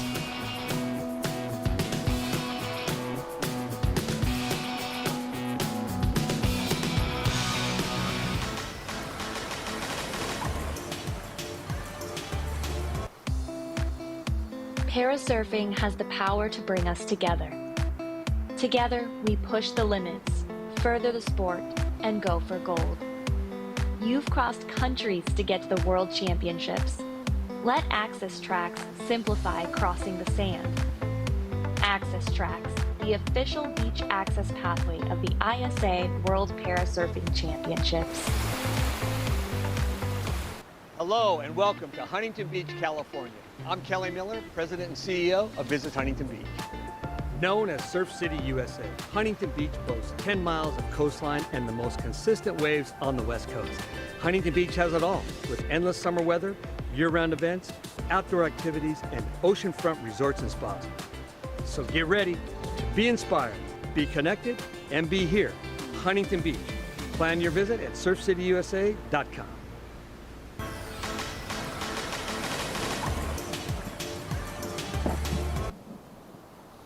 And welcome back as we have in the water heat number 1, our only heat in the qualifying round for the women's visually impaired 2 division. And we see in France we've got Piero Gagliano and, excuse me, There was we moved some things around. No, you're good. From the original heat sheet to what we have now, we're all good. They did a switcheroo on us. There's actually 3 qualifying rounds in the men's visually impaired 2 here. We have one of the former world champions, Matt Formston, who has really kind of stepped away from competition for a little bit here, still doing them, but has been really focused on surfing big waves. Now imagine that. Already big waves are scary. Now add into the idea that you're relying on someone to tell you when to go, where to go, and using their voice as your set of eyes. Matt has really been focusing on, really falling in the phenomenon of the 100-foot wave movement. And Matt has been surfing some ginormous ones. In this heat of men's visually impaired 2, this is not completely blind. This is still some sort of vision, but all impaired in a way. Each of them, their impairment is different from the others, but you'll also see the likes of Hawaii's Aaron Polk in this and others. But Matt has really started to do this new movement, which is visually impaired big wave surfing, which is something that I don't think many folks are really jumping to hop on that bandwagon of saying, let's close our eyes and surf big waves. Yeah, not something the average person wants to do. And to set up this heat, we've got Piero Gagliano from France, Matt Formston, as you just said, from Australia, and Shigeru Fujisaki from Japan. And 3 heats in this round number 1. And similar to the previous heats where they have help in the water, the help comes in the form of a spotter, of somebody who's going to coach them. And there's different signals, whether it's counting down how many seconds until the wave catches them, whether it's signaling whether it's a right or a left. So each of these spotters will have different signals and different commands for their athletes. And what are some of the ones that you've seen in previous years? The individual who, I'm thinking of is actually might be in vision impaired 1 vision impaired 1 for men, but not all of them use words. Some of them use a whistle, and sometimes it's a single whistle to a 2 quick whistle to then a long whistle. And what's really wild about that is the idea that, some use a word, go, some use a whistle, but it's really between almost like the assisted prone division we just watched, where there's a catcher, a pusher, and a surfer. This one, there's really a guide in a surfer, but again, it comes down to that communication. Without that communication, without that trust, it's really hard to imagine how they could be successful. So not only do they have to surf really well, they have to communicate really well. And if you're an individual that's married, you know that's the #1 thing in life. Communication is key. Happy wife, happy life. I don't know the rhyme that we could put together for the catcher, pusher, surfer, or the guide surfer here. But again, this is visually impaired. Looking at some of the top guys here, Matt Formston is definitely to watch. You were just showing the likes of the areas he has surfed in the world. Many of those areas are people do not surf on a regular basis if they have 2 good working eyes. Yeah, that's correct. And you talked about Matt surfing big waves. He holds a record for the largest wave surfed by someone with his beautiful takeoff there from Matt on cue. Nice bottom turn. He had that signature wounded seagull, open arms, another beautiful cutback there. And I think huge points for that committed drop to the first opening turn. Yeah, Pierre from France has the first score up on the board. We didn't see that one from our surfer in red, but so far that surfing right there from Matt really shows why he is a former world champion. And we'll get back to this heat in just a moment. We're going to go down to the beach with Ben Way. Thank you, gentlemen. Here with the winner of the men's Pro and 2 division, round 1, heat number 5, representing Team Spain, Ander Goenaga. Felicidades, congratulations. Gracias, gracias. So I'm going to ask him a question in Spanish. He's going to answer back, and I'll translate it. First of all, I'm just going to say it's an amazing, perfect, classic California day here. Amazing conditions, warm, and how does it feel to go out when you're heat in these amazing conditions and just be out there in the first place? Hoy es un día espectacular, uno de los mejores días de ese mes, con el sol caliente, con olas, con viento, condiciones perfectas. ¿Qué tal se siente surfear en ese lugar espectacular del surf y más ganar tu manga? Bueno, la verdad que contento, pero bueno, siempre pensando en que se puede mejorar. Y la verdad que un placer que nos acoja Huntington también este año, que la verdad que es un sitio increíble, sol, buenas olas, todo lo que necesitamos.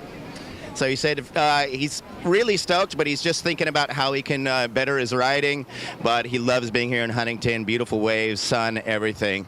My second question is going to be that in Prone 2, more than any classification in our competition, it's a huge team effort. And how important is having a good rapport with your pusher and your catcher? We're here with Unai and Alejandro, his team. And how important is just that friendship and just being able to communicate, and sometimes even communicate without words. En esta clasificación, más que cualquier que en ese torneo, es un trabajo de equipo. Y estás con tu pusher, con tu catcher, hay que organizar, hay que comunicar. ¿Y qué tan es importante la amistad y la comunicación sobre tú y Unai y Alejandro? Sí, la verdad que al final en esta categoría, como nada más, tenemos que ser como uña y carne, ¿no? Al final adaptarte a la otra persona, si por parte de él, si por parte de mí, para los dos estar lo más cómodos posibles en el agua y con eso hacer la mejor manga o la mejor competición posible. So he said he has to be a part of them, they have to be a part of him, and to produce their best results. Bueno, finalmente, si quieres dar un saludo a los de casa, no sé qué hora es en España, pero estás bienvenido. Bueno, pues gracias a todos los que nos están viendo y seguiremos luchando. Muchas gracias, tío. Felicidades. Gracias. Back to you guys. Gracias, Ben Way. Thank you so much for that insightful interview about the teamwork concept here. An individual surfer gets the scores, but it's the entire team that helps that surfer. And here I'd like to point out also that the spotter can be out on a board if they choose, but they are also responsible for staying out of the way of other surfers. So in the same way that a surfer can get an interference, the spotter can also interfere with somebody else's ride, which will be an interference given towards that surfer. Yeah, and what a unfortunate thing that would happen, especially if all of a sudden you send your surfer into a great wave, and then all it results into is an interference for you on that other surfer impeding them. You know, I just want to go back to your wounded gull comment that you made there. Obviously, a reference to 3-time champ Mark Richards, who not many people know. Surfer Mark Mono Stewart from Australia is actually a shaper and painter for him down in Australia. So a pretty full circle there as you drop the wounded gull comment, and it ties into one of our famous folks, Mark Mono Stewart here. And you can see that was a 5.0, and that came all in this committed takeoff. A little bit of a late takeoff, gets to his feet nice and low. Beautiful bottom turn right there. And there's the wounded seagull. And opening up with that beautiful rail carve right there. One turn maneuver, one turn wave results in a 5.0. So just think if that wave would have opened up even more, but a great kind of momentum to build off of. And live action here with Pierrot from France. Beautiful backhand carve right there. That was spicy. And another one back into the whitewater. Beautiful body work there. And a third turn, Huntington hopping his way into the inside. This one's going to that was going to reform for him, but he did all the work out the back. I cannot wait to see the replay. And again, you can see how excited he is on how fast he's paddling back out. He is paddling back out fast. He's going to duck dive like this wave is not even there. You know, day one, we're seeing a lot of French competitors. I think, you know, they are coming back as a team saying, hey, we want to retain this world gold medal title. A lot of French surfers here. Surfer in red from France here. Absolutely getting an incredible drop here. Two great turns right in here, back into the whitewash, comes back, slashes again on the top, throws in a couple quick Huntington hops, and then resurfaces back out here and even gets one of those little John laybacks and stays upright. What a great look at that. 8.67 pairing with a 1.5. He'll definitely be looking to dump that second wave score and really throw up a high score like we've seen in other previous rounds from surfers like David Teixeira, who threw up that 17.87 in the Prone 2, really showcasing how big scores add up quickly. That was absolutely awesome. And I think Matt Formson was on his way to an excellent range score if he had more wave to work with, but we saw Pierrot from France opening up on that wave. What a beautiful wave. And the great part about having somebody else in the water is once you get back to him, you get to high five him and talk about how awesome the wave was. You get a natural cheerleader out there who's also ensuring that you get on the best waves, leading the cheer for you as you drop in. Wow, that was so beautiful to watch, and a great combination of maneuvers. It wasn't necessarily the biggest wave, but the combination of maneuvers, one turn led right into the next turn, and that's what the judges really like to see. And opening up the score with that 8.67. We're just about a little over halfway through the heat, and we're still waiting for our opening ride for Shigeru Fujisaki from Japan. And he's sitting a little further inside. So we see our surfers are spread out as the tide continues to change. There's our Matt Formson team furthest south, and Pierrot Gagliano from France, they're closest to the pier. And then Shigeru, they're a little further inside. So each team having their own strategy right now. Yeah, and you see the priority is going to start playing in here as we dip in under 10 minutes, 9 minutes remaining in this heat. Still waiting for our surfer in green to post their first score, and still waiting for Matt to really grab that second score as he opened with that 5. And like you mentioned, that wave really didn't give him the opportunity like Pierre's found on that last ride. Absolutely beauty of a wave from our surfer in red here. Right now it looks like priority is in Matt's hands, but as you mentioned, they're pretty spread apart. Not really seeing, as they start to get a little bit closer, the priority will start to come into factor more, and they are starting to do that as the team in blue is starting to rejoin or get closer to the teams in green and red out there. Yeah, just a absolutely beautiful day here in Surf City, USA. And pretty cool thing about Matt Formson having not only surfed some of the largest waves and holding world records for cycling, but also an author of a children's book and called Surfing in the Dark. And that's at least one book that I'm going to buy this week as soon as I get home.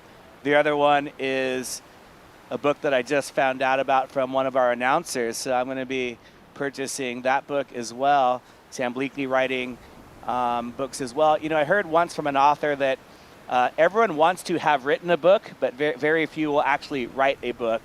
And so it takes a lot of time and energy, and stoked on that.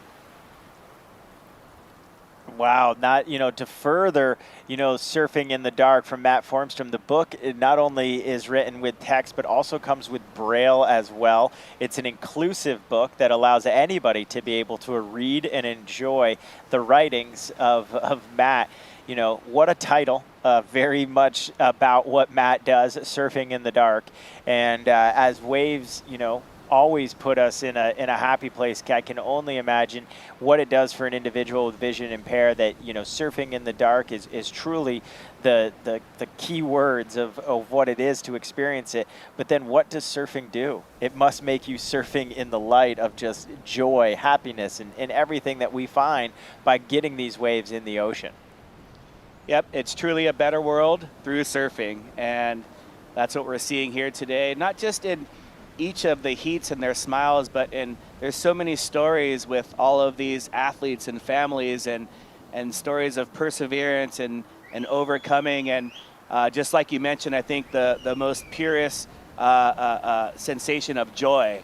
And that's the one thing you talked about, not hitting that rewind button on maybe an accident or something that happened, but to continue to find joy in your life. And I believe that's what we're all searching for. And a lot of times can be found in the ocean. God, but you also can remind yourself how quickly you don't find joy when you get a wave on top of the head too. But then all of a sudden it's, back out there and you get on a left, you get on a right, and you just find that joy. The waves are really, when we first started this, me and you back on this, we called a couple of the men's prone to, and we saw how close some of them were until we saw them getting wiped out. Now, here we go, surfer in green, Anthony. There's Shigeru on more of a longboard style shape. Oh, and his back foot, the wax got a little bit cold, and you can see that board snap back. And that's why when you're surfing, you always want to come up with a hand helmet to protect your head, as oftentimes that leash snaps back. But he'll open up his campaign here in the 2024 edition of the ISA World Parasurfing Championship. And you can see his spotter out there telling him well done. But that was a beautiful looking wave. Unfortunately, a lot of times that happens when you sit, you're maybe a little bit colder than you were, and his back foot just slipping off there. So we're looking for one more flurry of waves to end this heat.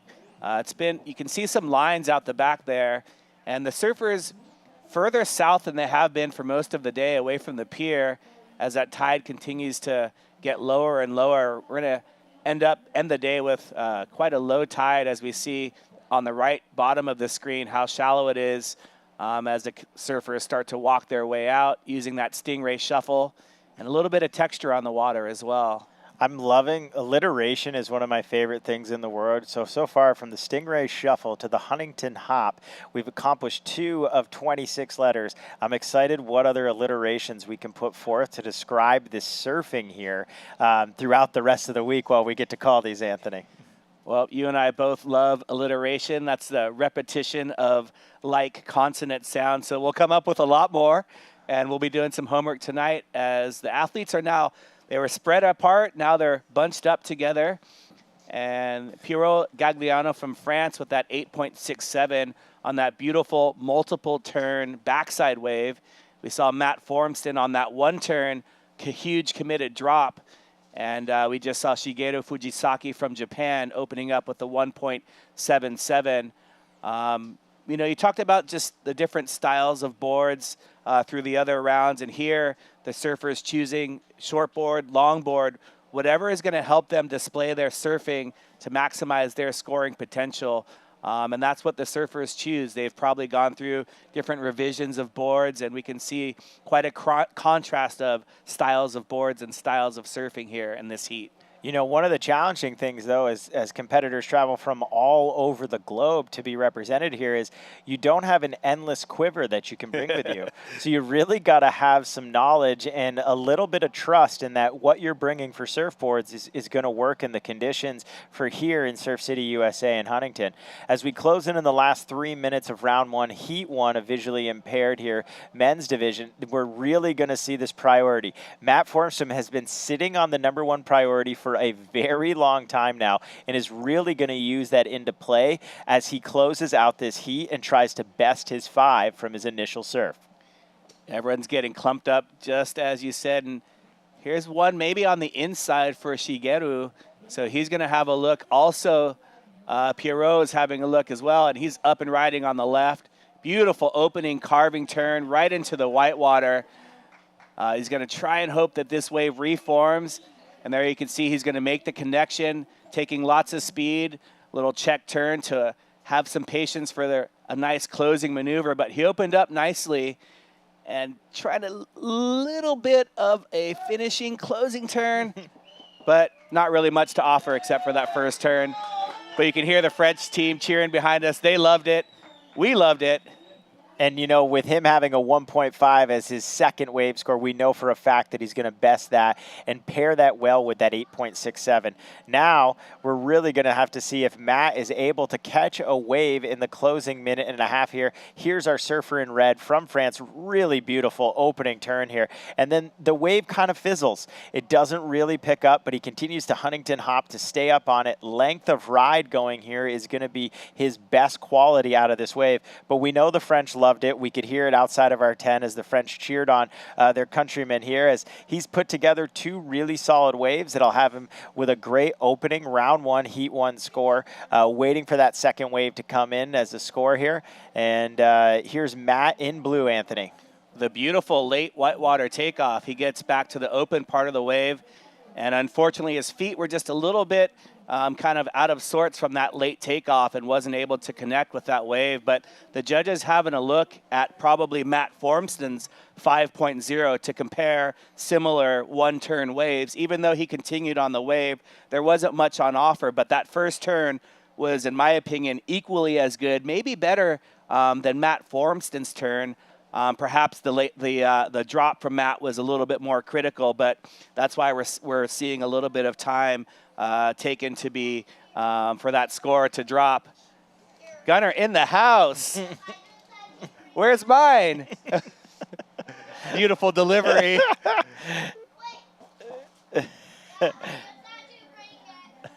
So yeah, what a delivery there, huh? We're waiting. Oh, there it is. Locks in at a 6.33. So the judges like that turn better than they like that of Matt Formston. And what a great heat total as we see the special delivery. Yeah, Gunner. Thank you, brother. Lucky dad here. Oh, what a great heat. What a great replay of that. Yeah. Amazing broadcast booth did. And we're going to get right back to all this fun action right after a short commercial break.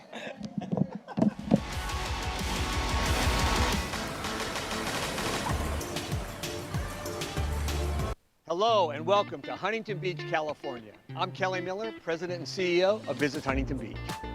Known as Surf City, USA, Huntington Beach boasts 10 miles of coastline and the most consistent waves on the West Coast.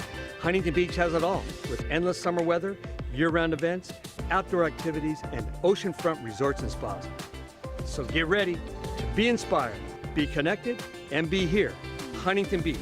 Plan your visit at surfcityusa.com. Parasurfing has the power to bring us together. Together, we push the limits, further the sport, and go for gold. You've crossed countries to get to the World Championships. Let Access Tracks simplify crossing the sand. Access Tracks, the official beach access pathway of the ISA World Parasurfing Championships.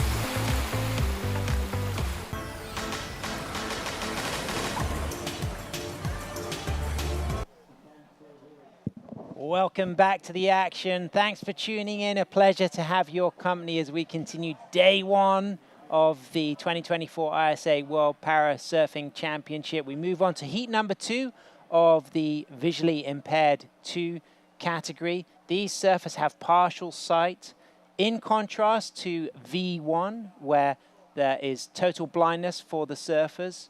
Coming up, Brazil, Miguel Flavio. Spain, Oscar Perez. Hawaii, our reigning gold medalist, Aaron Polk. And representing Israel, Alexander Shub. Oscar Perez takes a wave. He'll get a score on the board. I'm Sam Bleakley. Thanks so much for staying with us. I'm joined in the booth by Rachel Tilley. Rachel, you've been out on the sand, enjoying the energy, doing the post-heat interviews. You're in the booth as Alexander Shub for Team Israel is up and riding on what looks to be a really nice left-hander. Yeah, it has been a great day so far. I've really enjoyed getting to feel all the energy of the athletes down on the beach and get to see some excellent surfing so far from all the divisions that we've seen across the morning, and really stoked to now be into Heat 2 of this round. And it is hot. The weather is being quite mild for Californian standards up until yesterday, but we're back to a real kind of Indian summer feeling. It's hot, it's steamy, but what about this opening left-hander for Alexander? Yeah, it was a nice opening left. We're seeing that, as we're seeing that tide drop, you can see a little bit more texture. Unfortunately, that wind hasn't quite picked up yet, but the waves aren't staying as big and open as we are seeing from those clean heats this morning. Aaron Polk, reigning world champion, defending gold medalist for Team Hawaii, gets a nice bottom turn, hooks that top turn, drops a low score. Aaron Polk with a 1.33, Alexander Shub with a 3.17 to kick things off. Oscar Perez with a 0.3. That takeoff didn't result in a long ride, but he's having a look at that pier bowl left. He won't take that. Conditions changing, Rachel. Talk about the usual types of sea breezes we normally get on the hotter days here in Southern California. Yeah, so our prevailing wind is always kind of a northwest wind that comes through just to the right of your screen, basically from that pier, comes in as like a side shore, and fortunately predicted on the forecast, we do have some offshore Santa Ana winds coming later in this week, but you can see all the little texture on the water right now. That's coming from that northwest wind. Now, for me as a foreigner in the US, the exotica of the Santa Ana winds, I mean, that for me just evokes classic Southern Californian conditions all day long. I mean, tell us a little bit about what is the Santa Ana wind and why is it beneficial if we do get them this week? Yeah, so it's basically a hotter wind that comes from inland and comes off the land and creates a really nice offshore breeze. And it's like you said, it's kind of that quintessential fall vibe here in Southern California, and it's a really nice, it means nice weather, basically, and nice surf conditions. And we were blessed with Santa Ana winds and great swell for the 2023 edition of the World Parasurfing Championship. We're back in Huntington, the 9th edition of this event, a great long history, and we've got a really good forecast. What a fantastic morning it's been as well, Rachel. I mean, as the tide has come in also, and now what we're seeing on our screen right now is Adi Gluska, the guide for Alexander Shub, and for my generation of European surfers, Rachel, I'll tell you, Adi Gluska is an absolutely sensational shortboarder. He was a regular finalist at elite level competition throughout the European region from the mid-90s all the way through to about 2012. Well, I think having knowledge like that out there as a guide would just be so transformational, I think, in reading a break like this. Huntington, like we've been talking about, is constantly changing based on the tides, based on the wind, and based on that tide, the sandbanks move of where you're going to be shifting and surfing from. So having someone with that knowledge and experience as your guide out there, helping you manage which peak you want to sit on and dominate throughout your heat, would just be really impactful. And Rachel, you've been out on the sand for the morning doing the post-heat interviews. Who do you think's got the best team vibe today? I'm saying, I'm putting my neck on the line. I'm saying Team France have got the best team vibe. I mean, who is as vocal and as noisy as Team France this morning? Well, I think some of the energy that I've been feeling from Team Brazil as well. They just seem to be really happy and have been having dominant performances today. Oscar Perez, beautiful takeoff, bottom turn, sets himself up, good trim run. Decent length of ride, nice cut back to end. That's going to be a really significant score for our Spaniard, second in the 2023 national champs. Lives in the Canary Islands, Gran Canaria, rides Pucas surfboards, big fan of music, surfing since childhood. The 43-year-old looking good. I think that's going to be a bit of a significant score for Oscar. It comes in at a 1.90, puts him up into second positions. Of course, that scale a little bit relative, so people tuning in are going to see these low scores, but it's relative. We set the scale with Alexander Schub's 317, and some of those scores, although they've been very well-ridden waves, the judges just comparing it to that opening 317 for the scale that they set per heat. Yeah, absolutely. And I think something to note, too, in these round one heats, the judges look to try and maintain that scale throughout the event as well in these divisions. And so they set their scale. They usually judge quite conservatively in these round one heats because it then allows them to progress throughout the week and not set not throw too high of scores from the start. However, we've had a multitude of excellent range scores. It's been a great first morning. But what's unique about the visually impaired category is you have your guide who's not allowed to touch the surfer, as we can see our reigning gold medalist, Aaron Polk. Great, beautiful turns, and then just gouging that and throwing spray again, just locking that rail in through the inside as he still drives out into the glassy face. All sparkle factor on the inside and all incredible surfing from Aaron Polk. Looking good. We'll wait for that score. It's going to come through soon. And in the meantime, let's go down to the glass because our young Frenchman from France, Piero Gagliano, is with Ben Way. Thanks a lot, guys. We're here with the men's visually impaired 2 division round 1 heat 1 winner representing France, Piero Gagliano. Félicitations, congratulations. Thank you very much. So you showed some amazing surfing, one of the best turns we've seen of the competition today. What I want to speak about is your work with your spotter. So in this division, the communication is very, very important as the spotter decides your positioning, which waves to take. And I want to ask, my question is, do you have a very limited vocabulary? Or do you have words that you use as far as go, no, fast, slow? Do you have a certain amount of words that you guys work on to make sure you have perfect communication? Yeah, for sure. I mean, Théophile is my best friend. We've been surfing together for a long time. And of course, we have like basic vocabulary, as you said, like go, no, like go right, go left, go inside, outside. But he knows me pretty well, and he knows what I can do, what I cannot do. So it can seem pretty hard from the outside, but in the end, it's easy because we know each other so good, and sometimes we just need like one word and I know, so. Well, all he has to do is put you on a good wave and you rip it out, that's for sure. My other question is, in the visual impaired 2 division, each rider has a limited percentage of vision, and I want to know if that amount of vision changes as the sunlight of the day moves. Yeah, for sure. Like for me, I guess it's different for everybody, but for me, when now it's kind of okay, but when the sun gets down, like sunset time or even before, it gets pretty hard, especially here. I feel like the sunlight goes super strong.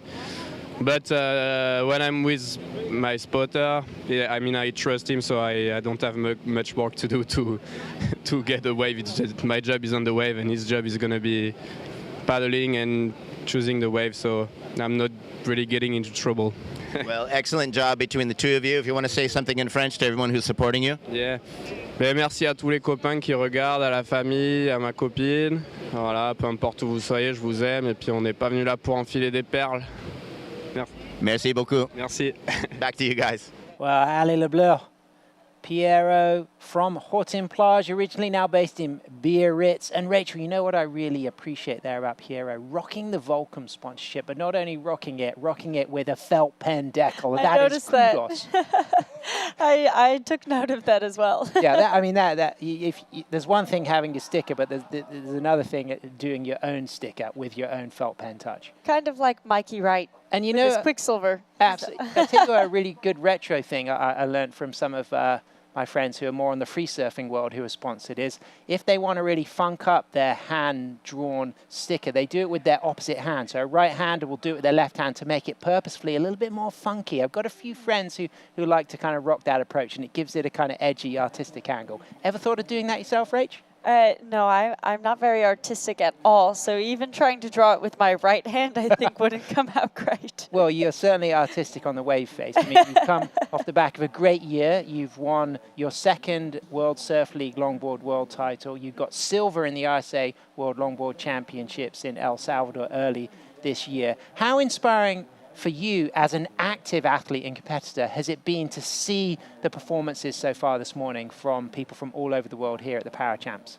Gosh, I mean, it's undeniably absolutely inspirational, you know, seeing, I think, all the different divisions too, and how they work with their teams, whether it's their spotters or catchers and pushers, and that trust that these surfers have in their teams. I really liked what we heard from that last interview, just really leaning into that trust, and that communication is not a relationship that I have out there in surfing, and I think it's just really incredible. Yeah, that's a really important word. Trust, such a key part of surfing, a key part of life. In the number of times we trust strangers, we communicate with strangers, we take their advice, a huge important element of travel. Now, what's key with the visually impaired category is the trust relationship between the spotter and the surfer. Now, if you were to have the opportunity to accentuate your performances at Huntington Beach, where would you position your spotter? Would you have them out there in the water with you, or would you have them on the pier? Oh, I think you'd absolutely have to have them out in the water there with you, because so often I have heats out here in Huntington where I decide to go from pure bowl and mid-heat go over to the right, because look at the wave like this one that just continued to open up and go all the way down. He had so many opportunities, another great turn here. And I think this is the wave that surfers have been trying to find as the tide has been going down, and it's been getting increasingly hard. These lefts tend to fade out a little bit more, aren't running as long as that right that we saw did. So granted, that's why that score for green came in as a 5.5, really rewarding that wave selection. Aaron Polk, 5.5 and a 1.33, and of course Aaron wants to give a big shout out to everyone who has helped after the Lahaina devastating fire. I know he has done an incredible amount of community work to raise funds, awareness, and ongoing support for the suffering sustained in that tragic incident. He's our reigning gold medalist, our 2023 ISA World Para Surfing champion. His coach Pedro is certainly on the ball, on the pulse, because he's dropped to 5.50, and that's something to build on. And you could really see Aaron's approach on the right hand is there, Rachel, attacking, engaging the rail, beautiful downturn, snappy, quick, lively, and physically as well. Aaron is an extremely strong athlete, does a lot of training. His physical prowess, I saw him getting ready for his heat. Already he looks like one of those intimidating surfers. How important is that when you're up against somebody who just looks, not only they surf the part, they look the part? Yeah, I think that's a great point. It's kind of embodying every part of being a champion that makes you eventually a champion, you know, and it's that mental component, of course, that self-belief and everything that you have to have within, but to your competitors, what you exude. When you see your competitor walking down and they look fit, they look confident, they look like they're just really understanding the waves, it plays into your mind as a competitor. And you can see Team Hawaii there, a little bit of signaling just for positioning Aaron Polk out there in first. He's in second priority.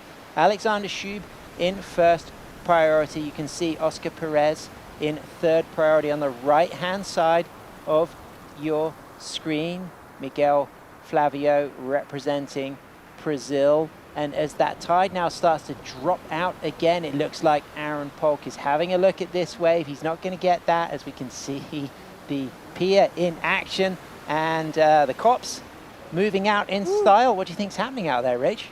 I don't know. Something. Maybe they're just going for a little ride. Maybe they're just coming to watch There's a lot of them. The mighty Aaron Polk catch another wave, because he's got a 5.50. He's got 3 minutes remaining, and he may well get the opportunity to back that up. He's now down in third priority, though. Yeah, and what I would be doing right now, looking at Alexander Schub, is his competitor and Oscar only needs a 1.28, and they are battling in that first and second priority right now. With such limited time remaining, that is where you can execute that use of priority and turn that into a strategic play. There we go, of course. Welcome. Come and join us. I mean, what a fantastic place to be. Come on down. The great thing is, well, you've got the north side and the south side of the pier, but what an incredible amount of peaks up and down the coast here, as we can see. Aaron Polk, bottom turn, top turn, back in the pocket. Really nice snap cut back. One of the more radical turns we've seen all heat, and then hits that foam and just drives out of that turn, and he's going to get a substantial score, Rach. I feel as if that's going to easily replace that 5.50. Yeah, and that'll feel good. He's looking to just drop a 1.33 and up that requirement. And I think as a competitor, you always want to be walking away, even if you win. And if you had something like a 1.33 in your scoreline, you're thinking, oh, I could have done better, I could have replaced that. And so that'll feel good that he's just gotten that wave in those final minutes to try and replace that 1.33. So Alexander Schub on a late takeoff there, committed to it, didn't quite make the drop, but certainly went for it. 2 minutes, 15 seconds remaining, a 6.83 coming in for our reigning gold medalist from Maui, representing Team Hawaii. Aaron Polk out there in a solid position with a heat combination score of 12.33. That's going to feel good on the announcer. Yeah, it looks like he has first place pretty much on lock, with second place needing that 9.16. But let's take a look at this replay. Sticking on those rights that seem to run for him. He gets a nice opening turn, staying in the pocket here, slashing that. Look at that spray that comes around and then banks it off that left. Both maneuvers critical with speed, flow, and style. He really gouged that turn, didn't he? Did. A lot of spray thrown, very dynamic surfing. That was the kind of performance that really shone in the final last year as he took gold. I had the pleasure of calling that final. It definitely came down to the right-handers, and that's something that Aaron will be looking to take advantage of. But he's going to have some big competition. We've already seen Matt Formson looking good for Team Australia. We've seen Piero Gagliano from Horton, now based in Biarritz, for Team France, going excellent range. And we've got heat number 3 coming up. It's going to be David Lewis for Team England, Daniel Suto for Team Spain, Louis Medina for Team Chile, and Roy Stephen Calderon for Team Costa Rica. That's a really exciting one. Of course, our Costa Rican is a former medalist here at the ISA World Parasurfing Championship. As we move down into the last 25 seconds, Rachel, what will be going through the mind of our surfers just now? Well, they're just the surfers that need a small score, specifically Oscar. He's just trying to see if he can get on anything. He has first priority. He's going to look at this wave coming in right now. Can he swing around and stand up on this one before the horn goes? Not much time left, 8 seconds remaining. Aaron Polk in a solid position with the 6.83 and a 5.50. Alexander Schub with that good 3.17. It feels like this is just in time for Oscar Perez. Late takeoff, just didn't quite make the drop. He was chasing a 1.65 to move up into second, but of course, it's 2 rounds. It's a leaderboard format, best 2 waves combined, so he's going to have another chance to really build on this situation. But Aaron Polk is going to be really happy with those scores. Yeah, absolutely. A dominant lead, dominant performance. You can see the stoke from Team Hawaii with that one. Well, big shout out to Lahaina and all of the fundraising work led by Team Hawaii, and particularly Aaron Polk from Maui, as he really demonstrates that he's a hot contender for gold again, going back to back for 2 gold medals. Absolutely. Well, stay with us. We'll be having heat number 3 coming up real soon after these short messages.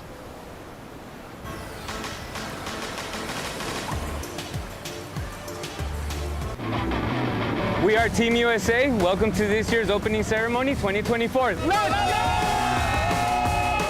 Welcome everybody to this beautiful get-together again of the parasurfers of the world under the ISA. These are going to be amazing days of surfing in Surf City, USA, Huntington Beach. What a wonderful place, full of history for the ISA, for World Championship, for US National Championships, for legends that's been surfing in Huntington Beach. for decades and decades and decades. It's part of the history of surfing in the United States. So enjoy these days, enjoy your friends, your colleagues, your fellow competitors from around the world. Thank you very much. Muchas gracias to everybody from the bottom of my heart. Thank you. Thank you once again, and I would now like to declare the ISA Parasurfing Championship open.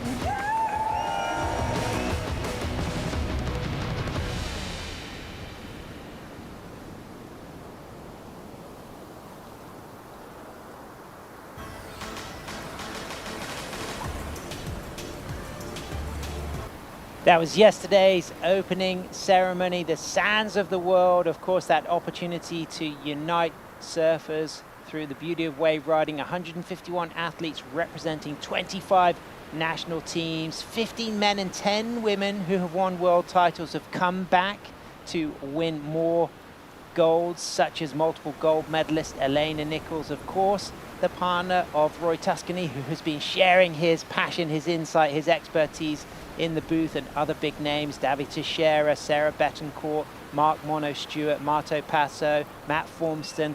They have all been representing, but right now it's Roy Steven Calderon Vargas for Costa Rica, who comes off the back of finishing second silver in 2022 at the ISA World Parasurfing Champs in Pismo, and also a silver last year here at Huntington. But he did win gold back in 2021, so he knows the feeling of getting all the way to the top. And Rachel, this is a really great question for you. As someone who has been at the top and then had to come second, but then prove that you can still win, psychologically, what encourages you to still believe in yourself when new bloods start to come in and win things, and for you to trust that I can still beat them? Gosh, it really is all mental, and it is a long journey that you have to learn within yourself to trust that ability and maintain that confidence. But sometimes second place, although it's the second best result of the event, can be one of the more painful results to walk away with. Roy Calderon up and riding. He gets a 1 for his opening wave. May well improve that one. He'll have 2 scores. Daniel Soto from A Coruña in northern Spain in the Galicia region. First time representing Spain, born in 1973. Learned to bodyboard on family trips to A Coruña as a youngster. Competed as a bodyboarder through the 90s and into the early 2000s. And he's here representing Team Spain in the parasurf community for the first time. He's looking good, but somebody who was looking unstoppable, it's our reigning gold medalist representing Hawaii from Maui. Aaron Polk is with Ben Way on the glass. Thanks so much, guys. Here with the men's VI2 Division Round 1 Heat 2 winner for Hawaii, Aaron Polk. Congratulations, brother. Oh, thanks, Benway. Always a pleasure. You look spicy out there, man. Great surfing. Before we get into the new board and all of the hard bits, last year we were having a lot of problems for Maui. I want to know how the community's doing. I want to know how all the vibes are going over there. You know, the community's coming together. You know, we spent the last year, you know, the 1 year anniversary was really special for us, because we went from, you know, just kind of cleaning everything up kind of to the loss mode to now the recovery mode. So now all of us who are truly a part of the community are stepping up. All the small businesses are working together. A lot of good hooing together to kind of create what we want to create next with it. And so there's a lot of opportunity to really do things even more pono, even the right way now. Yep. Love to hear that. So now back to the fun part, man. 6.83, 5.50, looking ultra zappy, ultra spicy, and I want to hear about this new machine, this new carbon-coated machine that you have here from Jason Stevenson. Yeah, I picked this up from Paul Barr and the boys over in Oceanside at the JS Surf Garage, and this one's a zero model, but it's a easy rider, so it has a little bit more volume, a little bit more forgiveness in these softer, smaller waves here in California. So, you know, I've been riding it for the last month in Hawaii, and it's been the best board I've, you know, had under my feet. So it combines kind of like the groveliness for paddleability and catchability, but it still has a performance as a nice high performance shortboard. So one thing about these carbon kind of stringerless boards is the inherent thing is flex. a little bit of rebound, and being a visually impaired surfer, are you able to feel what's happening on the water a little bit more with this kind of construction? Yeah, definitely. I can feel myself leaning in the rails more, and I can feel the flexing back, especially as I get more vertical and snaps when, you know, we have more guttier waves. And so that feeling of release and that spiciness that the board just gives is changing my surfing up. So I can't wait to showcase it eventually here, and yeah, I'm excited for the future. Looking for some higher scores in the next one. Yeah, there's definitely going to be higher scores. All right, quick word to the people in Maui that are out supporting you in all of Hawaii. Yeah, just mahalo for all the support over in Lahaina, West Maui, and in Hawaii in general. It's amazing to represent Team Hawaii, and yeah, cheers to you all, aloha, and can't wait to surf again. Give us a chihu. Chihu! Back to you guys. Lahaina represented in force there with Aaron Polk going for back-to-back golds, talking about his carbon board, surfing spicy. Of course, equipment hugely important as well for Huntington, because you have those steep sections, you have those flat sections, Rachel, and maintaining speed through sections is a key element of big performances at Huntington. Yeah, absolutely, especially as this tide's getting lower. We're seeing a lot of the waves kind of die out, particularly on these lefts. Earlier in the last heat, we saw kind of a we saw a lot of lefts do that, and the rights were the ones that were running on the sandbank that's appearing right now with this tide. And so it is finding that right board that manages everything that the conditions have to offer, or all the different sections that a wave goes through here in such a short ride. Absolutely, as we can get the replay of our surfer, Luis Medina from Chile. What a great turn that was. Yeah, this left is opposite from what I had just mentioned. A bit short of a ride, but offered those two critical opportunities, and he took advantage turn after turn, and was able to get the highest single wave score of this heat thus far. Absolutely, a 6.17 for our Chilean here for his first ever ISA World Parasurfing Championship. And let's have a big shout out for David Lewis for Team England. As we can see, Team Chile on the sand. They're going to be pleased with that, as Roy Stephen Calderon Vargas is up and riding, driving through this section. Nice climb and a drop and a float as he continues to accelerate and engage the rail top to bottom, and then hooks that back onto a beautiful cutback, rebounds off the foam, and he's going to be really happy with that ride, Rachel. Yeah, nice drawn out ride, a really good use of his upper body into that turn. A lot of the beginning of that ride was racing down the line. It had a lot of nice style and flow, but it really wasn't until that turn that he was able to demonstrate he could put his board on rails. So we'll see where the judges go with that, but definitely will replace that lowest score, and probably better his 2.87. Luis Medina there for Chile, backing up his 6.17, looking to replace a 2.67 that he may well do as we wait for that score to come in for our Costa Rican. Did I just see Amado Alvarez, the Jesus, the El Salvadorian longboarder on the sand there? I believe I may well have just seen Amado. Have you seen him?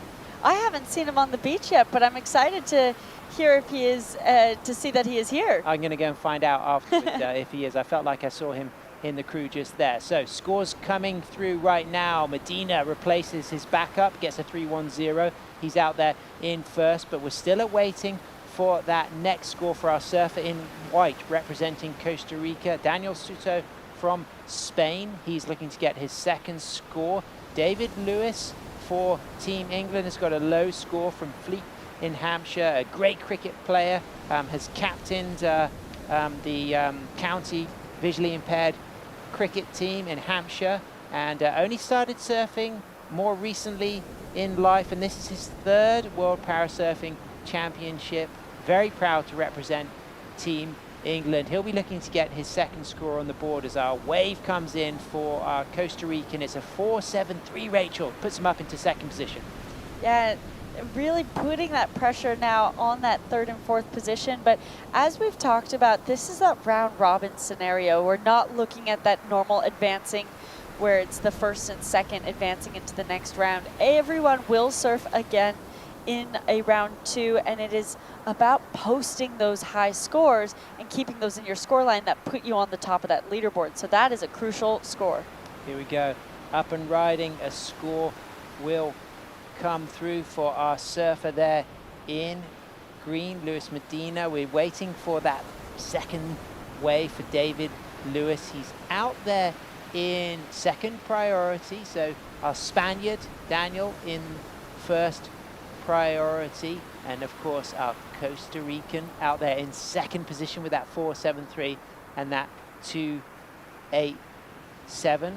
Roy, 2 times a silver medalist, once a gold medalist back in 2021 from San Jose, the capital of Costa Rica. Loves Playa Grande and Salinas, just north of Tamarindo. Rides Almeric boards, works repairing surfboards in Costa Rica. You can follow him on Instagram at Roy Calderon 506, and you can learn more about all of these athletes on the ISA website. And it's great reading into the biographies, Rachel, isn't it? You really get a flavor of the personalities and the approaches and the backgrounds and the GoFundMe campaigns that many of these athletes have had to do in order to fund themselves to be here. Yeah, absolutely.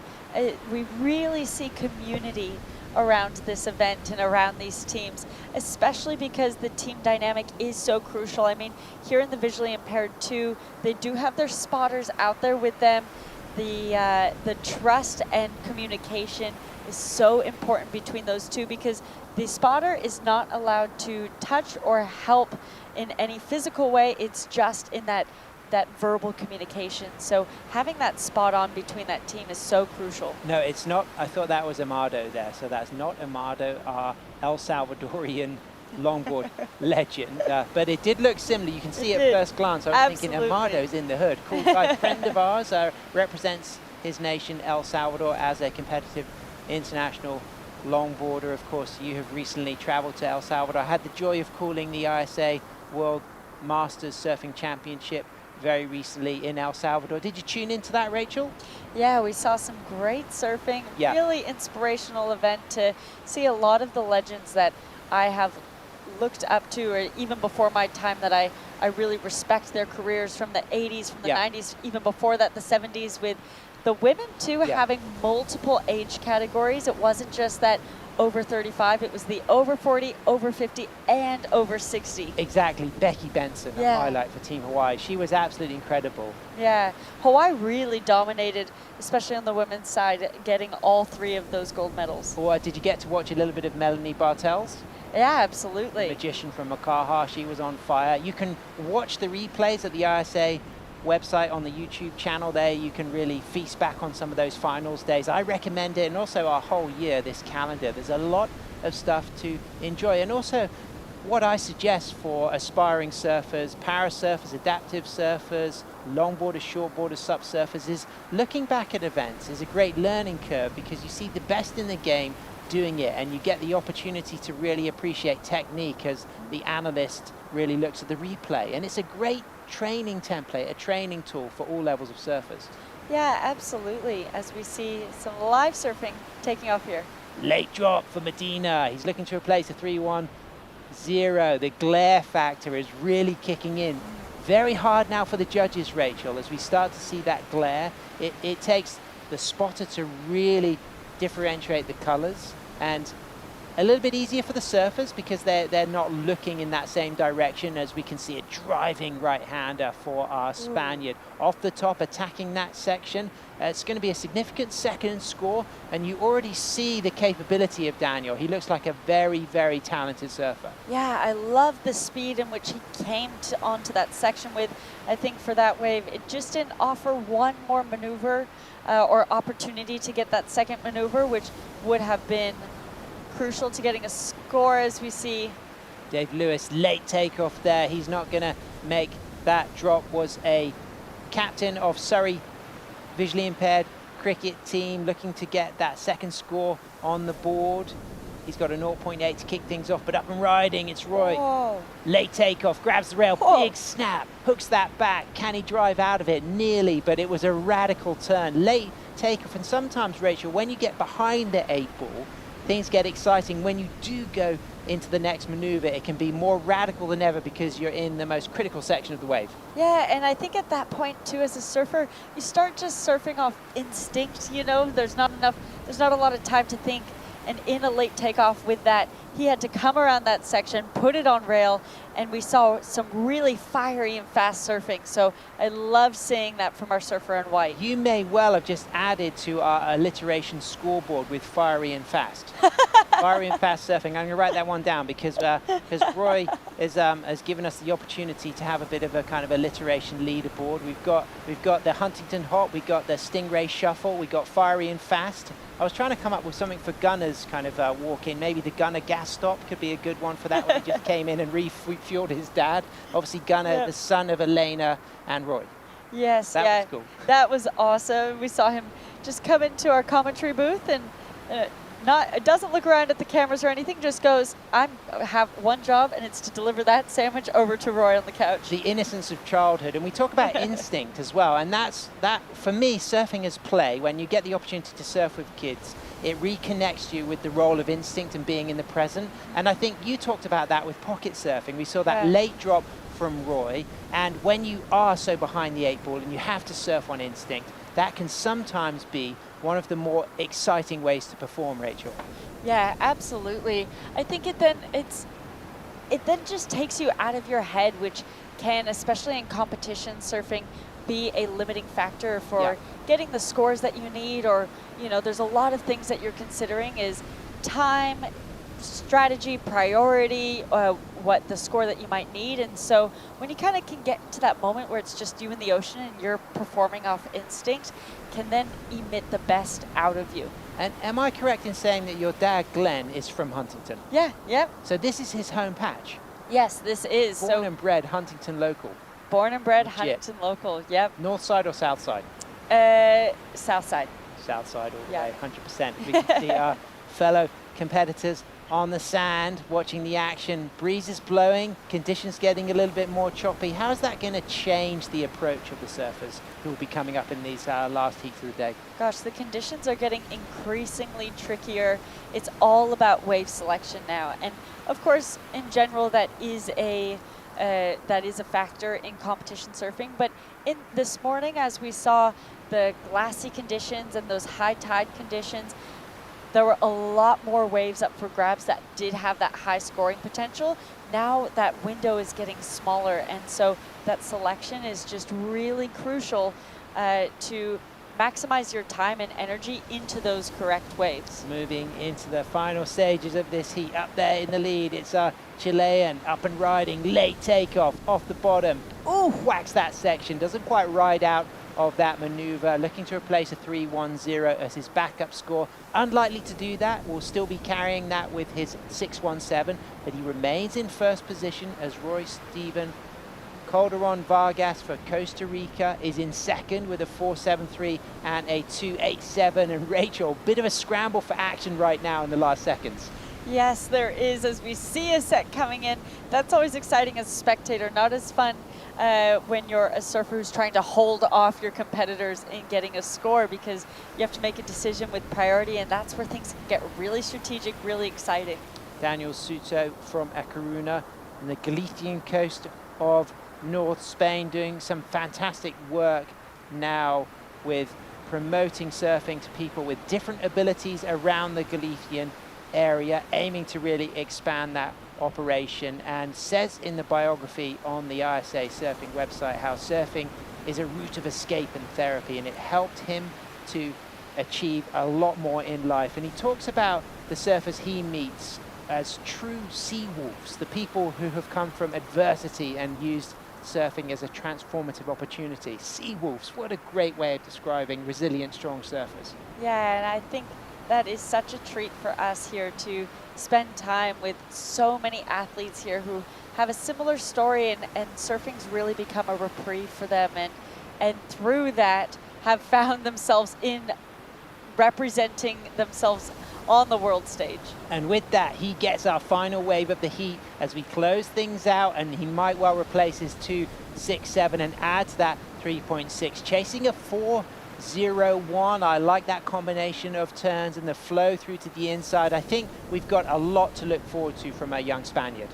Yeah, I'll be interested to see where that score goes. Definitely, I would have to say, replace that 2.6. First opening turn and gets around into a second turn. I'm really liking where this is going. It stayed open for him. He was able to put it on rail. Gets that third turn and then is able to just ride this through with control all the way to the beach. So, Sam, look at what just dropped for our surfer in blue. Yeah, 4.93. Goes into his top two, pushes him up into second position. So he'll be pleased with that performance. I felt like he was building on things all the way. I feel like we can expect more from him. There's a lot of surfing talent in that Spaniard. Yeah, there absolutely is. And posting those high scores and those keepers are really crucial in this round-robin format. So he'll be really happy that he can build upon that into the next round. Well, that was a bit of a buzzer beater. We'll wait for those scores to get locked in and stay with us because we'll be shifting through to the women's prone to round one right after these messages.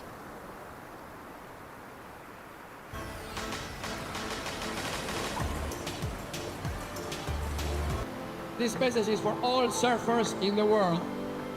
The oceans need us today more than ever. The Sands of the World ceremony is our way of uniting the world in peace through surfing. Now let's begin the Sands of the World ceremony. It's the ISA symbol, and it symbolizes what we know: peace in the world through surfing. It's a meaningful ceremony in which you bring sand from your beach, you pour it there with your teammates. This ceremony stays with them for the rest of their life. When it came to Tahiti, Tahiti embraced the opening ceremony with the Sands of the World. And the beautiful box that we have today, it's staying in the Hupo. To be a surfer is not only to go surfing. It is also to take care of the oceans, to be good people inside and outside of the water.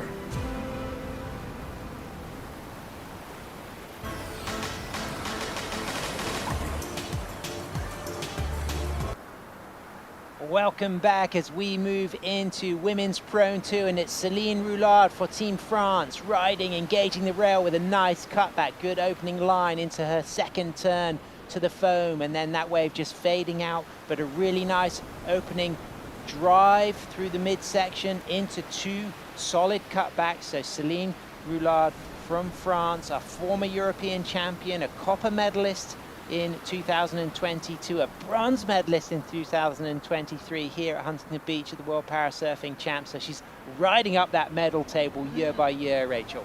Yeah, and a great opening ride. You know, for our surfers just tuning in, the conditions are getting trickier, and finding those waves that stay open and stay on that open face like we saw on Céline's first wave is getting increasingly harder. So to have that within the first few minutes of the heat would feel good, and now she can continue to work on improving that throughout the heat. But Rachel, I tell you, she's got her money cut out for her because she's against two absolute stalwarts. Reigning world champion, gold medalist from last year, Sarah Almagro from Spain. You wait until you see her. She is absolutely electric. One of my favorites, you know, very agile, really dynamic, but also somebody who improves month by month. Hannah Dines, representing Team England, hometown of Glasgow. She was born in Manchester, but she now trains in Swansea in South Wales and Constantine in Cornwall. She rides Johnny Purton built boards, and she is a great surfer. And with that, let's go down to the glass. Ben, who have you got there? So I'm here with the winner of our men's VI2 round 1 heat number 3, Luis Medina, representing Chile. Felicidades, congratulations. Muchísimas gracias, muchísimas gracias. Bueno, surfeaste muy bien. So I'm going to say surfs super well out there. My first question for him is going to be that this wind picked up, and I did notice a little space between him and his spotter. So I want to see if that audio communication is affected by the noise of the wind. Bueno, el comunicación entre tú y tu spotter es súper importante. Y unas mangas antes del tuyo subió este viento.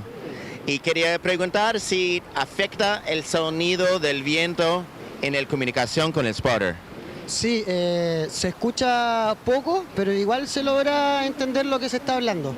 En mi caso, yo a veces no veo mucho los colores de las prioridades ni el tiempo, entonces es demasiado importante el estar pendiente del audio para poder escuchar bien. Y no, se logra. En un momento pedí ahí que me dieran las indicaciones porque está a puro patito y lograron dármela y ya como que pude escuchar y entender en la situación en la que estaba. So he was saying it definitely affected his hearing, and he said a couple points he was just duck diving nonstop. So when he'd come up, he really did need that communication. The other thing he said, he's not able to see the priority panel and know what the situation there is, so that communication is super important. My second question is, I noticed that he hasn't filled out his bio, so we're just going to ask a little bit about him. Fijé que no has rellenado el biografía del equipo, no tenemos nada sobre ti. Quiero saber de dónde eres y cuando empezaste a surfear. So I'm asking where he's from and then when he started surfing. Sí, es que lo llené hace 2 días lo llené. Soy de Constitución, de Chile, pertenezco al club de surf Punta Maguillines de Constitución, represento a la ciudad allá, surfeo hace 15 años. Solamente uno pude surfearlo con todas mis condiciones al 100%, por lo tanto llevo 14 años surfeando con el tema visual. Aprovecho también de enviarle saludos a mi familia en Chile, a mis hijos, a mi señora que me están mirando allá. Yo sé que me están apoyando, que están todos juntos mirando la transmisión, así que los quiero mucho, los amo. So he's saying that he's been surfing for 15 years, and it's not easy with someone in his condition to really take it off, and so he's really happy to be here, sending some love to the family. Bueno, muchísimas gracias y mucha suerte en la próxima. Ay, muchas gracias también, nos vemos. Gracias, Luis. Back to you guys. Congratulations, Luis. Great performance there. Good scores, good campaign, and kicking things off in style. Hannah Dines drops a 3. Celine Roulard also a 3, but it's Sarah Almagro, our reigning gold medalist, who doubles that score with a 6. Really nice dynamic bottom turn, engaging the rail, really demonstrating her Davi Teixeira style, Jose Martinez style rail-to-rail work. Yeah, she read that wave really well, taking off at the beginning and coming around that section. She drew a really nice line that then allowed her to come around that whitewash and go straight on to her inside rail and wrap it all the way around. Really clean and fluid work from her. Absolutely, and it was great having Dr. Maureen Johnson in the booth talking about the different impairments that the Prone 2 surfers may experience, some with spinal cord injuries, like Hannah Dines, like Celine Roulard. They don't have that trunk strength.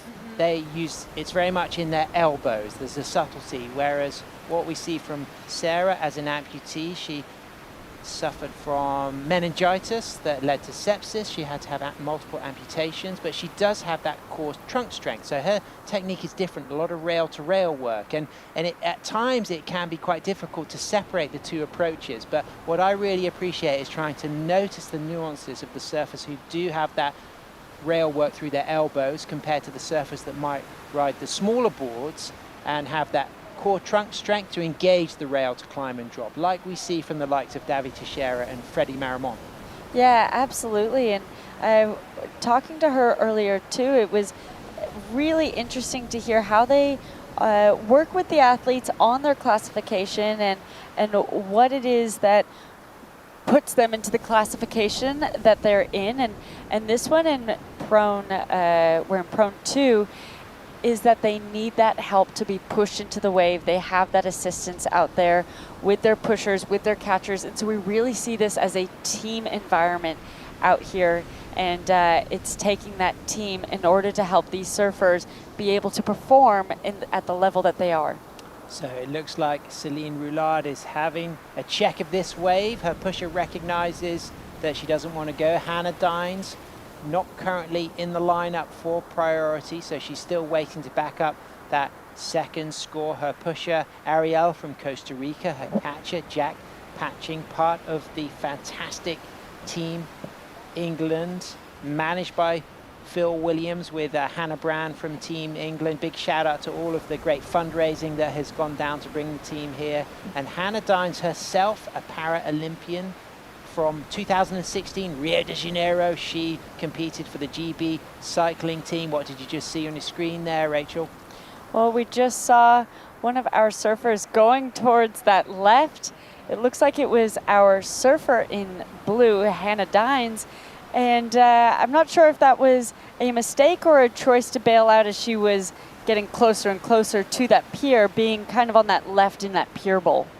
Well, she will be dropping a score pretty soon. As we can see, our surfer in green, it's Annie Goldsmith representing the Irukandjis, Team Australia. I love the energy around Team Australia, almost as much as I love Mark Mono-Stewart's new stubble. That beard is designer-esque. That's Gucci. That's a Vidal Sassoon shampoo advert all over. I think there should be a big marketing campaign for the Irukandjis to really brand up that beard and push that. It looks very classy. I think you're onto something here. Absolutely. Maybe? Absolutely. Do you think it's going to improve his surfing skills? That's what I'm looking for.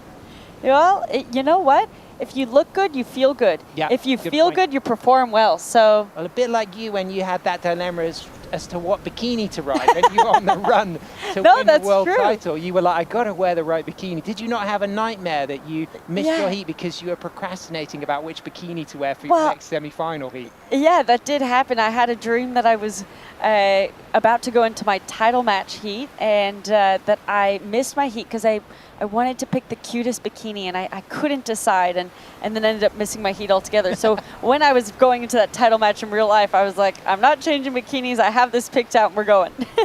Well, Hannah Dines drops a 2-1-0 to add to her 3.0. It's Sarah Almagro out there in first with a 6, waiting for her second score. Sarah in second priority. Celine Roulard in first priority from Abone on the Basque coast of southwest France. Likes to surf Honda, likes to surf Hossegor, based down near Saint-Jean-de-Luz, rides a 7-6, and she is looking to get that backup score, carrying that 3. Sarah, though, out there in the lead with a 6.0. Sarah still studying law. She has been boogie boarding since the age of 5, so she has that long historical relationship with wave riding, in contrast to Hannah Dines, who's always been an athlete but new to wave riding. Yeah, and I think that's a really interesting dynamic, especially these are some of the trickiest waves to be reading out here. As we see Hannah maybe having a look, no, maybe Celine, no, we have no riders on that wave, and that's it. It's that communication with their pusher as well, and both of them reading this wave and trying to assess whether it's going to be a good scoring wave and wanting to use priority correctly and not wasting priority on a wave that maybe doesn't prevail in the scores that they're looking for. And talking of the competitive approach, a big part of an athlete's prowess and career is also media work, and a fantastic new film soon to be released featuring and starring Hannah Dines called Breaks, about her journey and accomplishments as an adaptive surfer, directed by Christina Yaini. That's coming out very soon. You can look at the trailer on Hannah Dines' Instagram. How important is that for a surfer to have that combination of, yes, competitive achievements, but also working with filmmakers and photographers to document your work and get content out there that inspires other people? I think it's so crucial because, you know, competitive surfing, while it's great to have, you know, accolades to your name, or it pushes you as a surfer in many ways and as a tactician mentally, it only tells a tiny piece of your story. And so to work with those filmmakers and really tell a wider story is, I think that's where you have like the grit and the meat and potatoes of it. Wow, interesting situation, because Hannah Dines did not have priority perhaps over Celine Roulard, but I think that she did. Yeah. I think Celine's team was in third priority, Rachel. Yeah. You can see the 3 next to her name, so that is a difficult situation because Hannah really had a nice line ahead of her, so that certainly was an infringement on Hannah's ride. It limited her scoring potential. So what do you think will be the consequences for our French surfer? I think we might see an interference dropped on that one. You know, as you said, Hannah had a clear direction to go right initially. As soon as she saw Celine dropping down, she stayed on that intention to go right and then eventually turned away from that, and Celine kept riding it through. So I think we might see that drop as an interference, but we'll leave it to the judges as Yeah. they're assessing both of that entire situation and who had priority and what the situation was prior to takeoff. Yeah, well, as far from our point of view, we could see that there was a 3 next to Celine Roulard's color, and there was a 2 next to Hannah Dines, and that inferred that Hannah had priority over Celine. She didn't have first priority, but Sarah Almagro from Spain had not chosen to go on that way, wasn't in that situation. So we're expecting an interference call on red, up and riding right now, engaged in that rail. A beautiful sweeping down carve with a big bowly section as the foam just cascades around the Spaniard, and she rides out with control, just accelerates there. Still a little bit of scoring potential here as this wave continues to roll through to the inside, and she cuts back, just eyes up, looks left and right to see where things are going to end. Another cutback, accelerating, still doing maneuvers all the way through to the inside. Great opening maneuver, good control on the inside, riding right through with 5 minutes to go, and you think that's going to be a pretty significant backup score.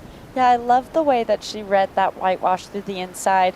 You could see, as you said, her head was up, constantly reading the wave, redirecting left and right, looking for that reform opportunity, and she milked that wave for everything that it gave from the outside all the way to the beach. You could just see our Brazilian surfer coming up in Heat 2, Monique Olivieri for Brazil. She is on her way paddling out with her pusher. Of course, the surfers in the next heat, they have to stay out of the way of the surfers currently active in the heat, as Hannah Dines drops a 3.47 for that last ride. And had there not been a drop in from Celine, you feel as if it could have been a very significant score. But as we see so far, there has not currently been any infringement marked on our scoreboard. So we're currently not aware that there has been a clear interference call, but we certainly saw that Hannah's scoring potential was limited by Celine catching the wave as we get to see the replay of our Spaniard. Yeah, this is a crucial wave for the Spaniard, because although she has that 6 in the score line, she's now dropped down to 3rd. So she really does need this backup wave, and she milks it all the way to the inside. So I do expect only needing a small score that will put her back into the lead, because that 6 is so strong. Yeah, and sure enough, Rachel, as you called it, it does. She gets a 4.67, so you just feel as if that one controlled down carve on that foamy section was extremely important. As we get to look at the replay, Hannah Dines on the inside here in blue, Celine Roulard dropping in on the side. Yeah, now I would say Hannah Hannah's continuing with that clear direction of trying to stay right, and it isn't until a while after that she ends up splitting the peak and going left.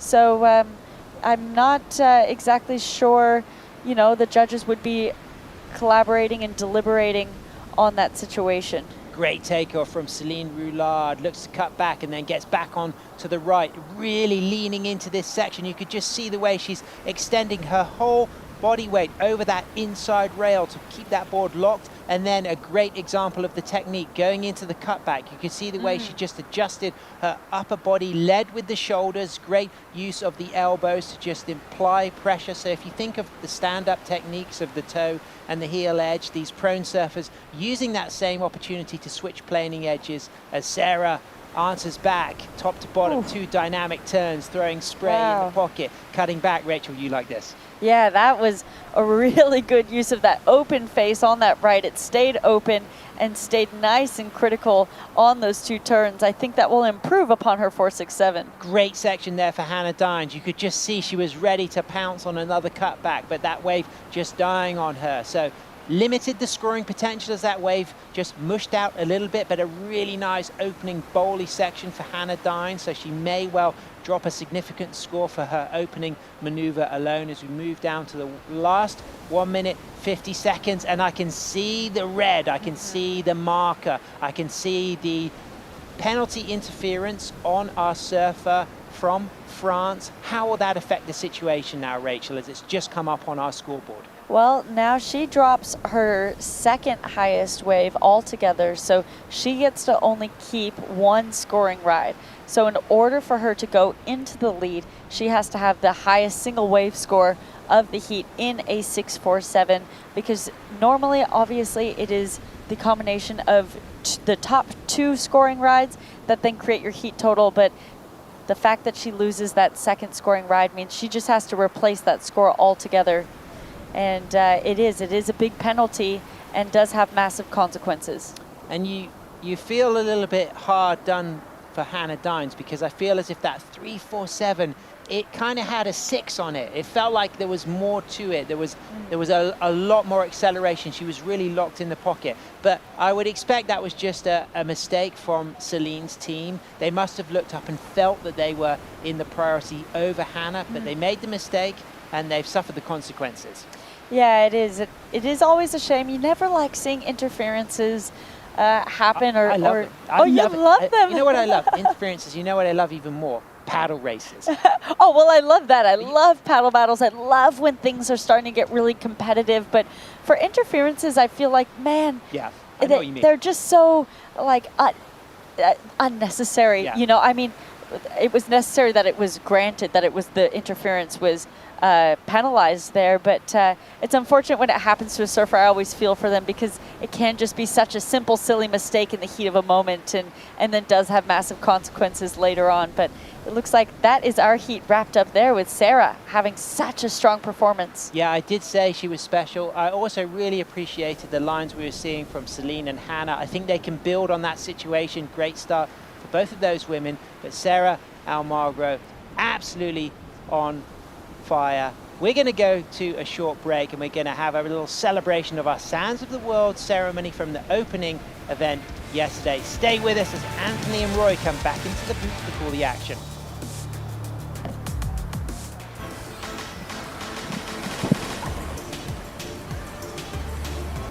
This message is for all surfers in the world.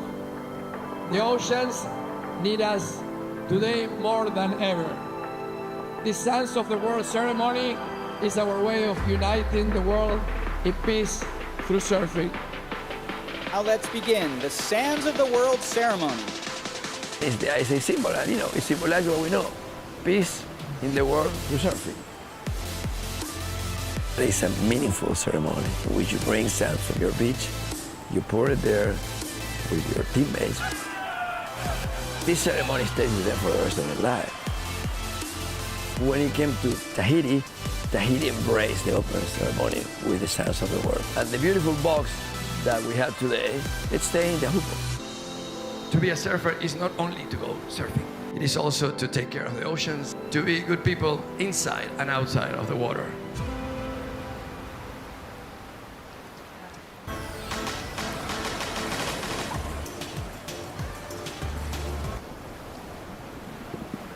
Welcome back to the 2024 ISA World Para Surfing Championship, presented by Visit Huntington Beach. We're in the water now with heat number 2 of the women's Prone 2 division. We have our surfers in the water from France in red, Beatrice Duran.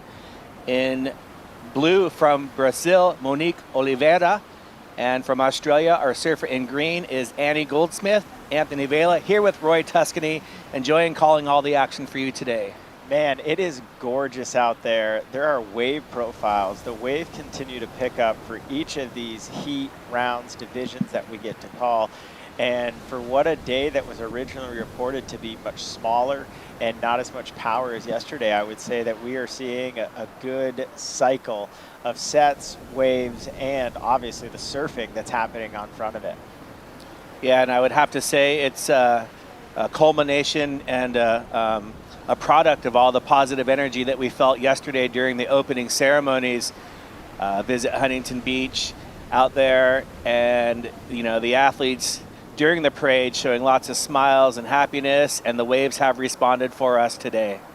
We brought the mana, the energy from over 30 different countries with over 130 plus individuals representing those nations.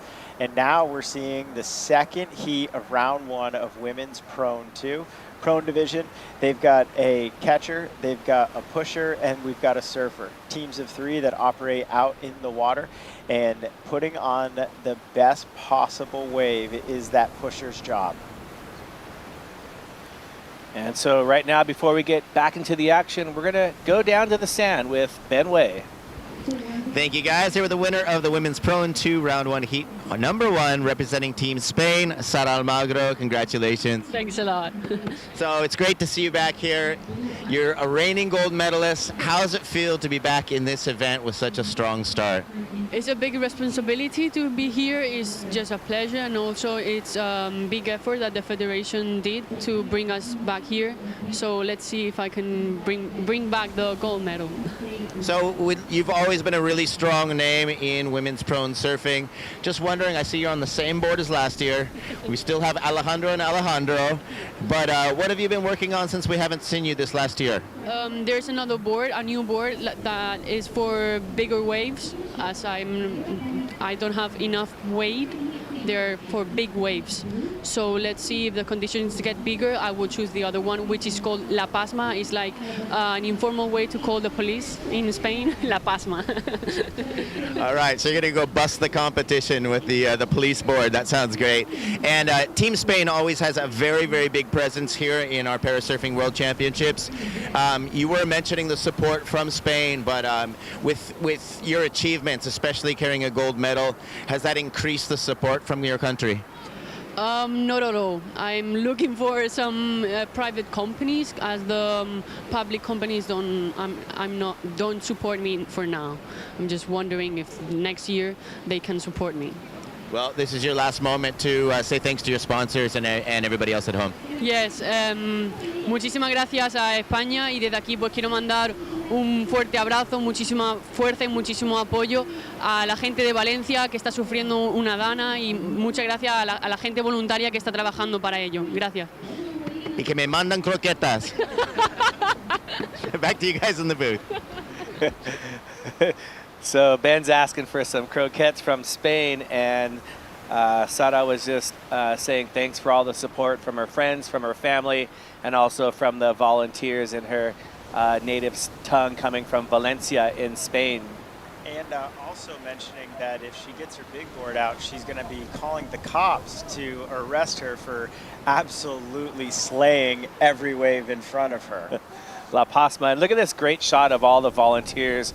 And you can see all the orange jerseys. They're spread out evenly, looks like, 20 meters or so apart from each other. They wade about waist deep, so the pushers and catchers are there also, but the volunteers can help assist them to get back on their boards. They're not going to push them back out through the waves. They're just going to kind of stabilize them and hold them until their team comes to get them. And as we mentioned, a lot of these competitors don't have leashes on their boards, so sometimes the board and the surfer comes apart. Here's the replay of our surfer in red, Beatrice Duran, from France. And you know when France has people in the ocean, as you might be able to hear behind us, their cheering squad here is absolutely huge. Great little opening wave, looks like a 4 from Beatrice. And here comes another for our surfer in green from Australia, Annie Goldsmith. Surfs a lot like her, I think, mentor, Jocelyn Newmuller. Both of them rock the helmet for safety, and both of them come from down under with a lot of wave knowledge and, right there, a lot of excitement. Love to see that youthful exuberance. And you see the scores on the top left of the screen. That's 4.90. That's a combination of 2 waves. The 4 that you just mentioned, and a second wave for Beatrice Duran was a 0.9. And then for Annie Goldsmith, she has a 2-wave combination of 2.83 to go along with a minor 0.5 that she has in her score line. And Monique Oliveira from Brazil has 1 wave ridden with a score of 1.83. And there you see our pushers, our assistants, their assistants, I should say, not our assistants. Yes. Pushing them back out into the lineup. So there is Prone Surfing 1 and Prone Surfing 2. Can you talk about the difference in the 2 Prone Surfing divisions? Yeah, so in Prone Surfing 1, it's an individual surfing on their chest. But hold on, Anthony, why don't you take this call? So here we see that is blue, Monique Oliveira, trying to add on to her 1.83. And look at this little reform section. And she's trying to get that board on rail and then get off of her board, waiting for her catcher wearing fins. That's why he's running backwards. It's tough to run forwards when you're wearing fins. So he'll collect Monique, and the assistants, the volunteers, will help get her board. And you can see that small 3-fin setup She rides a 6.0, and they're going to get her back onto the cart, and they're going to push her all the way down towards the pier so that they can go out in the escalator or elevator. All right, so the fins, what alliteration can we come up with to describe that motion of fins in backwards? Well, all I have to say is she had fantastic fins on that wave right there. You can see as she first took off, and she was going right and then used those fins to angle back left again. Oh, I'm talking about the pusher or the receiver wearing the fins. What can we call the backwards? Those fins. Yes, that alliteration of Yes. going backwards. I mean, I applaud him for running with those on. That is, I would already be tired just from trying to do that motion, but such a team effort. Brazilian flag going along with them.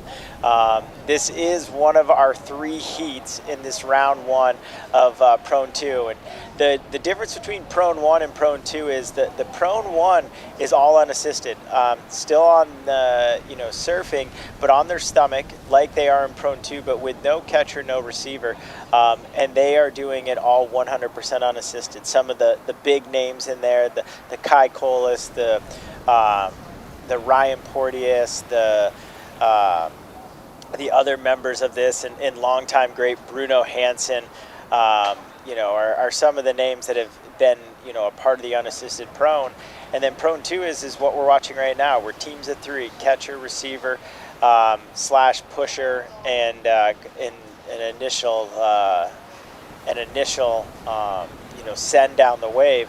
These are teams of 3 with the assists that are there, and they work as a team. And here we go, surfer in green. That's Annie Goldsmith on a good-looking wave right there. Just a little behind the section, trying to get caught up. That inside rail digs and causes her to become disconnected with her board. And the volunteer in the orange jersey will get her reconnected. And there you can see Team Australia going nuts right there. They are just making sure she's okay. You can see those eyes looking out for her. But that wave is going to go into her scoring lineup, and she's going to move into the lead. That wave at 2.33 because of the size of the wave and her positioning as she was angling going right. So first, the judges want to see, oh, look at this wave. Beatrice Duran, just digging the nose. And that was critical right there. The commitment was through the roof. Unfortunately, she comes off of her board, but you can see she pops right up, and it looks like she may have a leash also. Yeah, she does, as we have talked that, not all the competitors using this, but she does have a leash. And, currently these scores that are coming in are all pretty level playing field. So, with 9 minutes left, the next person that gets out, next team, is really going to set the next precedent to, what is going to be the winning score in this heat. And Beatrice Duran right there with just absolute commitment. And we saw that wave from Annie Goldsmith committed as well. So here you'll see the helper possibly looking to duck dive, but Beatrice did all the work right there. Yeah, she did. Smartly threw her board on top of it. The helper got out of there. And it looks like here we're going to have a great shot. There's Adam Land, one of the most incredible volunteers, safety, just a true waterman of his sport. Growing up on the East Coast, following the footsteps of his father through the Surf Gimp Foundation and the number of people they've trained to, further this craft of volunteer watermen, and just absolutely understanding how to be, serving this population. But Adam Land, cheers to you, cheers to everybody in an orange jersey that's out here this week, because as you can see how important they are specifically in this division, and just, in case someone shoots the pier. Yeah, during the break I had a chance to go down and talk to Adam specifically, and Randy also, just about the rescue that we saw earlier. Maybe not so much a rescue, but a reorganization of the athletes that got washed in. And I was telling them how spectacular it was to watch that. Very appreciative of their work. They were taking a little bit of a break. So through the scheduling, our head official smartly choosing to have some heats where the volunteers are needed and then some heats off. and then now some heats again where the volunteers are needed so that they can have a break because it's hard work out there. Oh my God. And just like ensuring that you're keeping your eyes, you have to be panning 270 degrees at almost all times when the waves. It's not just stand still and look ahead. It's really doing like what all these teams are doing to get people safely out and back in position to catch awesome waves. So Eric Kramer, our contest director, putting together the schedule daily, looking at the conditions and trying to put these athletes in a position to succeed. Great call today with the early start and finishing the day before the glare gets too bad and the wind comes up. So we've got about 40 hours of competition spanned over this week, trying to lead into finals day on Saturday. And you can see some whitewater coming all the way through the shore, everyone diving under that. And we've got one surfer out the back looking at this left. They're in position, choosing to not go on that wave. Maybe there wasn't that much scoring potential on offer. Looks like in blue, Monique Oliveira out there waiting for another scoring ride. Monique from Rio de Janeiro in Brazil, and she's studying to be a therapist. So in her life, she's found surfing and something to help her through her life, and she wants to give back in doing the same.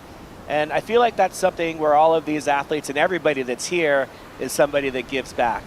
You know, following very much in the footsteps of Chilean men's prone to, Claudio Morales, who also a psychologist, therapist, and giving back in that way too. So as you were mentioning, it not only is it, you know, a community of giving back, but it's a lot of people giving back in a lot of the same ways and doing it to just betterment the world.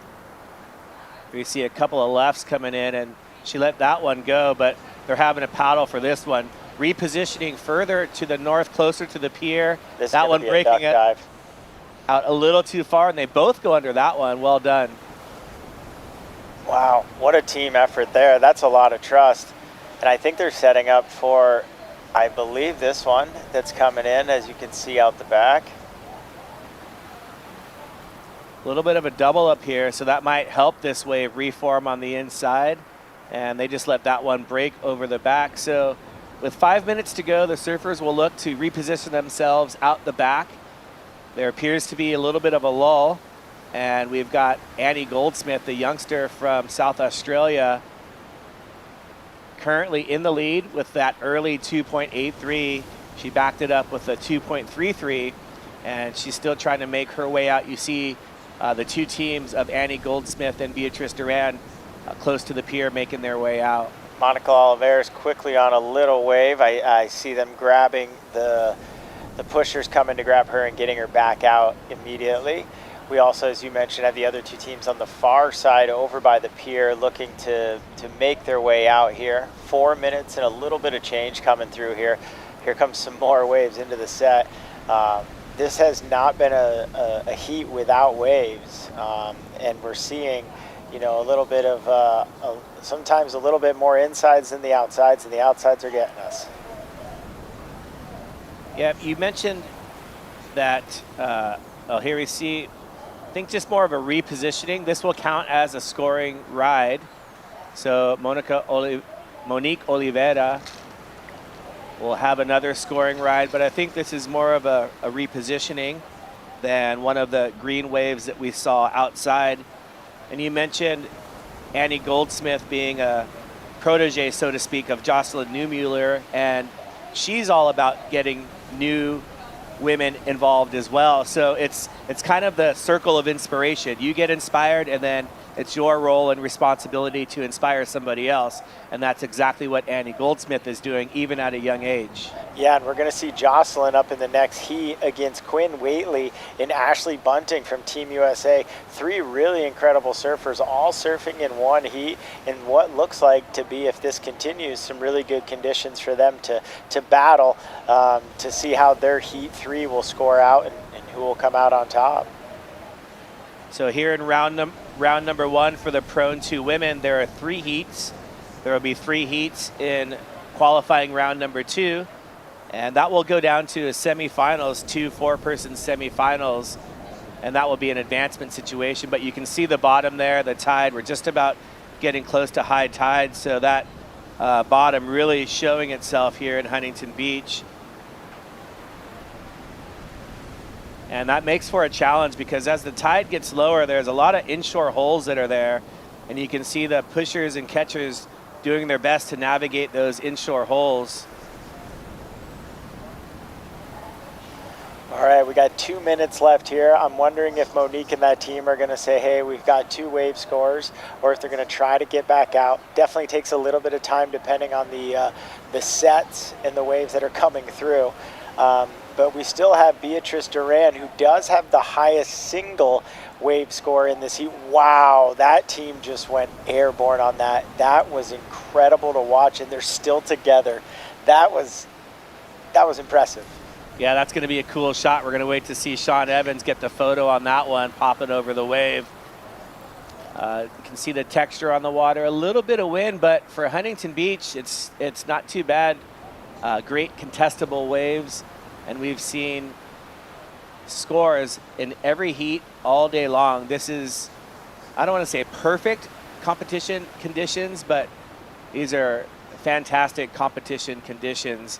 And I know that all these athletes from 25 countries and their fans and friends watching at home are going to be stoked. You know, and what a pleasure it is for those that can't make the trip over here to have this live broadcast and incredible production from this team, from the drone shots to the beach shots to the interviews to this broadcast. So a big round of applause to this production crew for putting together a program that gives people from all around the world who are very intrigued and very inspired by this competition to be able to see it. And the broadcast and the production doesn't stop here. Even when the day ends, there will be highlights. You can check all the replays, live action with Annie Goldsmith, looking to make the connection to the inside. That wave not offering a shoulder, but she's going to catch the whitewater, angling left towards the pier. That wave came out of nowhere. Wow, that was a bomb right there. Beatrice Duran just getting pushed in at the end of the heat. That will probably better her 0.9, actually, so she's going to add to her 4.0 total heat total. And she only needs a 1.6 to move into first place, so we'll see what happens there. And the bonus of winning your heat is you get to be interviewed by the one and only Ben Way. Wow, that is gold right there alone. And the beauty is Ben can speak like 300 languages, which is incredible. So no matter who he gets to talk to, Ben can understand exactly what their energy, what they're saying, and can translate it back to all of us. He's like the Tiger Woods of the ISA. Wow.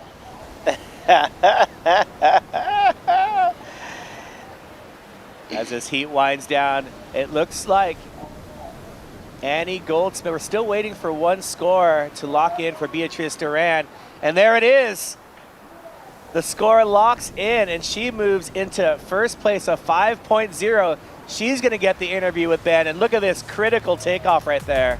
Wow, Surfer in red really taking a massive drop here as the clock was counting down in this second heat of this round 1 of the Women's Prone 2 division. Beatrice Duran of France. Once again, France, you can hear them right behind us. France is excited. France is bringing a lot of energy, and it's showing up not only in the forms of cheers, but also in the waves that they're catching. Congrats to buzzer beater Beatrice. Oh! Well done. Look at her. She's so stoked. Team France is excited. Hugs all around. And we're going to be back with heat number 3 of the Women's Prone 2 right after a short break.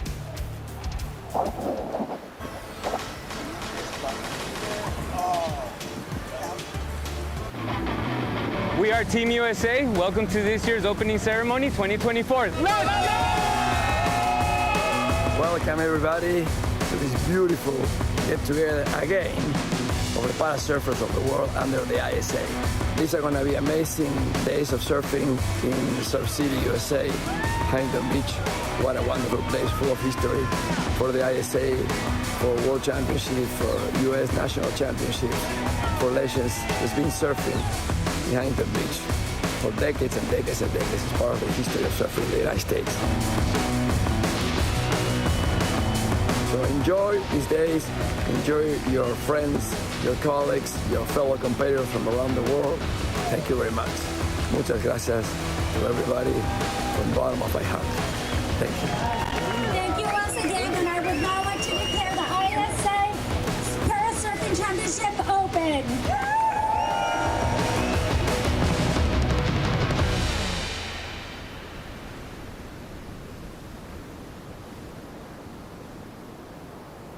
Hello and welcome to Huntington Beach, California. I'm Kelly Miller, President and CEO of Visit Huntington Beach.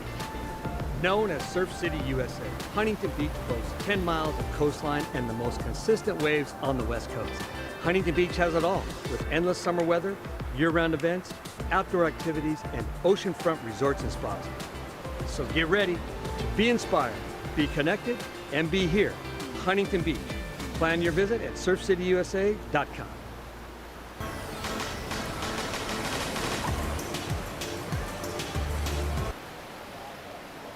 And welcome back to the 2024 ISA World Parasurfing Championship, brought to you by Visit Huntington Beach. Huntington Beach does have it all, and today it is packed with waves as we're in our third and final heat of the Women Prone 2 division. From the USA, in blue, we have Ashley Bunting.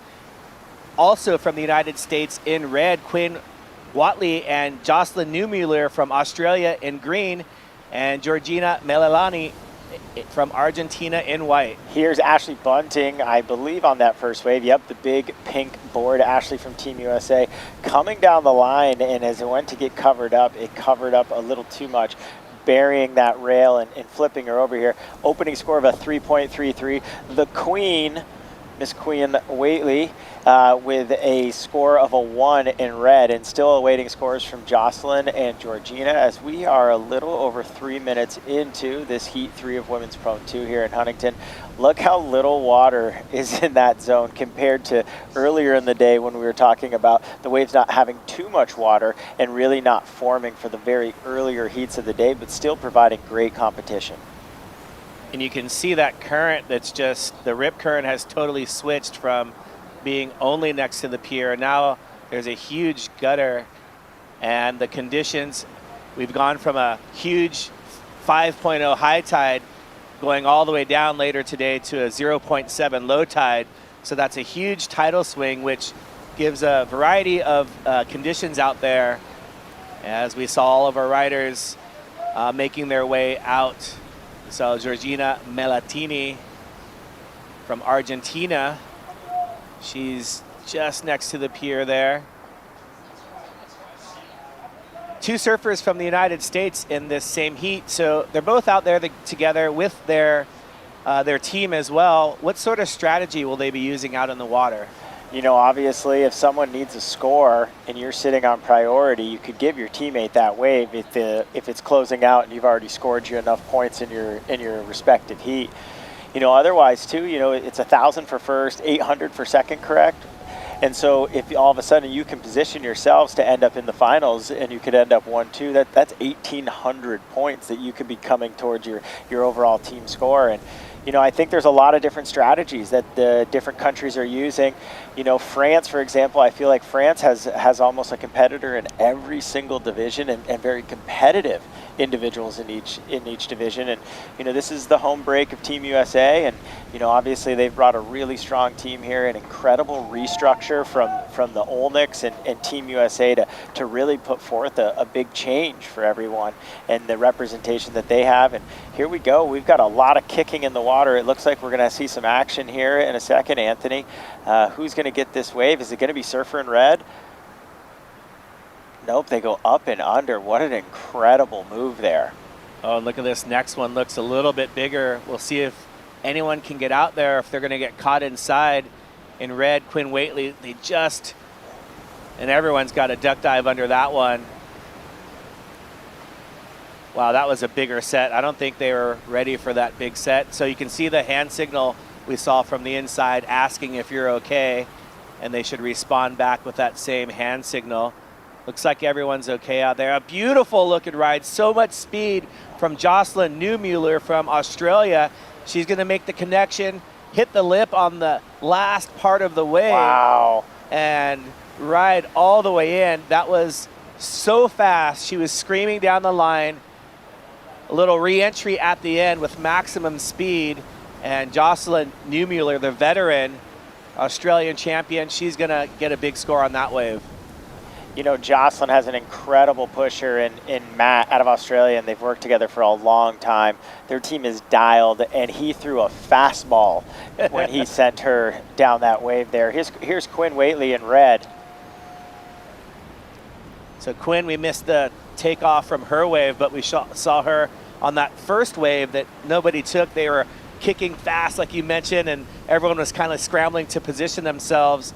And it looked like at the end of the day on that one, Jocelyn Neumuller and her pusher, you talked about this bond that they have. And so who's controlling who in that scenario? Yeah, you know, that is definitely a scenario. And there, you know, as you saw Quinn getting a little help on the beach, that's her father, who's usually her pusher. This year, she's got a county lifeguard who is engaged to one of her 7 sisters. And we'll come back to that story as we're going to send it down to Ben on the sideline with the last heat winner. Thanks a lot, guys. Winner of the women's Pro 2 Round 1 Heat number 2, Beatrice Duran for Team France. Congratulations. Félicitations. Thanks. So Beatrice doesn't think her English is good enough for the interview, which I know it is, but we're going to let Frank help us out with the translation. So my first question is, since the morning, the conditions really changed. We had really glassy, smooth, much higher tide, easy conditions in the morning. And this last heat looked like some of the more tricky conditions. So were you communicating as you watched the waves change throughout the day to change your strategy into the heat? Yeah, we saw the condition change at every 2 heat. So we didn't plan any strategy. We just said, let's see the condition just 30 minutes before our heat, and let's see what we can do. And throughout the whole heat, Annie Goldsmith was in the lead for a while there, and you were needing a very small score when you sent her just moments before the end of the heat on a very big wave, big strong drop. I'm looking at her equipment. I wanted to ask, is that what she used last year, or are we on something new this year?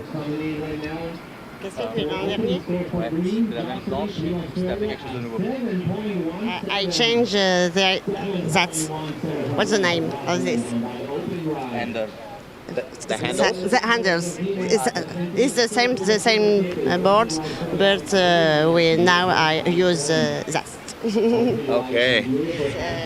I can control my board easier.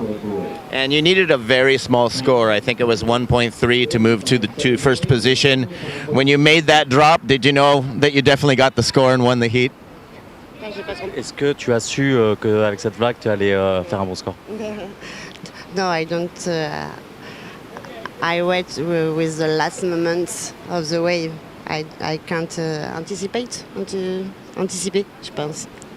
No, she didn't know. She just feel the wave and let's go. Mm-hmm. Well, you did great. If you'd like to make a small message in French to everyone who is supporting you. Merci beaucoup à tous ceux qui me suivent, et puis à demain ou après-demain pour le prochain hit. Merci beaucoup. Merci. Back to you guys. Congratulations to Beatrice Duran from France. You can see a small change in her equipment, and it looks like those handles were taken from Surf Lifesaving from prone paddleboarding. So the board was the same, but the handles are different, and that enabled her to keep that nose up going down that last wave, which pushed her into the lead. But we saw some action while we were on break. Yeah, we did. Look at that. We've had a little shake up. You know, Jocelyn's single wave score, the highest in the heat, is at 7.17, but Ashley Bunting has gotten a second score and has catapulted her ahead of into that first spot. And then Quinn Waitley with a 4.43 on her opening wave, and Georgina from Argentina. Here we go. This is that one that Jocelyn just was rocketing down right into the area of the pier, and just continually, as it bowled up, she continued to just fire down and got herself all the way in. and then obviously got right back out as she's looking for that second wave now. You know, still need to see Quinn's red, her first wave. You know, this has been a great first wave for Jocelyn in her heat, setting a high score of 7.17. And there we see from Quinn, that's the 4.43 for that huge drop as well.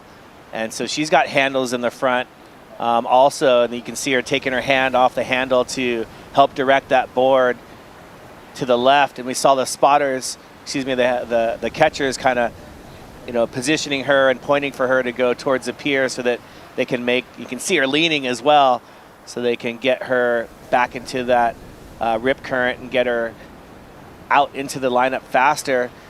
But that wave from Jocelyn Neumuller, what an incredible job. Oh, here we go. This is Ashley Bunting's second wave, surfer in blue from the United States. And you can see, look, as they're directing, they're really trying to keep that current and getting them off of what you described as a gutter and getting them back out and over to a position of where they can get back out. So 7.17 for one wave. And just, I was beginning to talk about the rail connection to get around that section. She had so much speed, and looks like we're back to live action. Look at that. Maddie knows there's something behind it bigger. I think we're going to see another big score here from Jocelyn as another wave comes approaching.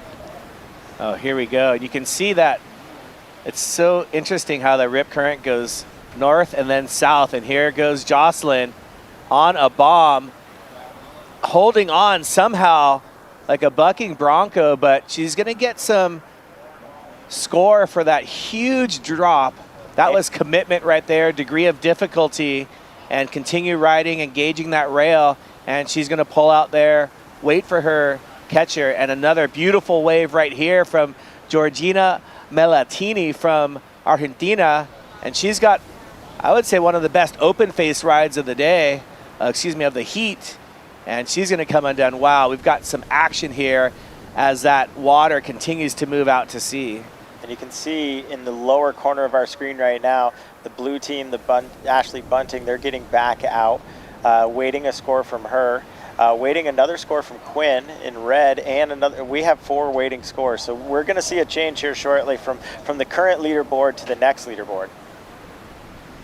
And this is where the judges have, each of the surfers have their own instant replay camera.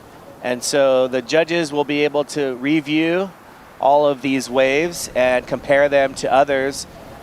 So an international judging panel. There are also replay cameras for each of the surfers.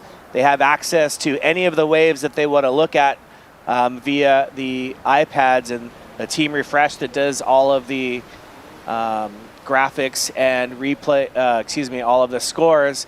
And it's a very integrated capability that the judges have to review and replay those waves to get the correct scores. And I think right now we're going to see a quick shuffle here. Currently, as the second score for Quinn Waitley came in, has her up in the lead now with a 7.86. We are awaiting scores from surfers in blue, white, and green. And as we mentioned, the wave that Georgina just got from Argentina was one of the better open face waves that we've seen in this heat. We know she'll go bigger than the 0.57 or 0.5. Awaiting that second score from Jocelyn on a monster drop, one arm hanging on bronco of a ride down the face of the wave. And Ashley Bunting, who had the lead, has posted her score. It does not best it. She does up her score a little bit, but Quinn Waitley still sits in first with a 7.86. We've got a little under 5 minutes remaining in this heat. The judges are going to take their time, so they're going to review the 7.17, and they're going to compare Georgina's wave to that wave and decide, well, was that wave better or was that wave not as good?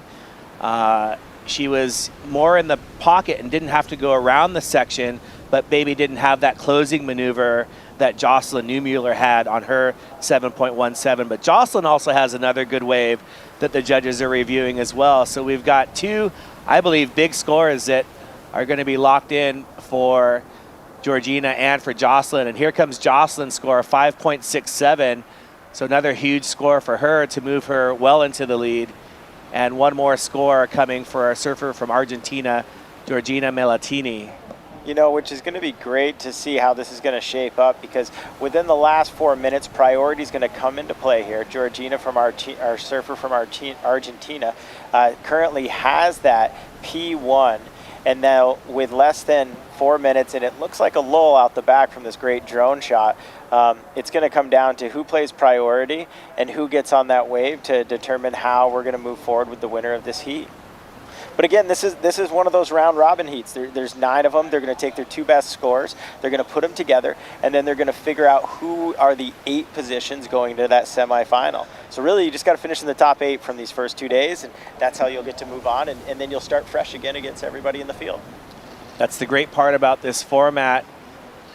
Definitely, you know, confidence and momentum goes into play as well, and we're still waiting. So it looks like a 3.77 for Georgina Melatini. She had a great wave, but was maybe a little bit in front and didn't have any turns. So the judges not only want to see you riding the wave, but also attempting maneuvers is where you're going to get scores. And you can see it looks like a big set coming to close the heat. Several waves on the horizon. Everyone's having a look. All right, with 2.5 minutes remaining in this heat, we're going to see if we can get a score in here that's going to shake up this leaderboard. Our 2 surfers from America are neck and neck within 0.23 of each other, or 0.33 of each other. Jocelyn with a 7.17 and 5.67 is our heat leader. And priority sits in the hands of Ashley Bunting from Team USA. So the right wave within the last 2 minutes, the right score could really move things around. Maybe I was getting too excited from that shot. It looked like a big set, but nothing seemed to has developed. And that priority system, a lot of times in the earlier rounds, here we see a wave a little bit on the inside. That's Georgina Melatini in white from Argentina. She found a section right here. You can see her scooting forward on her board, redirects off the white water, goes from left to right one more time, and that's definitely going to better her 0.57. What a great little find right there on the inside. Nice little nugget, just like that nice little nugget right there out here enjoying this competition. Looks like a member of the Argentinian team putting on one of those ISA hats. Perfect timing, perfect branding. ISA celebrating over 60 amazing opportunities and everything in between. Those ISA 60 hats are hard to come by, so they must have knew somebody who knew somebody. And you can see the pusher is getting the surfers over the waves. Ashley Bunting's pusher. Here comes another one. You can see they'll push down on the tail of the board to get the nose up and over the whitewater and out the back. Having a look. Oh. We just want them to go on everything. And they're smartly waiting. And looks like a ride for Jocelyn Neumuller. Yep, and I think it was because it came down to priority on that one. Jocelyn had priority. Quinn had to pull off. Jocelyn's on this one. I wonder if Quinn is on a wave on the back as there's now 15 seconds going. She has priority, and is there going to be a wave coming in the next? I don't think time is going to be on their hand here. All right, what a great what a great final heat in that first round of Prone 2 Women's. So here's that last wave. Huge airdrop, and somehow able to ride through on that one. Jocelyn Neumuller, the heat leader, and she's got one more score to lock in. That's going to be close. I don't know if it was better than her 7.17, but that's going to be close to her 5.67 just for that airdrop. She completely disappeared. Yeah, I'm going to go with a 6.33 for that one. Yeah, there she is. Queen of the ocean, Queen of Stoke, and the unofficial mayor of Coronado Island, Quinn Waitley from the USA. Double shaka. That's for a double fantastic round number 1 for the women's Prone 2. And we'll be back shortly with our next heat, which is going to be the women's Visually Impaired 2 coming back right after a short break.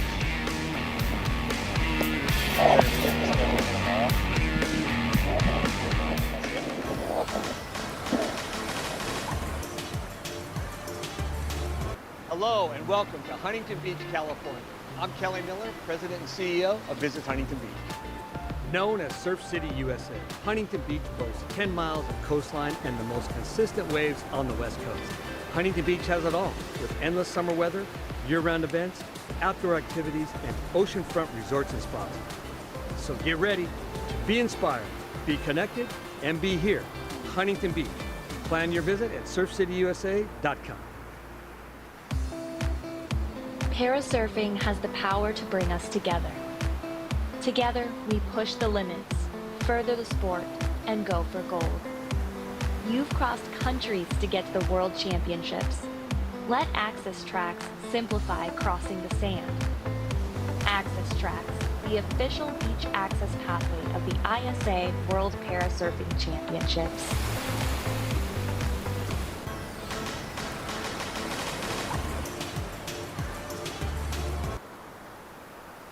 Welcome back to the 2024 ISA World Parasurfing Championship here in beautiful Huntington Beach. As we're into the afternoon on day number 1 of competition, we have in the water heat number 1 in the qualifying round for our Parasurfing Vision Impairment 2 for the women. We have our surfer in red, Lou Mechiche from France. Also from France in blue, Eloise Loriol. And from the United States in green, Haley Houston. Our surfer from Canada will be wearing the white Ling Pai. And also in this heat, in yellow, is Alali Medina from Puerto Rico. I just got back from Waco, Texas, from surfing 2 days with the Medina family. Her and her dad are a team. And not only does her dad shred, but she imitates or follows the exact style that he has and the connection they have in the... We lost sound. All right. We had a little bit of a sunburst that came in here and took out our microphones, but we're back. And what I was saying is the Medina family are incredible. Their connection's incredible. They surf almost identical. And it's going to be a really fun heat to see her and the other competitors in this visually impaired division women surf this incredible break here in Huntington. So 5 surfers in this round number 1. They'll surf a second qualifying round, and then the top 4 surfers will go to the final. And so far, no waves ridden, as you can check all of the wave stats. They show highest scores, highest heat totals on ISAsurf.org. You can watch the replays from today. We'll have highlights. And of course, one of my favorite parts is the photographers work hard to get shots from the day up by in a couple of hours typically, so you can post on Instagram. Be sure and tag ISA Surf as well on all of your social media posts. And here we go, our first wave of the heat. A quick up and down. And don't forget the hand helmet to make sure that that board does not hit your head. The hand helmet, there we go. Another alliteration that we add to our list here. I still think your 3-word alliteration, Beatrice Buzzer Beater, has been the highlight so far of the alliteration today. You know, also the highlight of the day has been the incredible competition. We're excited for day 1 to kick off in this way, and excited as we get to see the schedule tomorrow. It's going to be a heavy day of incredible competition, some of the most exciting rounds, and some of the first rounds from some of the divisions that didn't take off today. And that's the beauty of this. We're going to see different modalities throughout the week. Surfer in white here. That's Ling Pai from Canada.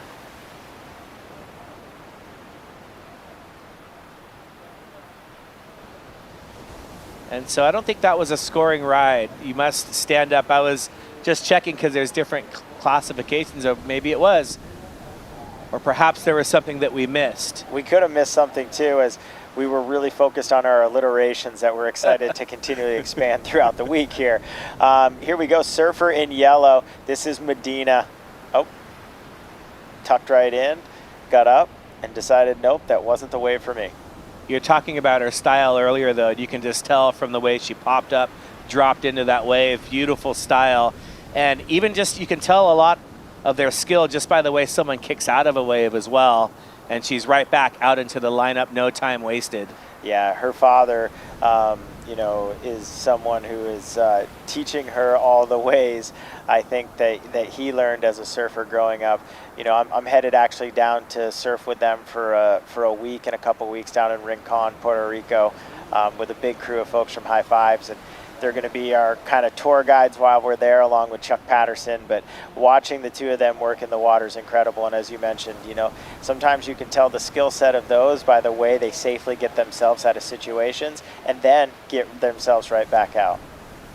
Well, we'll come right back to this heat and right back to this live action just after a quick interview down on the beach with Ben Way.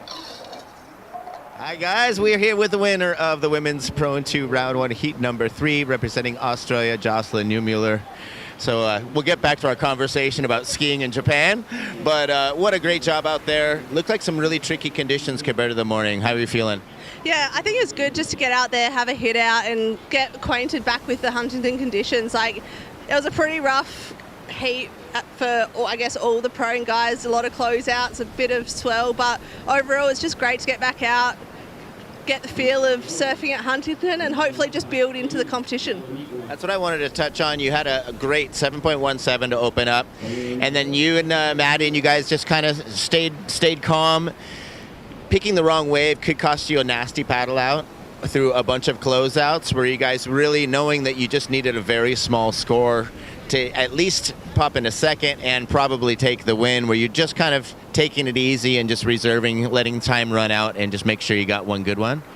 I think the goal for this heat was really just to get one good score and hopefully try and build on a second score, but that wasn't really our concern. So whether we were going to go away with a heat win or just get a wave that we were happy with, I think that was more our goal. But overall, like, great to get the win and great to see the level of surfing among all the competitors in the pro division just growing and rising every competition. And how exciting is having all these new young members of the Irukandjis? You got Kai Collis, Annie Goldsmith, and just having the next generation to kind of coach and also kind of carry on the legacy. Yeah, I think we've got a really strong Irukandjis team here this year. Great to have a lot of junior athletes like Annie and Kai in the team, and seeing them surf so well at this event, it's really good to see, especially Annie, who started surfing with us in South Australia, was it nearly two, maybe 3 years ago? Seeing the level that she's increasing and the scores she's getting, I don't think the scores do it justice to just how much she's improved in the water, but it's just good to see the level of surfing growing and the actual division growing as well. I love it. Weren't you the first one to get her on a board? I was, so we'd tried a few times unsuccessfully, just missing each other for a little while, but yeah, we got her out, and just to see the love of surfing and how much she's thriving in the sport, it's fantastic. So her and all the other young ones we have in South Australia up and coming, it'll be good to see the future of surfing. Well, it's super exciting, and I'm really proud of the both of you guys, and just keep it going, keep stacking on those scores. Perfect, thank you. All right, back to you guys. What a great interview with Jocelyn Neumuller, and what a fantastic outlook on the conditions today, and just thinking, hey, it's just good to get out there, get the competition jersey on, and get a feel for Huntington, because you might be surfing in a final in conditions that are similar to this. So you've got to always keep that positive mindset.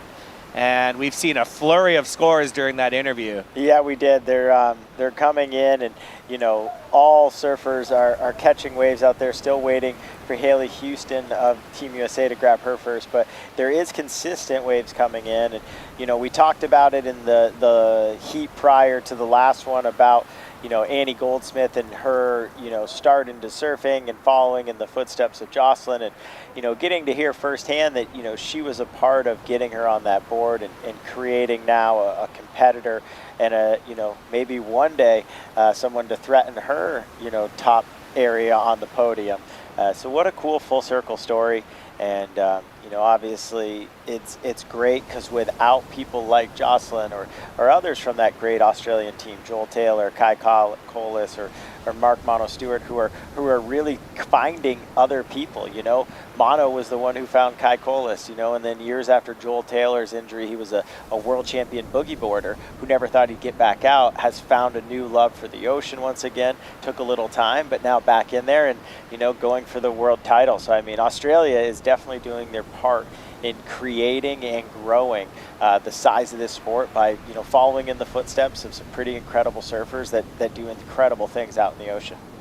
And giving back, like we've been talking about, and Mono Stewart organizes events in Australia, and you know, each person that competes here take the knowledge that they gain at this ISA World Para Surfing Championships and then takes it back to their home country and tries to run events in similar fashion, using the same scoring criteria, using similar formats. The classifications are a constant throughout the world and throughout the tour that you help organize as well. Yeah, you know, Charles Chaka Webb is super important when it comes to a lot of that, you know, initial you know, findings of how to get a classifier, and the amazing Mo Johnson, who was on here earlier with us and talking about classification. Her standard has become the standard across all of these platforms to create, like what you said, you can have on this global world, you know, platform, or you can have events back in your own country, but using the same classification to level the playing field. And you know, the AASP, the Association of Adaptive Surfing Professionals,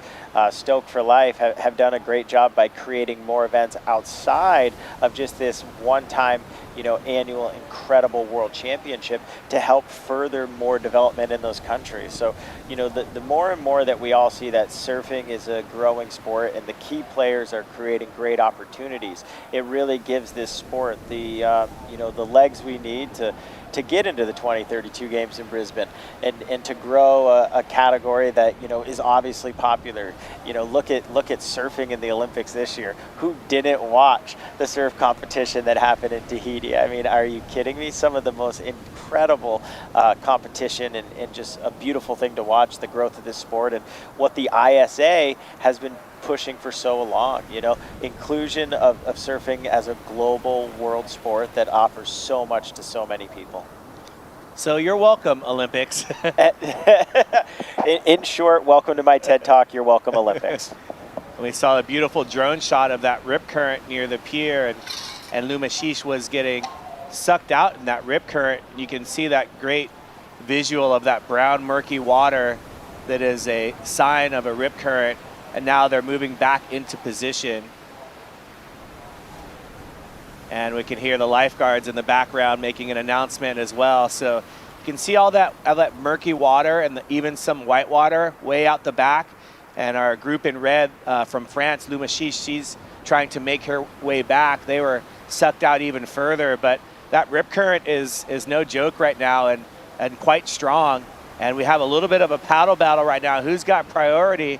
And up and riding and down, another free fall airdrop. Eloise Lauriel, the youngster from France, currently in second place with Medina actually had the priority on that. So, you know, the communication between her and her father must have saw something that said, no, don't go. And she pulled back.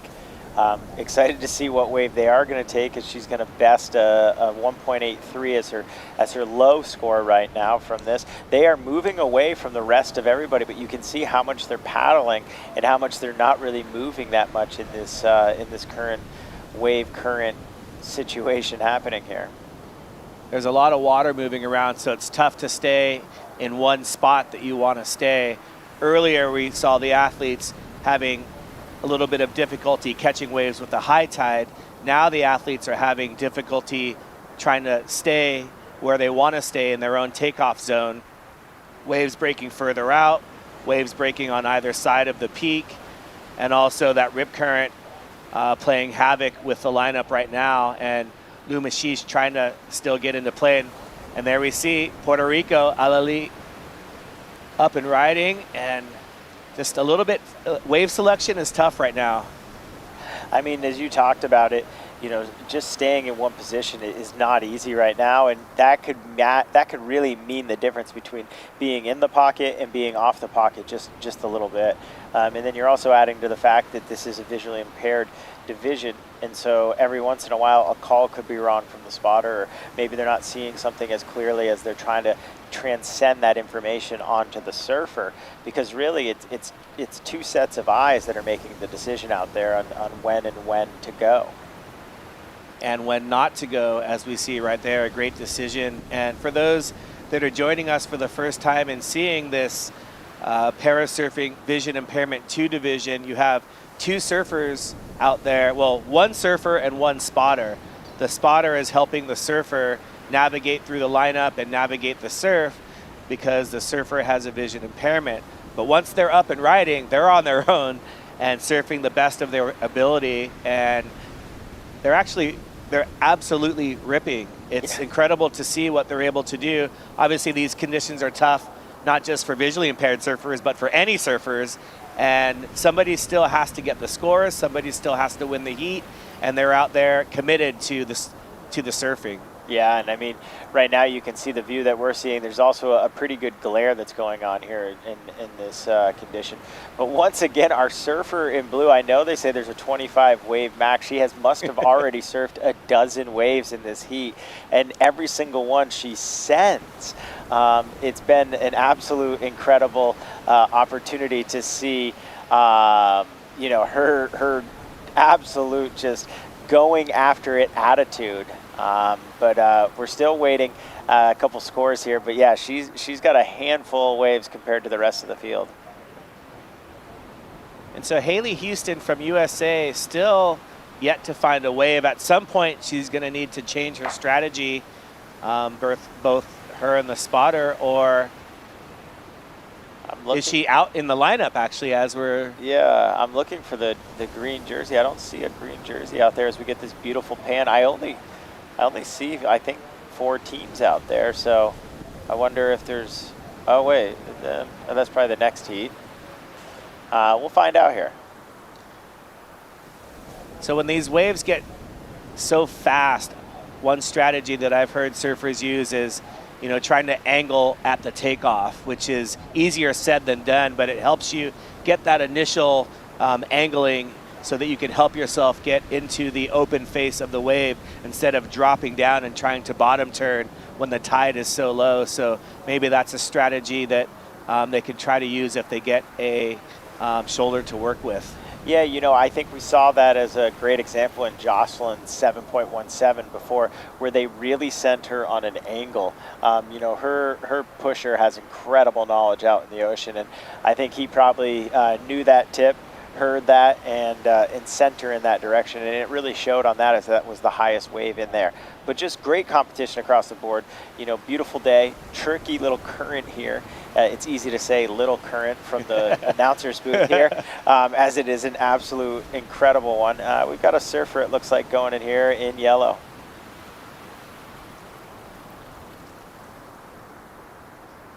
I believe that was Haley Houston, so that it's hard to tell with the glare, but I believe that's green because Alali has the shortboard, so that was Haley Houston. So she is in the heat, has just been very selective, and that was their first wave ridden. I believe she got to her feet, so it'll just be a low score. It is tough conditions out there with this low tide. And I believe it was Jerry Lopez who famously said, I once got the advice to angle at the takeoff at Pipeline, and once I heard that, the rest was easy. Yeah, I think that's how you could write one of those Surfing for Dummies of Pipeline right there, and just see what, you know, hopes for the best for anyone attempting that. We're waiting to see here if that was our surfer in green. And here we go. This is Medina. My dad calls this stick-to-itiveness. When you fall and fall and fall, and you don't see anybody giving up. There is no I can't in this. There has been so many falls. You can see by you know, 0.50, 0.73, 0.43, 0.7, all scores from our surfer in blue. That's Eloise L'Oreal from France, and she continues to get up, get up. She also has the 2.43 for second place, but they're charging out there, and that's what it takes to get a feel for Huntington Beach. And I applaud everyone out there for catching these waves, falling, getting back up, trying again and again and again. I'm inspired right now. Yeah, I think as we see the closing of this heat, there isn't one person that hasn't tried to just send it in this heat. We're seeing it here, and it looks like, you know, this final minute will once again prove another great little spot here for Medina in yellow.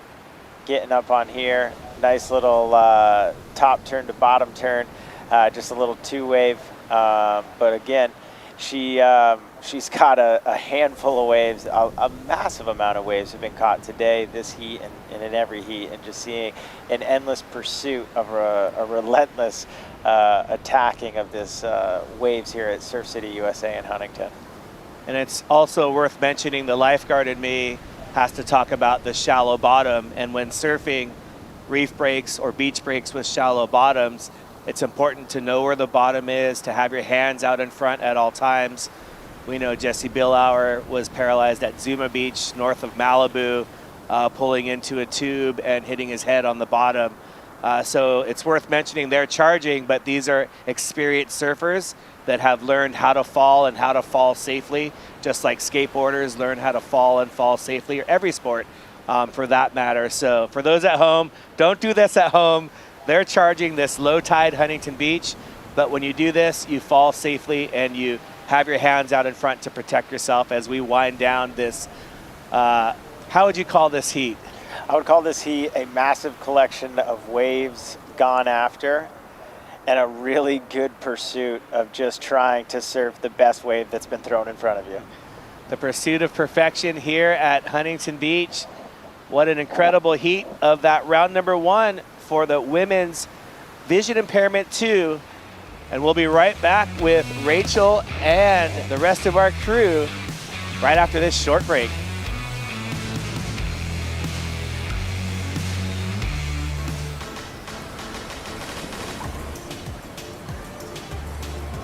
This message is for all surfers in the world. The oceans need us today more than ever. The Sands of the World ceremony is our way of uniting the world in peace through surfing. Now let's begin the Sands of the World ceremony. It's the ISA symbol, and you know, it symbolizes what we know: peace in the world through surfing. It's a meaningful ceremony in which you bring sand from your beach, you pour it there with your teammates. This ceremony stays with them for the rest of their life. When it came to Tahiti, Tahiti embraced the opening ceremony with the sands of the world. And the beautiful box that we have today, it's staying in the hoop. To be a surfer is not only to go surfing. It is also to take care of the oceans, to be good people inside and outside of the water. Hello and welcome to Huntington Beach, California.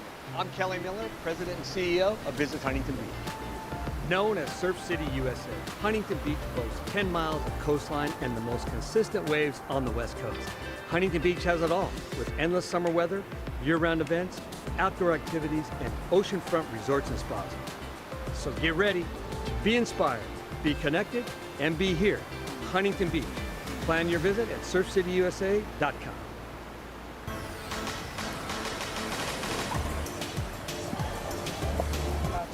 Welcome back to the action. Thanks for staying with us. A pleasure to have your company as we round things up with the last three heats of the day. It's the men's visually impaired one category. Thomas De Silva for France, Kirk Watson for the Irukandji's Team Australia, Ben Newman for Germany. Thomas, known as Tom Tom, silver medalist here at the World Parasurfing Championship last year. Kirk Watson for the Irukandjis, our defending gold medalist. Chuck, as he's known, he's just come back from a free surf with His guide, Chuck, and Kirk Watson is absolutely on fire this season. He comes off the back of some fantastic results in adaptive competitions around the world. And representing Team Germany, it's Ben Newman, a bronze medalist from 2022 and 2021. Last year, he finished in the 4th copper medal position here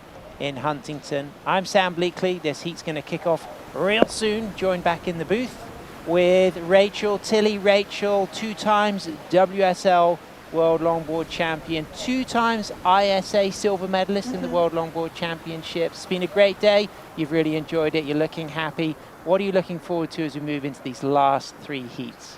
Gosh, the conditions are just getting increasingly and increasingly tougher. I'm really happy that we're not seeing the wind pick up as much as we did, let's say, yesterday. If anyone tuned in to watch the parade and the opening ceremonies, they would have gotten vision of the beach as well. And the wind was really, really strong. Today, it looks like there's a light wind, or there is a light wind, but it's really the low tide conditions of this afternoon that is making it difficult. The tide in the water has sucked right out, and the surfers surfing on the sandbank means that they're surfing really short, sharp waves.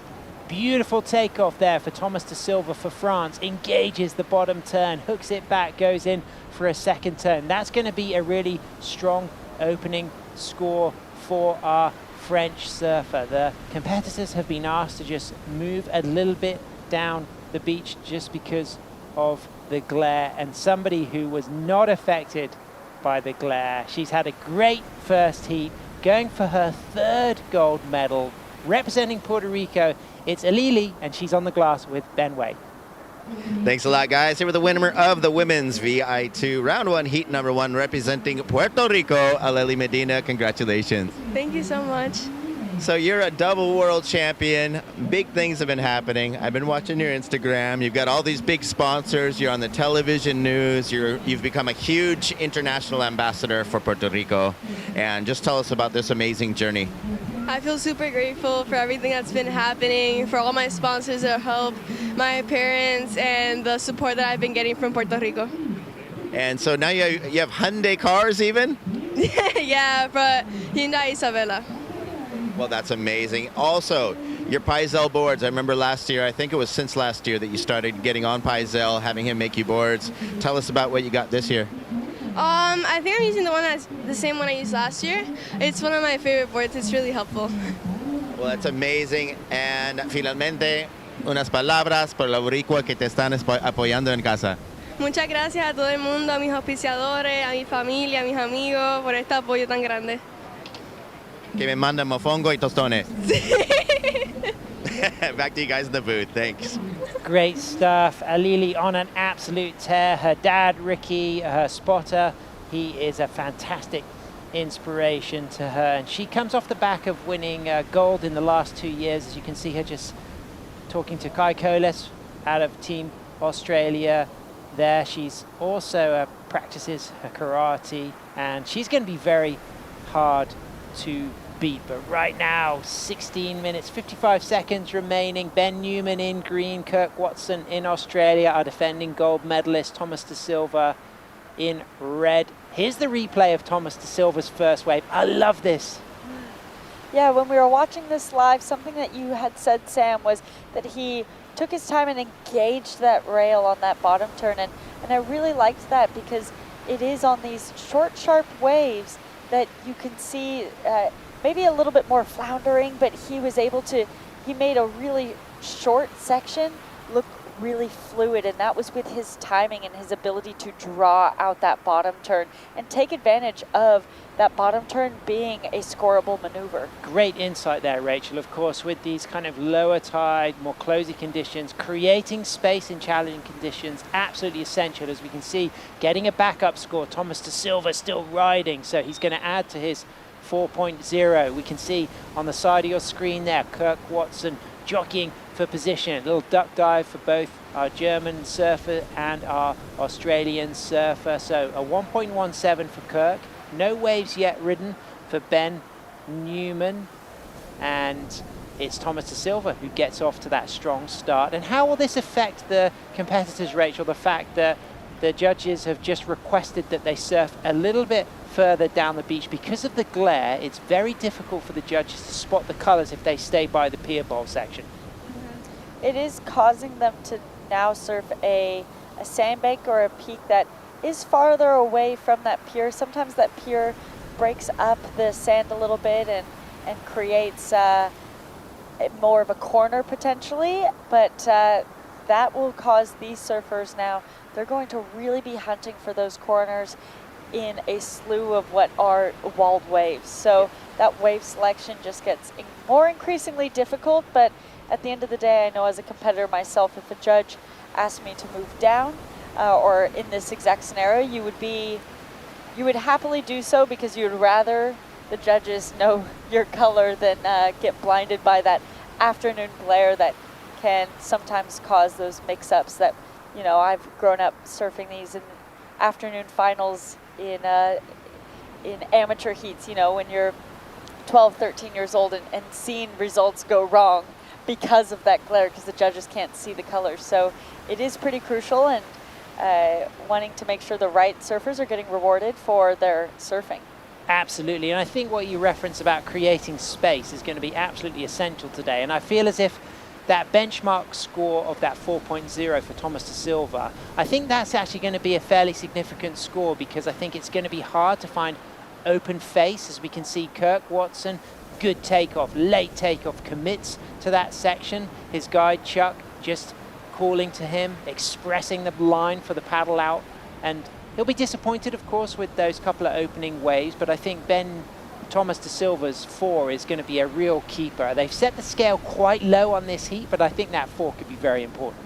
Yeah, absolutely. And, you know, the scale does evolve. If our listeners if anyone's was watching this morning still, and how different those conditions look from this morning to now, the judges obviously recognize that too, and therefore adjust their scale accordingly. So a 4 now doesn't necessarily sit on the same scale of a 4 this morning, as we see red up and riding. That was incredible from Thomas da Silva. He paddled, turned quickly, took that drop, really dynamic approach from our French surfer. I really appreciated the speed at which he spotted that section, recognizing that he had to attack it with the paddle. He turned and popped up. For me, that was a real high degree of difficulty, but a low scoring ride relative, because it was quite a short ride. A 2.17 doesn't go into his top 2. He's sitting out there in first with that 4, with that 2.77, 12 minutes, 40 seconds remaining, challenging conditions, but we've only got this heat plus 2 more. There's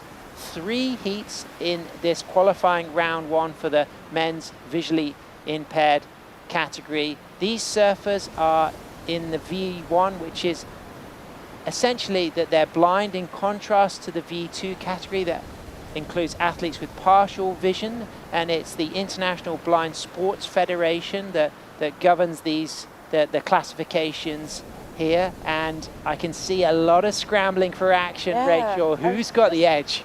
I was just looking at that. The aggression from Thomas is so apparent. You know, he already has 3 waves under his belt. We're not even halfway through the heat yet. I really like that that desire to have that wave count and go on a lot of waves. And paddling out in 3rd priority, he's still really making his presence known, as we see 2 surfers up and riding. It looks like they've come away unscathed. A deep section there for Kirk Watson. Nearly a collision, but Ben Newman had 2nd priority. But Kirk Watson there, our defending gold medalist. Beautiful section, big bottom turn. Really attacked that, and Ben Newman did take the risk, his spotter suggesting to go. Perhaps that was a mistake, Rachel. Will there potentially be an interference? I don't think there will be an interference. You know, judges don't want to award interferences. They want to, you know, you try and really analyze the situation. They're not eager to reward them. So they're going to really debate whether green had an impact on Blue's ride and whether there was a reason that it affected his ride. And I don't think it did from our drone angle. Maybe we'd have a different take from the beach angle. But yeah, I see that Kirk is now using that strategy from paddling back out. They're going down the beach and trying to separate themselves from the others. So hopefully that they have that ability to be on their own peak and maybe have that wave selection aside from the priority stuff. But Thomas de Silva's energy, I mean, you know, let's think of some French animals. You know, what's a quick-moving French animal? Putting you on the spot here that you could think could be a good metaphor for the performance we're seeing from Tom. Like an actual animal? I don't know. I think he's been dolphin-esque in this heat. Dolphin? He has been absolutely incredible. His speed, his agility. I mean, if we think back to that 217, the way he paddled out and turned to take that wave while paddling up the faces. We can see Kirk Watson there. He's attacking this left-hander. He's got a beautiful controlled ride, and this is going to be an important score for our Australian. It comes in at a 2.63. He's back in the game, Rachel. He absolutely is, and I think that ability to kind of separate yourself and get straight onto a wave, especially looking at the aggression of our surfers in red and green, you can see them kind of trying to navigate that lineup there amongst each other is really crucial, and that's something that's so prevalent competing here in low tide Huntington that really comes out in these matchups is your use of strategy, your use of priority for your strategy, and then the ability to have the right waves. Absolutely, as we can see our surfer in red, Thomas de Silva, late takeoff, doesn't make the drop, won't go into his top two, but no lack of equipment from the French dolphin. Wait, so are you saying that dolphins are French? No, not at all. I think you can be a French dolphin. By that. You can be a Filipino dolphin. You can also be a Puerto Rican dolphin. You can actually be a British dolphin if you want to have a bit of class in your approach. You can be a dolphin from anywhere you choose. Dolphins, British dolphins are more classy. But also they live in the shared ocean. So I think we should associate dolphins with oceans. So right now we're talking about Pacific dolphins. But if you bring a little bit of an Atlantic dolphin out to the Pacific, I'm telling you, Rachel, you can get big scores. Absolutely. More aggression too. I think we're seeing the Atlantic French dolphin come over to the Pacific. Yeah, dangerous territory. Putting the heat on Team USA, France representing. And talking of teams, I had a nice opportunity, Rachel, in the break to catch up with the bearded young Mark Mono Stewart. And he is really proud of the vibe he's seeing from the Irukandjis. But watch out, because that is an incredible gouging bottom turn with a nice arcing hook, and then coming out of that first maneuver into a second turn. Thomas de Silva is on fire, Rachel.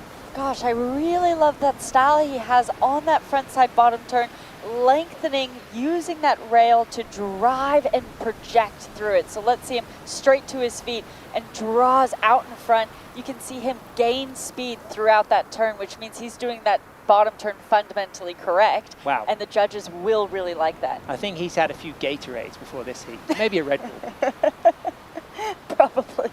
But that's great. From that heat, that the wave count so far. But, you know, talk about coming out and putting on a show, knowing that you're up against the defending gold medalist, Thomas de Silva. He is known as Tom Tom. He finished silver, second behind Kirk Watson in this very division last year. And I think that's really fired him up, as we can see our team on the beach there. Of course, Irukandji's represented in Kirk Watson with a 2.63, backed up with a 1.57, but it's Thomas de Silva who looks to be getting a big score. We think, Rachel, it's going to go way higher than his opening four. I think so, because from what I think we saw flavors from that opening four and then some from that last wave. Comes in at a 6. So he's got that added to the 4. He's up and riding once again, takes the drop, doesn't make that takeoff, but he's busy, he's active. But what about Ben Newman? What does the German now need to do to get back in the mix here with 6 minutes remaining? You know, I think he either needs to remove himself from the energy that Thomas is emitting, and because Thomas is really coming over and dominating and taking over that peak. So kind of removing himself and trying to just get up and riding on a wave, as we do see. Kirk Watson on a big one, could well replace his 1.57. So waiting for that score to come through for our Australian. May well go into the top 2, may improve his situation. Thomas de Silva dropping a 6 for his last wave, adding to the 4, just 5 minutes remaining. There's Team Irukandji's on the sand. A few people just using their phones to keep an eye on scores. We can see a few defending gold medalists Joel Taylor there from the Prone 1 division. He's going to have a good battle with Kai Kolis, who is finished also as a medalist for Prone 1 last year. But Kai Kolis is really a talented young athlete, and I think he's going to be a real threat for gold. I think that's something great about this this week is that we have so many returning medalists and gold medalists that make the competition really interesting. And talking of medalists, someone who deserves a gold medal, AJ, of course, you know, flying the flag for the camera team there, always on the sand, battling the heat, the sweat, the wind, everything, and doing a brilliant job. It's a real team effort, Rachel. Absolutely. AJ is, he gets a gold star. He's a legend to work with, and it really is a team effort from all aspects, from the ISA, from the broadcast team and the athletes, and then all the team surrounding the athletes. There's AJ again. It's the glory walk. AJ claiming it. I love it. Looking good, looking sharp, and deservedly so. Been working hard all day. We've got the remaining 4 minutes 30 seconds of this heat, and then we've got heats number 2 and 3. We got some big names to look forward to. Pablo Martinez from Argentina, he'll be coming up in heat 2, and one of my favorites, the Jedi, Josh Loya, Team USA. He's going to be coming up in heat number 3. Yeah, to round out the day, you know, sometimes it feels like we saved the best for last. Absolutely. But challenging conditions, Rachel, and I still go back for the 3rd time, I think, to emphasize this. It was really interesting how you were talking about creating space in these closeouts, and that is a really tricky thing to do, to choose the wave that's going to give some open face, but also if you do have a closeout, to maximize that ride. Yeah, absolutely. And I think Thomas and his style and what he's able to do and demonstrated on first his 4 and then improved upon with his 6 is surfing the wave in a way that doesn't look rushed, that doesn't look panicky. He looks like he's taking his time and really emits style, flow, and grace in the process of doing that. And that's kind of contrary to the conditions that he's riding it in. And therefore, that's why the judges are really rewarding that, because it's not the most quality of waves as we're seeing. And we've talked about how the scales changed compared to the waves that we've seen from this morning and the scale that we've seen from the heats this morning. But that is really the judges recognizing how fundamentally well he is surfing these difficult waves. Ben Newman goes for that 2nd wave there. Doesn't make the drop. Ben Newman, a regular on the river wave in Munich, the eyes back. And have you ever got the opportunity, Rachel, to surf a river wave? No, not yet, but my brother did just surf the wave in Munich. Really? Yeah, about a month ago. And you've also recently got into foiling. Is that been exciting for your wave riding, for your longboarding and your shortboarding, learning about the different dynamics of movement through the foiling techniques? Yeah, I absolutely love foiling. It's such a treat.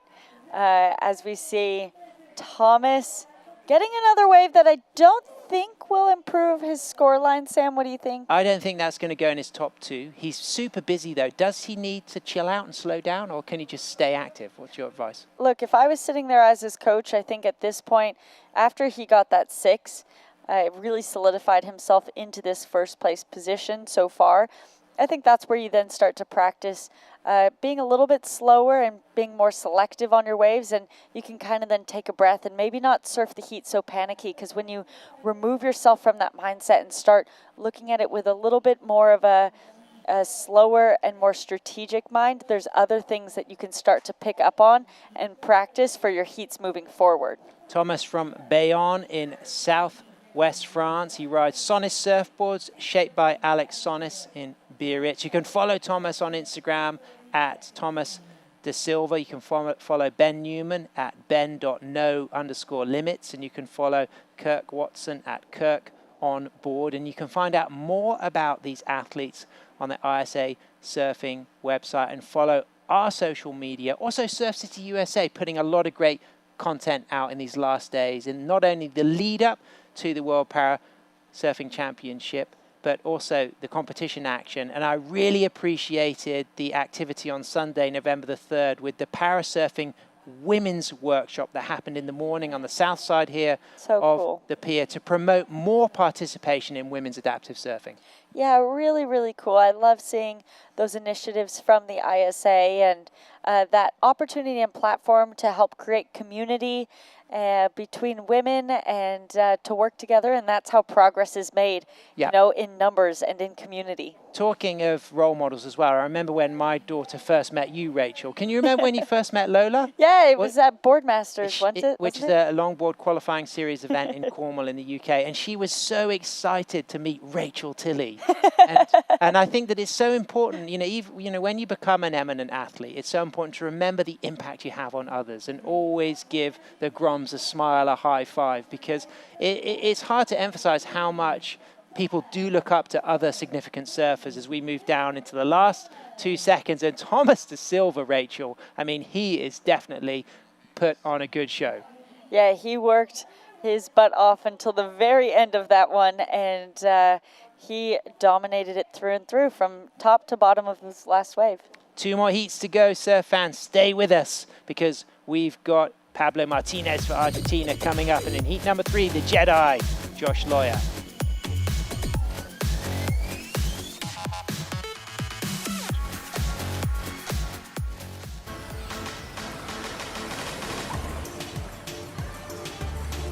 Hello and welcome to Huntington Beach, California. I'm Kelly Miller, President and CEO of Visit Huntington Beach.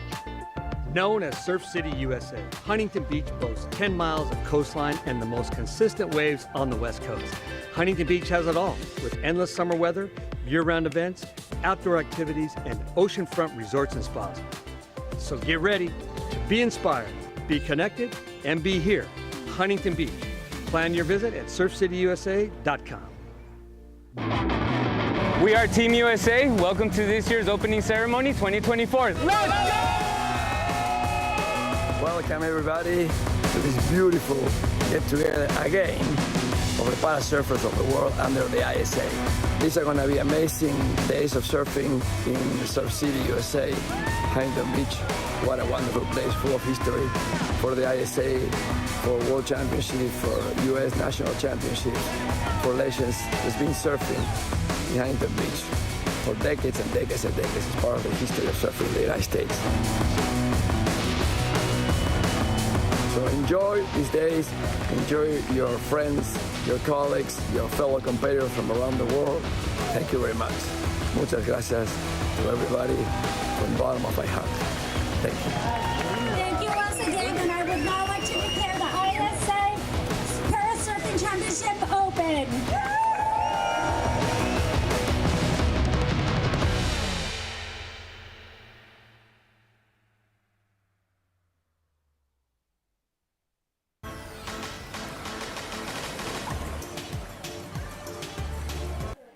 That was great to hear from Visit Huntington Beach CEO Kelly Miller. And of course, at the opening ceremony there, we heard from Gracie van der Mark, the mayor of Huntington Beach. I'm Sam Bleakley, and joined by someone who's got Huntington Beach in their blood. We'll talk about that soon because your father from Huntington, Rachel. But right now, this is the lineup for heat number 2. Thomas Spetterbrook for France, Andre Compo for Spain, and Pablo Martinez for Argentina. Thomas is the 2024 French champion from Nord in northern France, riding Mark Phipps built board. Often likes to use the mid-length, as we can just see him up and riding, engaging on that bottom turn, just hooks that back and rides with control out of that section. And he's going to kick off with a decent score for France, surfing against the Argentinian stalwart Pablo Martinez. And don't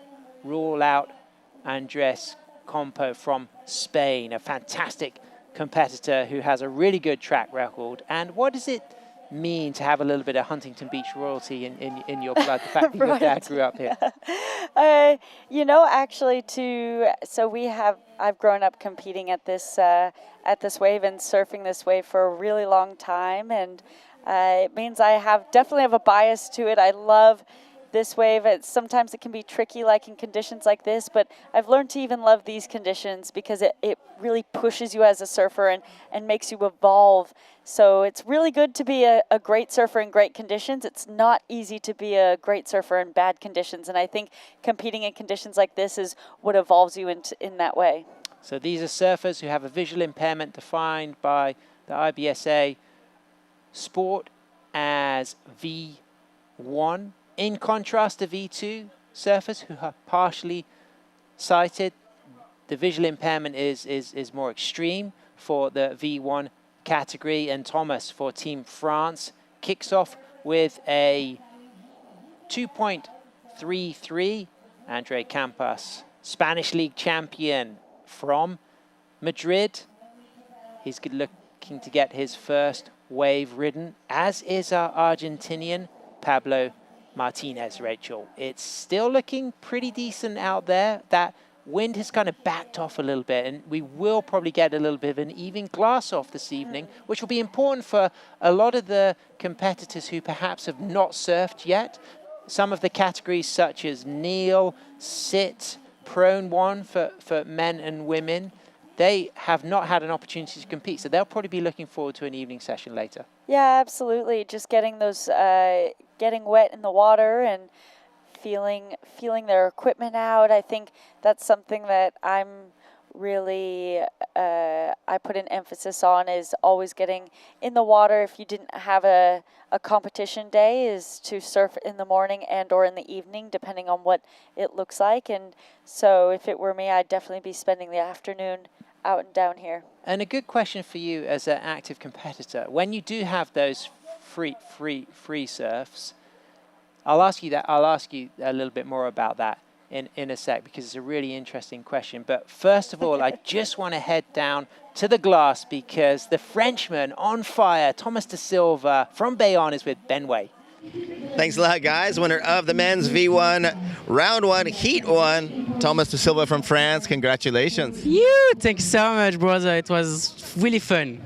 Well, it looked really fun, but it also looked very challenging. So one question I have is, being a visually impaired surfer, are conditions like this, where it's steep, very fast drops, is that easier than if it was a high tide and a very open and slow wave for you?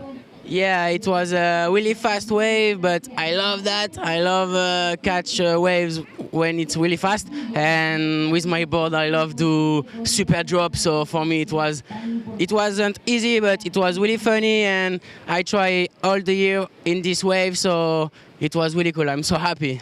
We loved it. And you ride these Sony's boards. Tell us about what you have for this competition. Did they make something special for Huntington Beach for you? Yeah, it's my new board for the compete. Since September, I were with this board in the US Open last September. I love Sony's board, Sony's team. It's my favorite shaper, and I use the Luna front pad for me. It's easier because like I'm blind, I can feel where is my foot on the board, so I love this board, I love my pad, I love my team. Yeah, the Luna pads from Ian Batrick, he set you up and you have a lot of room to cover your feet on the board. It's great. So if you'd like to send a message to anyone in France who's supporting you? Yeah, gros bisous tout le monde, ma famille, mon paps, mon amoureuse, ma mère, ma team, Bliss gang, gangster shit! Thank you so much. Merci beaucoup, Thomas. See you Wednesday. All right, back to you guys. Wow, big up for the gangsters back home in the hood in France. That was a great post-heat interview, not only bringing energy to the heat, but bringing energy to the camera. Absolutely, and something we were just talking about prior to that interview was the fact that training in these conditions and spending time in these quality time in these conditions does make you a better surfer. And I think that really came out in Thomas's surfing. We talked about how he was really comfortable in the short, sharp waves in those takeoffs, and the ability to really lengthen that bottom turn and lengthen that ride. And in that interview, he just said he loves these types of waves. He loves these conditions and trains in these exact type of waves all year, and that really shows, So if there's any kids or athletes watching right now, and especially kids who are looking at afternoon surfs going, oh, but waves are bad, I don't want to go out, that's the exact reason why you do go out, because a lot of times you have competitions or heats in these conditions. Absolutely, Mr. Positivity shining through. And something I was going to ask you before we went to that post-heat interview was, when you do have a free surf before a day competing, how seriously do you take that free surf? Do you put pressure on your performance, or do you just treat it as an opportunity to find your rhythm and find your feet? I really try and just treat it as an opportunity to find my rhythm and feet. It is something that, working with my dad, who's been my coach throughout my career, that was something that he always resonated with, is saying, you're not going out there to do all the tricks and maneuvers you know how to do. You're just going out there to stand up and catch, 3 or 4 waves, get your feet in the wax, and just kind of get any of those jitters from the morning that you might have out of you. And you're trying to not, show your cards too soon to your other competitors that might be down there too, and kind of hold those cards close to your chest and use those cards in the right moments at the right times. And that's something that I've kind of always been intentional about, but I do value a morning surf and prior to a competition start, but everyone's different. In our longboard world, I was talking to Ben Skinner, who says he doesn't like to surf before his before competition day. He likes to just save it all his energy for that first heat. So it's kind of whatever works for you as an athlete, and you find that the more events that you surf. Absolutely live action. Pablo Martinez takes the drop, gets to his feet, engages that rail, but doesn't come out of that takeoff, so he'll drop a score. It won't be a significant score. Thomas Spetterbrut from France has got a 2.33 and a 0.5. Pablo Martinez drops a 0.5, as we can see a legend of parasurfing, Elias Ricardo DL for Team Brazil. He is going to be surfing in blue in our final heat of the day, and we've got a treat on our hands, Rachel Tilley, because if you've never had the pleasure of watching the surfer who goes by the nickname Figue, Brazilian champion, an ISA gold medalist from 2022, a bronze medalist from last year, then you're in for something special, because this guy is pretty explosive. I'm looking forward to seeing it. No pressure. I really. I hope he's not listening to this right now. I don't want to let you down, but I really appreciate you talking about that feeling of those free surfs, and sometimes it's just getting the duck dives in and just feeling the water on your skin, and just knowing that you're present. You've got this. You don't have to do your good surfing in those free surfs. You just have to appreciate that you're connected, your equipment, you're here, and it's just a couple of waves or a couple of duck dives can sometimes be enough just to keep those nerves away. Yeah, I think we've always, when I say we, I mean like me and my team around me have always been intentional about taking the positive look at things. So let's say if you have a free surf prior to your heat and you've kind of fallen quite a few times, and I'm coming in going, man, I fell more times. My dad would always say, well, good, you got the falls out of the way. Absolutely. So it's always taking that positive twist on it. Or you go out and you have an awesome free surf, you land everything, you're going, great, I'm feeling confident. So it's a positive outlook and really working on that mental game in that aspect of then walking into your heat with confidence. Well, there's been a few falls in this heat. The only completed ride, that opening 2.33 from our Frenchman. He's backed that up with a couple of low scores. He just dropped a 0.27. It won't go into his top 2. Waiting for a ride for our Spaniard. Waiting for a backup score for Pablo Martinez. France in first. Argentina in second. Spain in third. 3 heats in this qualifying round 1 for the men's visually impaired category. There'll be 3 heats in the qualifying round 2. The surfers will carry their highest 2 scores, and then the top 6 surfers will be put into semi-finals, and from that position there'll be the opportunity to work towards the grand final and go for gold. As we can see, Andre Campo for Spain up and riding, gets the takeoff, stands, engages, locks in those fins. He's feeling good about that ride. He's going to get a score on the board, Rachel. Yeah, that was a tricky paddle in to take off, and you could see he came from that takeoff with so much speed, actually kind of surfed his way in front of the whitewash, and it wasn't until that whitewash then caught back up with him that it knocked him off. So he's just going to lock in a 1-point ride, but that at least opens up his account, and not easy to find and and get your feet up onto in these conditions. So just having that one is pretty crucial. So you can see lands that on his belly and then gets in front of that, and it's the whitewash catching back up with him that kind of made it go under his feet. but a ride nonetheless, and that puts him into the second position now. Well, I thoroughly recommend looking back over the replays from this morning if you've just tuned in, because we had some fantastic performances. We kicked off with men's stand 2, we went into women's stand 2 and 3, an incredible range of excellent scores across a number of divisions. A highlight for me was men's prone 2, followed by women's prone 2. Really spectacular surfing as we round things off with the visually impaired category. Rachel, some of the highlights for the first day for you, what really sticks in your memory? Gosh, I really loved watching the women's prone divisions and the men's prone divisions. You know, I love seeing the demonstrated teamwork in those divisions with the pushers and the catchers. Thinking back to Jose Martinez too was a really excellent performance. Great energy. Yeah, and 2 excellent scores, a 9 and an 8 something from Davi, our surfer from Brazil. So just a lot of great and positive energy, you know, working on the sidelines this morning with the surfers and getting to feel and engage in that energy was just really special.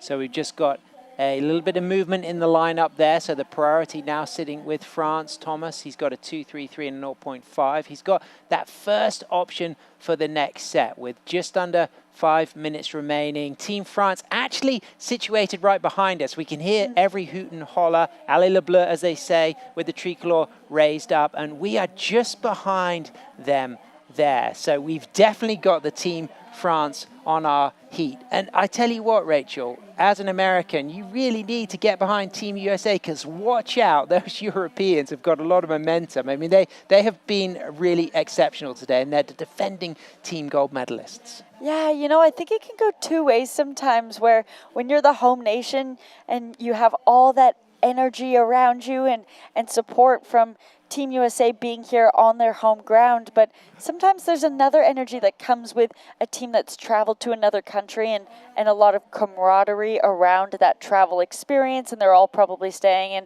a house or a couple houses together. That really bonds a team together too and creates that energy as well. So you're right, we do have the French team.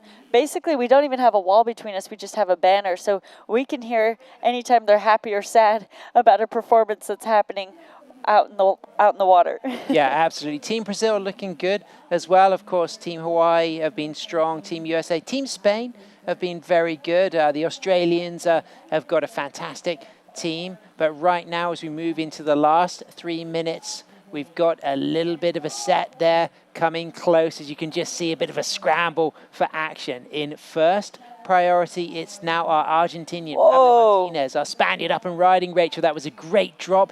Good control, accelerated on takeoff, got to the bottom of that wave, completed ride. He's going to add to his 1.0, so it will certainly be important for our Spaniard. It will possibly change the situation. He just needs a 1.84 to move up into first position, but I feel as if the momentum is with Thomas as we get to appreciate Huntington Beach, 10 miles of beach break sands, so much variety. I mean, we think of the north side and the south side of the pier, Rachel, but you can find empty peaks up and down and no problem.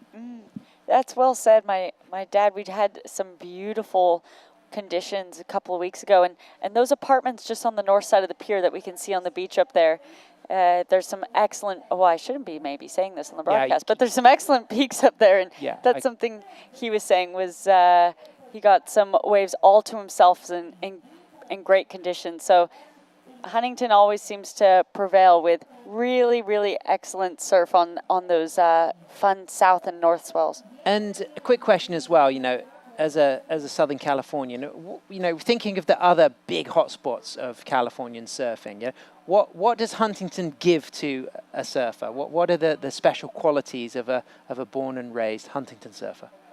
I think surfers from Huntington are really great at reading beach breaks and you know, waves that have sand bottoms, and that means they become a really dynamic surfer. They read the ocean really well. They adapt really well, you know, all along here. So we're here at Huntington Beach Pier.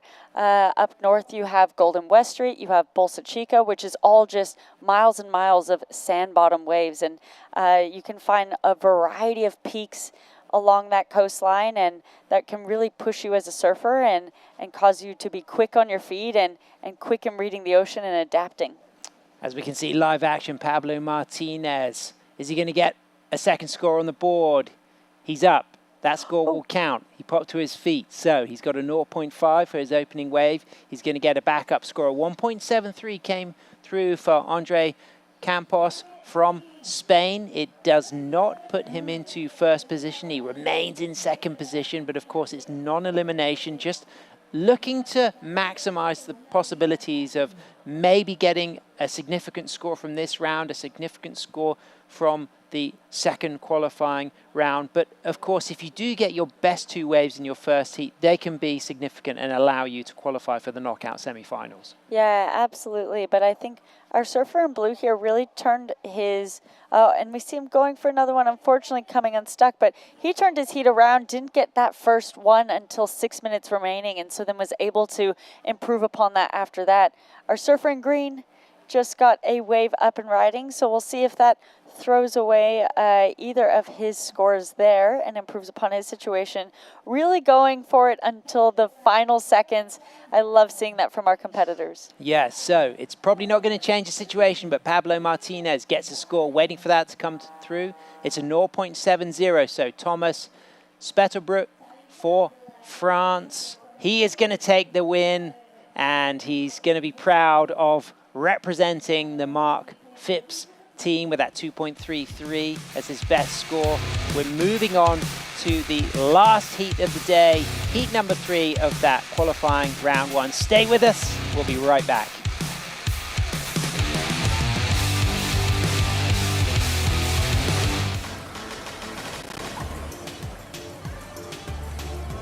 This message is for all surfers in the world. The oceans need us today more than ever. The Sands of the World ceremony is our way of uniting the world in peace through surfing. Now let's begin the Sands of the World ceremony. It's the ISA symbol, and it symbolizes what we know: peace in the world through surfing. It's a meaningful ceremony in which you bring sand from your beach, you pour it there with your teammates. This ceremony stays with them for the rest of their life. When it came to Tahiti, Tahiti embraced the opening ceremony with the Sands of the World. And the beautiful box that we have today, it's staying in the Hupo. To be a surfer is not only to go surfing. It is also to take care of the oceans, to be good people inside and outside of the water. Hello and welcome to Huntington Beach, California. I'm Kelly Miller, President and CEO of Visit Huntington Beach. Known as Surf City, USA, Huntington Beach boasts 10 miles of coastline and the most consistent waves on the West Coast.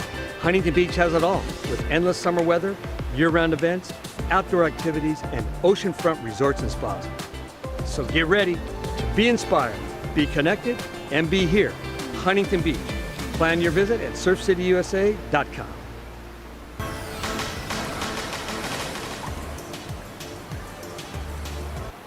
Such a historic center here of international surfing in Orange County, Huntington Beach. Of course, in 1914, George Freeth did a surfing demo on June 20th, promoting the area for the developer Henry Huntington, as we just saw Matteo Salandri for Italy take a beautiful drop, controlled takeoff. It will be a significant score, also a wave to be scored for our Brazilian Elias DL, nicknamed Figue.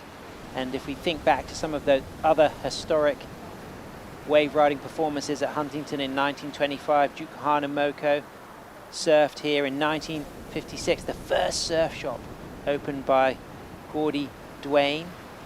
And then in 1959, the first US Championships at Huntington Beach. And of course in 2005, the USA surf team adopted Huntington Beach as their home, and there have been multiple ISA events in Huntington over the years. This is the 9th major ISA event held in Surf City, USA. Many World Surfing Games, 84, 96, 206, 2022, and of course many World Juniors, 2005, 18, and 19. And for you, Rachel Tilley, somewhere that you've grown up competing, and it's somewhere that, as an international surfer, it's very important to have a positive relationship with this area and this beach break. Yeah, I really believe it is. I think being great in these waves translates to you being great in a lot of places around the world, because it is definitely not easy. And something we talked about in the last heat, Sam, was the fact that it's really easy to be great in great waves and not easy to be great in bad waves. So this tests the surfers out there, these types of conditions. 151 athletes representing 25 national teams, with women making up 1/3 of the field. And on Sunday we had our parasurfing women's workshop. As we can see, some of those female world champions returning: Elena Nichols, Sarah Betancourt, Marta Passo. Looking down into the two-time world champions, Alili Medina. She has just had a fantastic performance, going for her 3rd world title. Emma Dieters for Australia. There really has been some fantastic performances today, and I think that this is going to be inspiring for the surfers who have not yet competed yet, because the judges have been really good with using the whole scale. And I think that when excellent range scores are dropped on those first days, I think that's quite empowering for the athletes. Yeah, you know, as an athlete, you're really, let's take a look at this replay from our surfer from Brazil. That was an excellent drop, but there wasn't really anything after that. So that 167 that he was rewarded was basically for that maneuver of that drop in. And it's not been easy to necessarily find yourself on a wave out there. So he'll be happy to have just gotten that quick start. I think that changes your confidence as you move throughout the heat. But yeah, I think, you know, for these surfers and being great in these conditions and surfing for their teams, it's a really great experience. Yep, a really great experience as well for Joshua Loya, known as the Jedi, originally from Santa Cruz, that loves to surf down in Southern California at Cardiff Reef. Often likes to ride his longer boards, but will be on his 6'8" Mini Simmons today. Big Pantera music fan. Does some nice kind of yarn about his love of Pantera on the bio on the ISAsurfing website. And a keen martial artist, practices jiu-jitsu and has earned 5 separate black belts in 7 different martial arts styles. And that says a lot about why we call Joshua Loya the Jedi.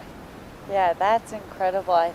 We've seen a lot of, a few other athletes, Davi Teixeira too from Brazil, having that experience in multiple different, not just disciplines of surfing, but sports overall. Absolutely. And how that, that mindset from, you know, these other sports can translate into an advantage out here in our sport of surfing. And you yourself, am I correct in saying that you practice quite a lot of Pilates? Is that your go-to for your kind of training regime for surfing? Yeah, for me, that's what I found works. You know, I've tried kind of everything under the sun, but for me, you know, I love, in terms of Pilates, the workout that it gives you, but in surfing, I think the things that we really need to practice and be good at is that mind to body connection and the small movement control, especially within your ankles and having that mindful body positioning. And that's something that gets really exercised in a workout like Pilates. So that is my go-to. That works for me and my longboarding. Yeah, and also that connection between mind, body and soul, and that's something that certainly Josh Loya talks about with the value of other activities that connect with his surfing. But someone who looked fantastic in heat number 2, flying the flag, Ellie Lebleu, Team France, strong again. They take the win, and it's Thomas Spetterbrook with Ben Way. Some waves. Yeah. Everything. All right, guys, we are here with the winner of our men's V1 heat number 2, Thomas Spetterbrook for Team France. Congratulations. Thanks. I'm happy to win my heat, but I'm not very satisfied about it because I lost some wave, and some wave I think I make we can make better, but it's not important. There are second hit, and I go to make very better for the second hit to get qualified to the demi-final and to go in final after. Yeah, so just before your interview, Thomas de Silva also won his heat. Team France looks very strong. Are you very proud to be representing Team France here? We are the championships in title, and we hope and we go make all not the best to conserve this title and to come back at home with the gold, the gold. Well, I wish you the best of luck. Would you like to send a message home to France? A message for the France? C'est ça qu'il a demandé? A message. A message. Hello everybody, and I come back with the gold in the few days. Perfect. Félicitations. Merci beaucoup. Back to you guys. Great stuff, claiming it, going for gold. But watch out, because his teammate, Thomas de Silva, has been a bit of a standout, but there's other big names to deal with. Kirk Watson for the Aerocanges Team Australia. Ben Newman was looking good for Germany. We're waiting for our first wave to be ridden for the Jedi, Josh Lawyer. We have got some scores on the board for Elias Ricardo, DL for Team Brazil. He's got a 1.67, looking to get his second score. A gold medalist in Visually Impaired in 2022, and he's up and riding, looking into that rail, takes that big drop, controls the drop there, and attacks that section. Wow. You like that, Rach?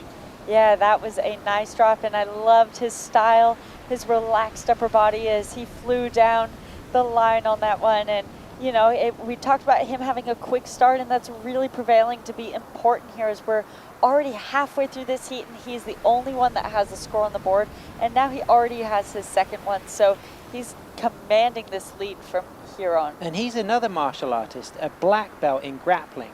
So again, demonstrating this interest in all of the martial arts. He's got a lot of medals as well. Silver in 216 and 217, bronze in 218. He got that gold in 2022. And last year he was bronze. You know, when you finish bronze, third, you know, how does that affect your mentality going into the following world title the next season? You know, I think it affects it fantastic. You know, being in the final and going home with a medal gives you a huge confidence boost, because once you make it to that final, that medal match, as we refer it to, it really is anyone's game, and it can be anyone's day once you're in that final. So if you made it to that match, at that point it's then just yours for the taking, and you have the opportunity within your hands. So just to know that you could make it to that pointy end and to that opportunity, I think gives you a huge confidence boost and the desire and drive to improve upon it in years coming. Big set there, a little washout for the surfers as Elias just dips under that. 8 minutes, 50 seconds remaining. Team Brazil on the sand cheering on Elias Ricardo, DL, who goes by the nickname Figue. He's riding his Laura surfboards, also does a lot of yoga teaching from Santa Catarina State, as we can see some of our surfers rounding things up for the day, others getting ready for their late afternoon free surfer. My question for you, Rachel, is you fancy a woman on man heat, you and me? Ooh. Blow for blow. I'm on my mid-length, my 7.6. What are you on? Ooh, I don't have a board You don't with have me a board. right You can now. body surf. Oh my gosh. You can body surf. Okay. And I'll go on my Sounds 7.6, and Okay. then we'll switch. I'll body surf, and you go on my 7.6. Done. Yeah. Deal. Deal. I Right. actually It's think on. It's on. I actually think I have an advantage in these waves if I don't have a board with I think me. I could surf prone. Team Brazil. Yeah. Looking happy with their surfer Elias. He's got a 3 now and a 1.67. So that 3, you like that wave, didn't you, Rachel? Big drop, connected with it. Very difficult conditions. You know, that tide still dropping out. Low tide 6:55 local time. We've still got a lot of drop on that tide. Very hard to find space on the waves, but our Brazilian doing well. Yeah, absolutely. You know, I think for both his 1.67 and his 3, that score is primarily coming from the degree of difficulty from that drop, but his second wave being that 3, the difference between that first ride was that he was able to go down the line a little bit more, not in the open face, still in the whitewash, but he milked it and utilized it and made the best out of it by throwing in some style, and that's where the judges want to give surfers points, you know, so you give them every single reason to rack up more and more points, and they want to reward it to you. And I think he did a good demonstration of that, of, you know, it wasn't like it was an open-faced wave or provided a lot more opportunity after that drop, but he stuck with it and kind of gave it his own flair, and therefore built upon his scoreline because of it. Yeah, great analysis there, as we can just see our surfers moving a little bit north, others opting to move south. 2 Italians in this heat. Great to see Team Italy represented. Matteo, Mario, as we can see some real great work from Scott there, Team Canada. He's always ripping around 100 miles an hour. I was doing a bit of research about him as well. An accomplished para-athlete across a number of different disciplines over his career. Still going strong, up and riding right now. Mario, Team Italy, locks into that rail, just holds that rail and switches control. Now both hands off the rail. Great use of just the handling of the rail, like we see from the likes of Charlotte Banfield likes to do that, to hold the rail just to control things. And I love the way that just adjusted which hand was on the rail and put in that little turn in between, following the leading out arm, which can be a great technique to rotate your upper body and follow where you're looking and initiate the rail turn. Absolutely. Utilizing that upper body for that redirection and that balance. He did a great job opening up that shoulder, and I really liked the use of back and forth, you know, and kind of therefore leading himself back and forth on the wave and finding that balance and creating that length of ride from that. Let's have another look at this replay. So taking a keen look at his hands here, removing his right hand, then his left hand, and just making sure he finds his balance, brings both hands off, and then goes back to, you can see at the end, he can feel the energy of the wave really picking up on his left side, and he uses that left arm. Looking back at this replay of Elias, you can see he dropped both hands there and had that moment of just kind of peace, and that was really beautiful. There we go.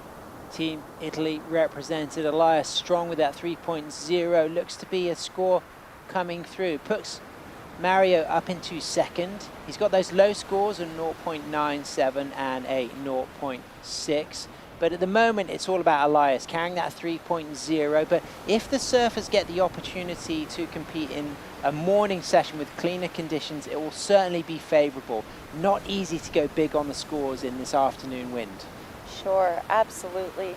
They have their work cut out for them. And, you know, this round that we have here is a round robin. So the surfers that, you know, don't necessarily have the performances that they'd like to in these first heats do have another opportunity to surf again.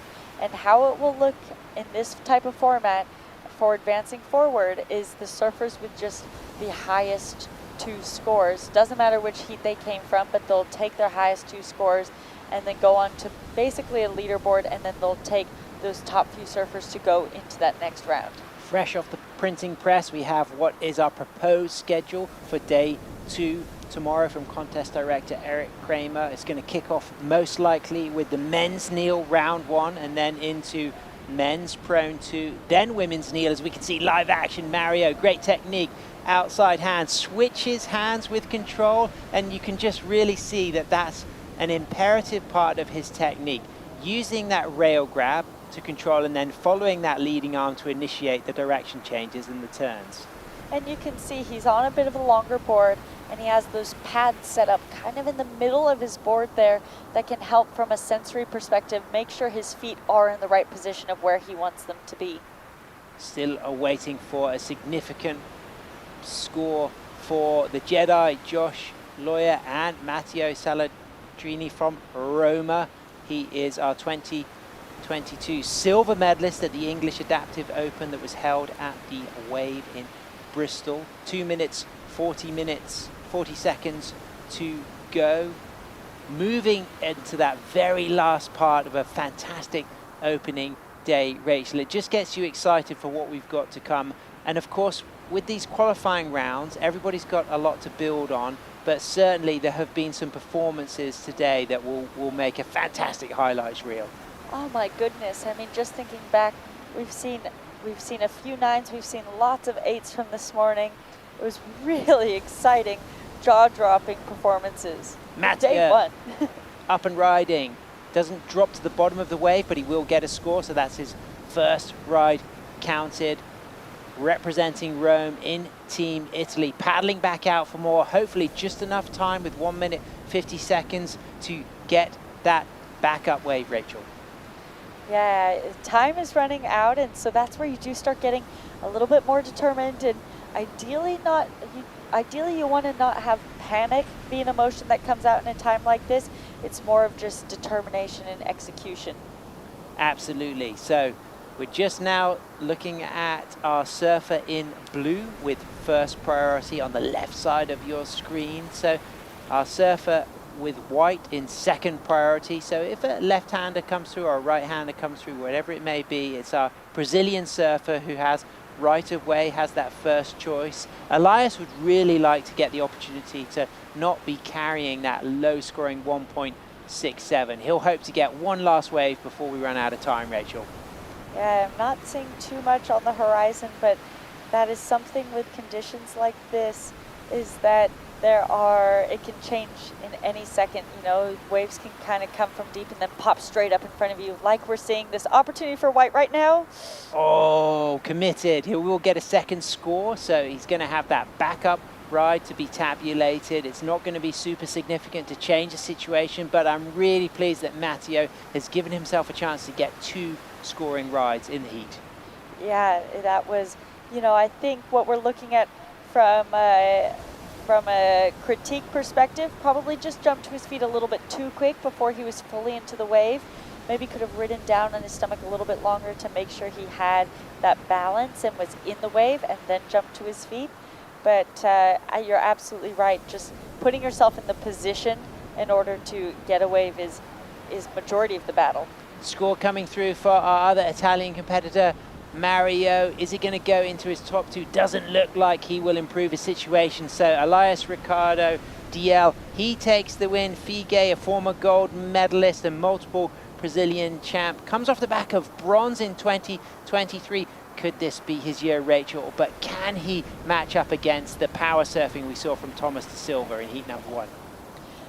It's going to be a good battle, that's for sure. But I think we're going to see a lot of momentum being built for Kirk Watson for Australia and Ben Newman for Germany. But I think that was a nice confidence booster for our Brazilian in what have clearly been some of the most challenging conditions of the day. Yeah, absolutely. We've said it numerous times, but this low tide, and fortunately the wind wasn't too much of a factor. Definitely is with that prevailing northwest wind, but it's the tide that really made a huge difference into the conditions that these athletes are having to compete in this afternoon. That is making it really difficult to have good wave selection and to manage that time. And only 20 minutes out there, that goes by really quick when you're out in the water. So as blue comes in, our heat winner, we will have a celebration of some of the fantastic performances we've seen today. Check out this highlights package.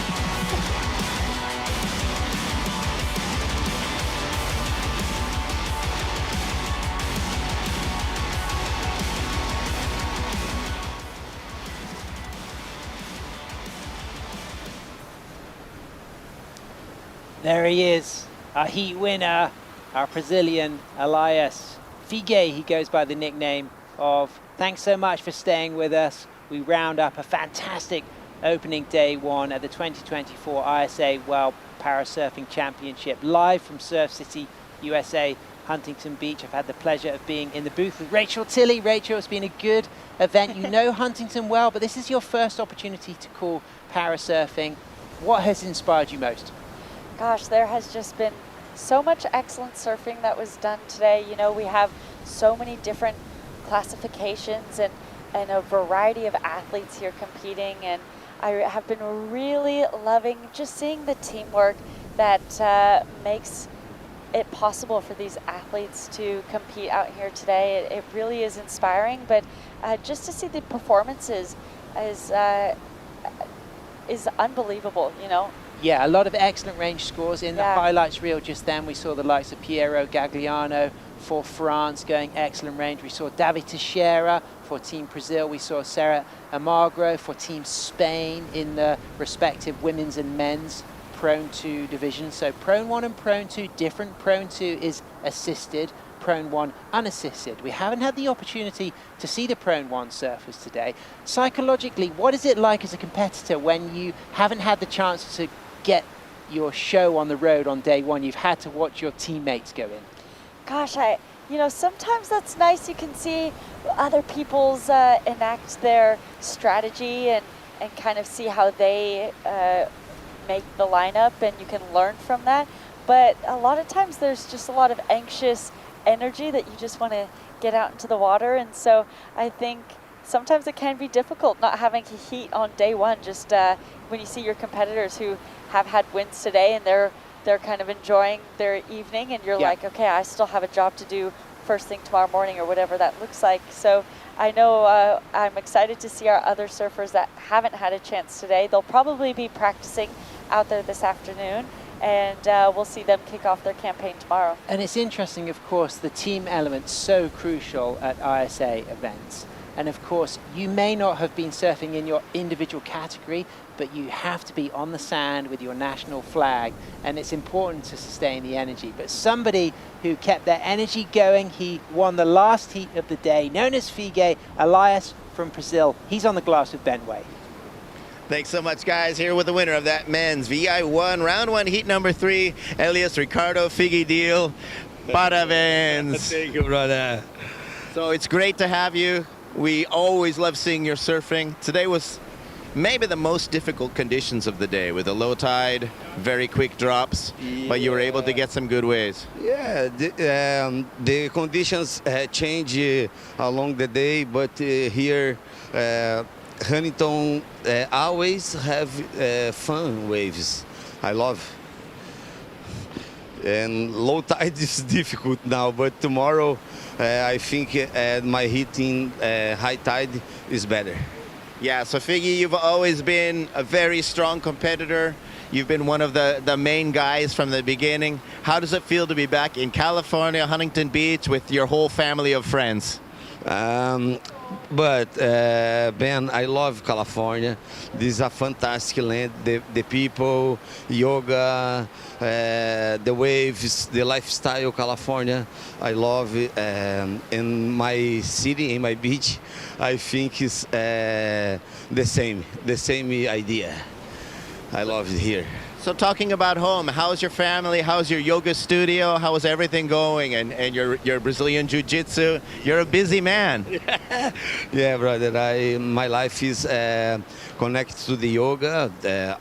Every day I do yoga, do the practice, the classes, and the lifestyle connected the ocean, the sea, the waves is so fun for the mind, for the body, for the complex life, you know, the holy life, whole life. Well, we love seeing you. We're so happy to have you. Parabéns. Muito obrigado. Tamo junto. Abraço, galera no Brasil, meus brothers, meus amigos da praia, minha família, minhas filhas. E eu estou muito feliz de estar aqui mais uma vez representando o Brasil. Valeu, Ben. Valeu, Lindau. Thank you. Lindau, thank you. Back to you guys. Great stuff. Good vibes on the sand. It's been a brilliant opening day. We'll be live here 7 a.m. We'll be kicking off with men's kneel as we continue day 2 of the ISA World Para Surfing Championship. Stay tuned at ISAsurf.org to watch all of the replays. Follow us on social media, connect with the action. We've got lots more to come.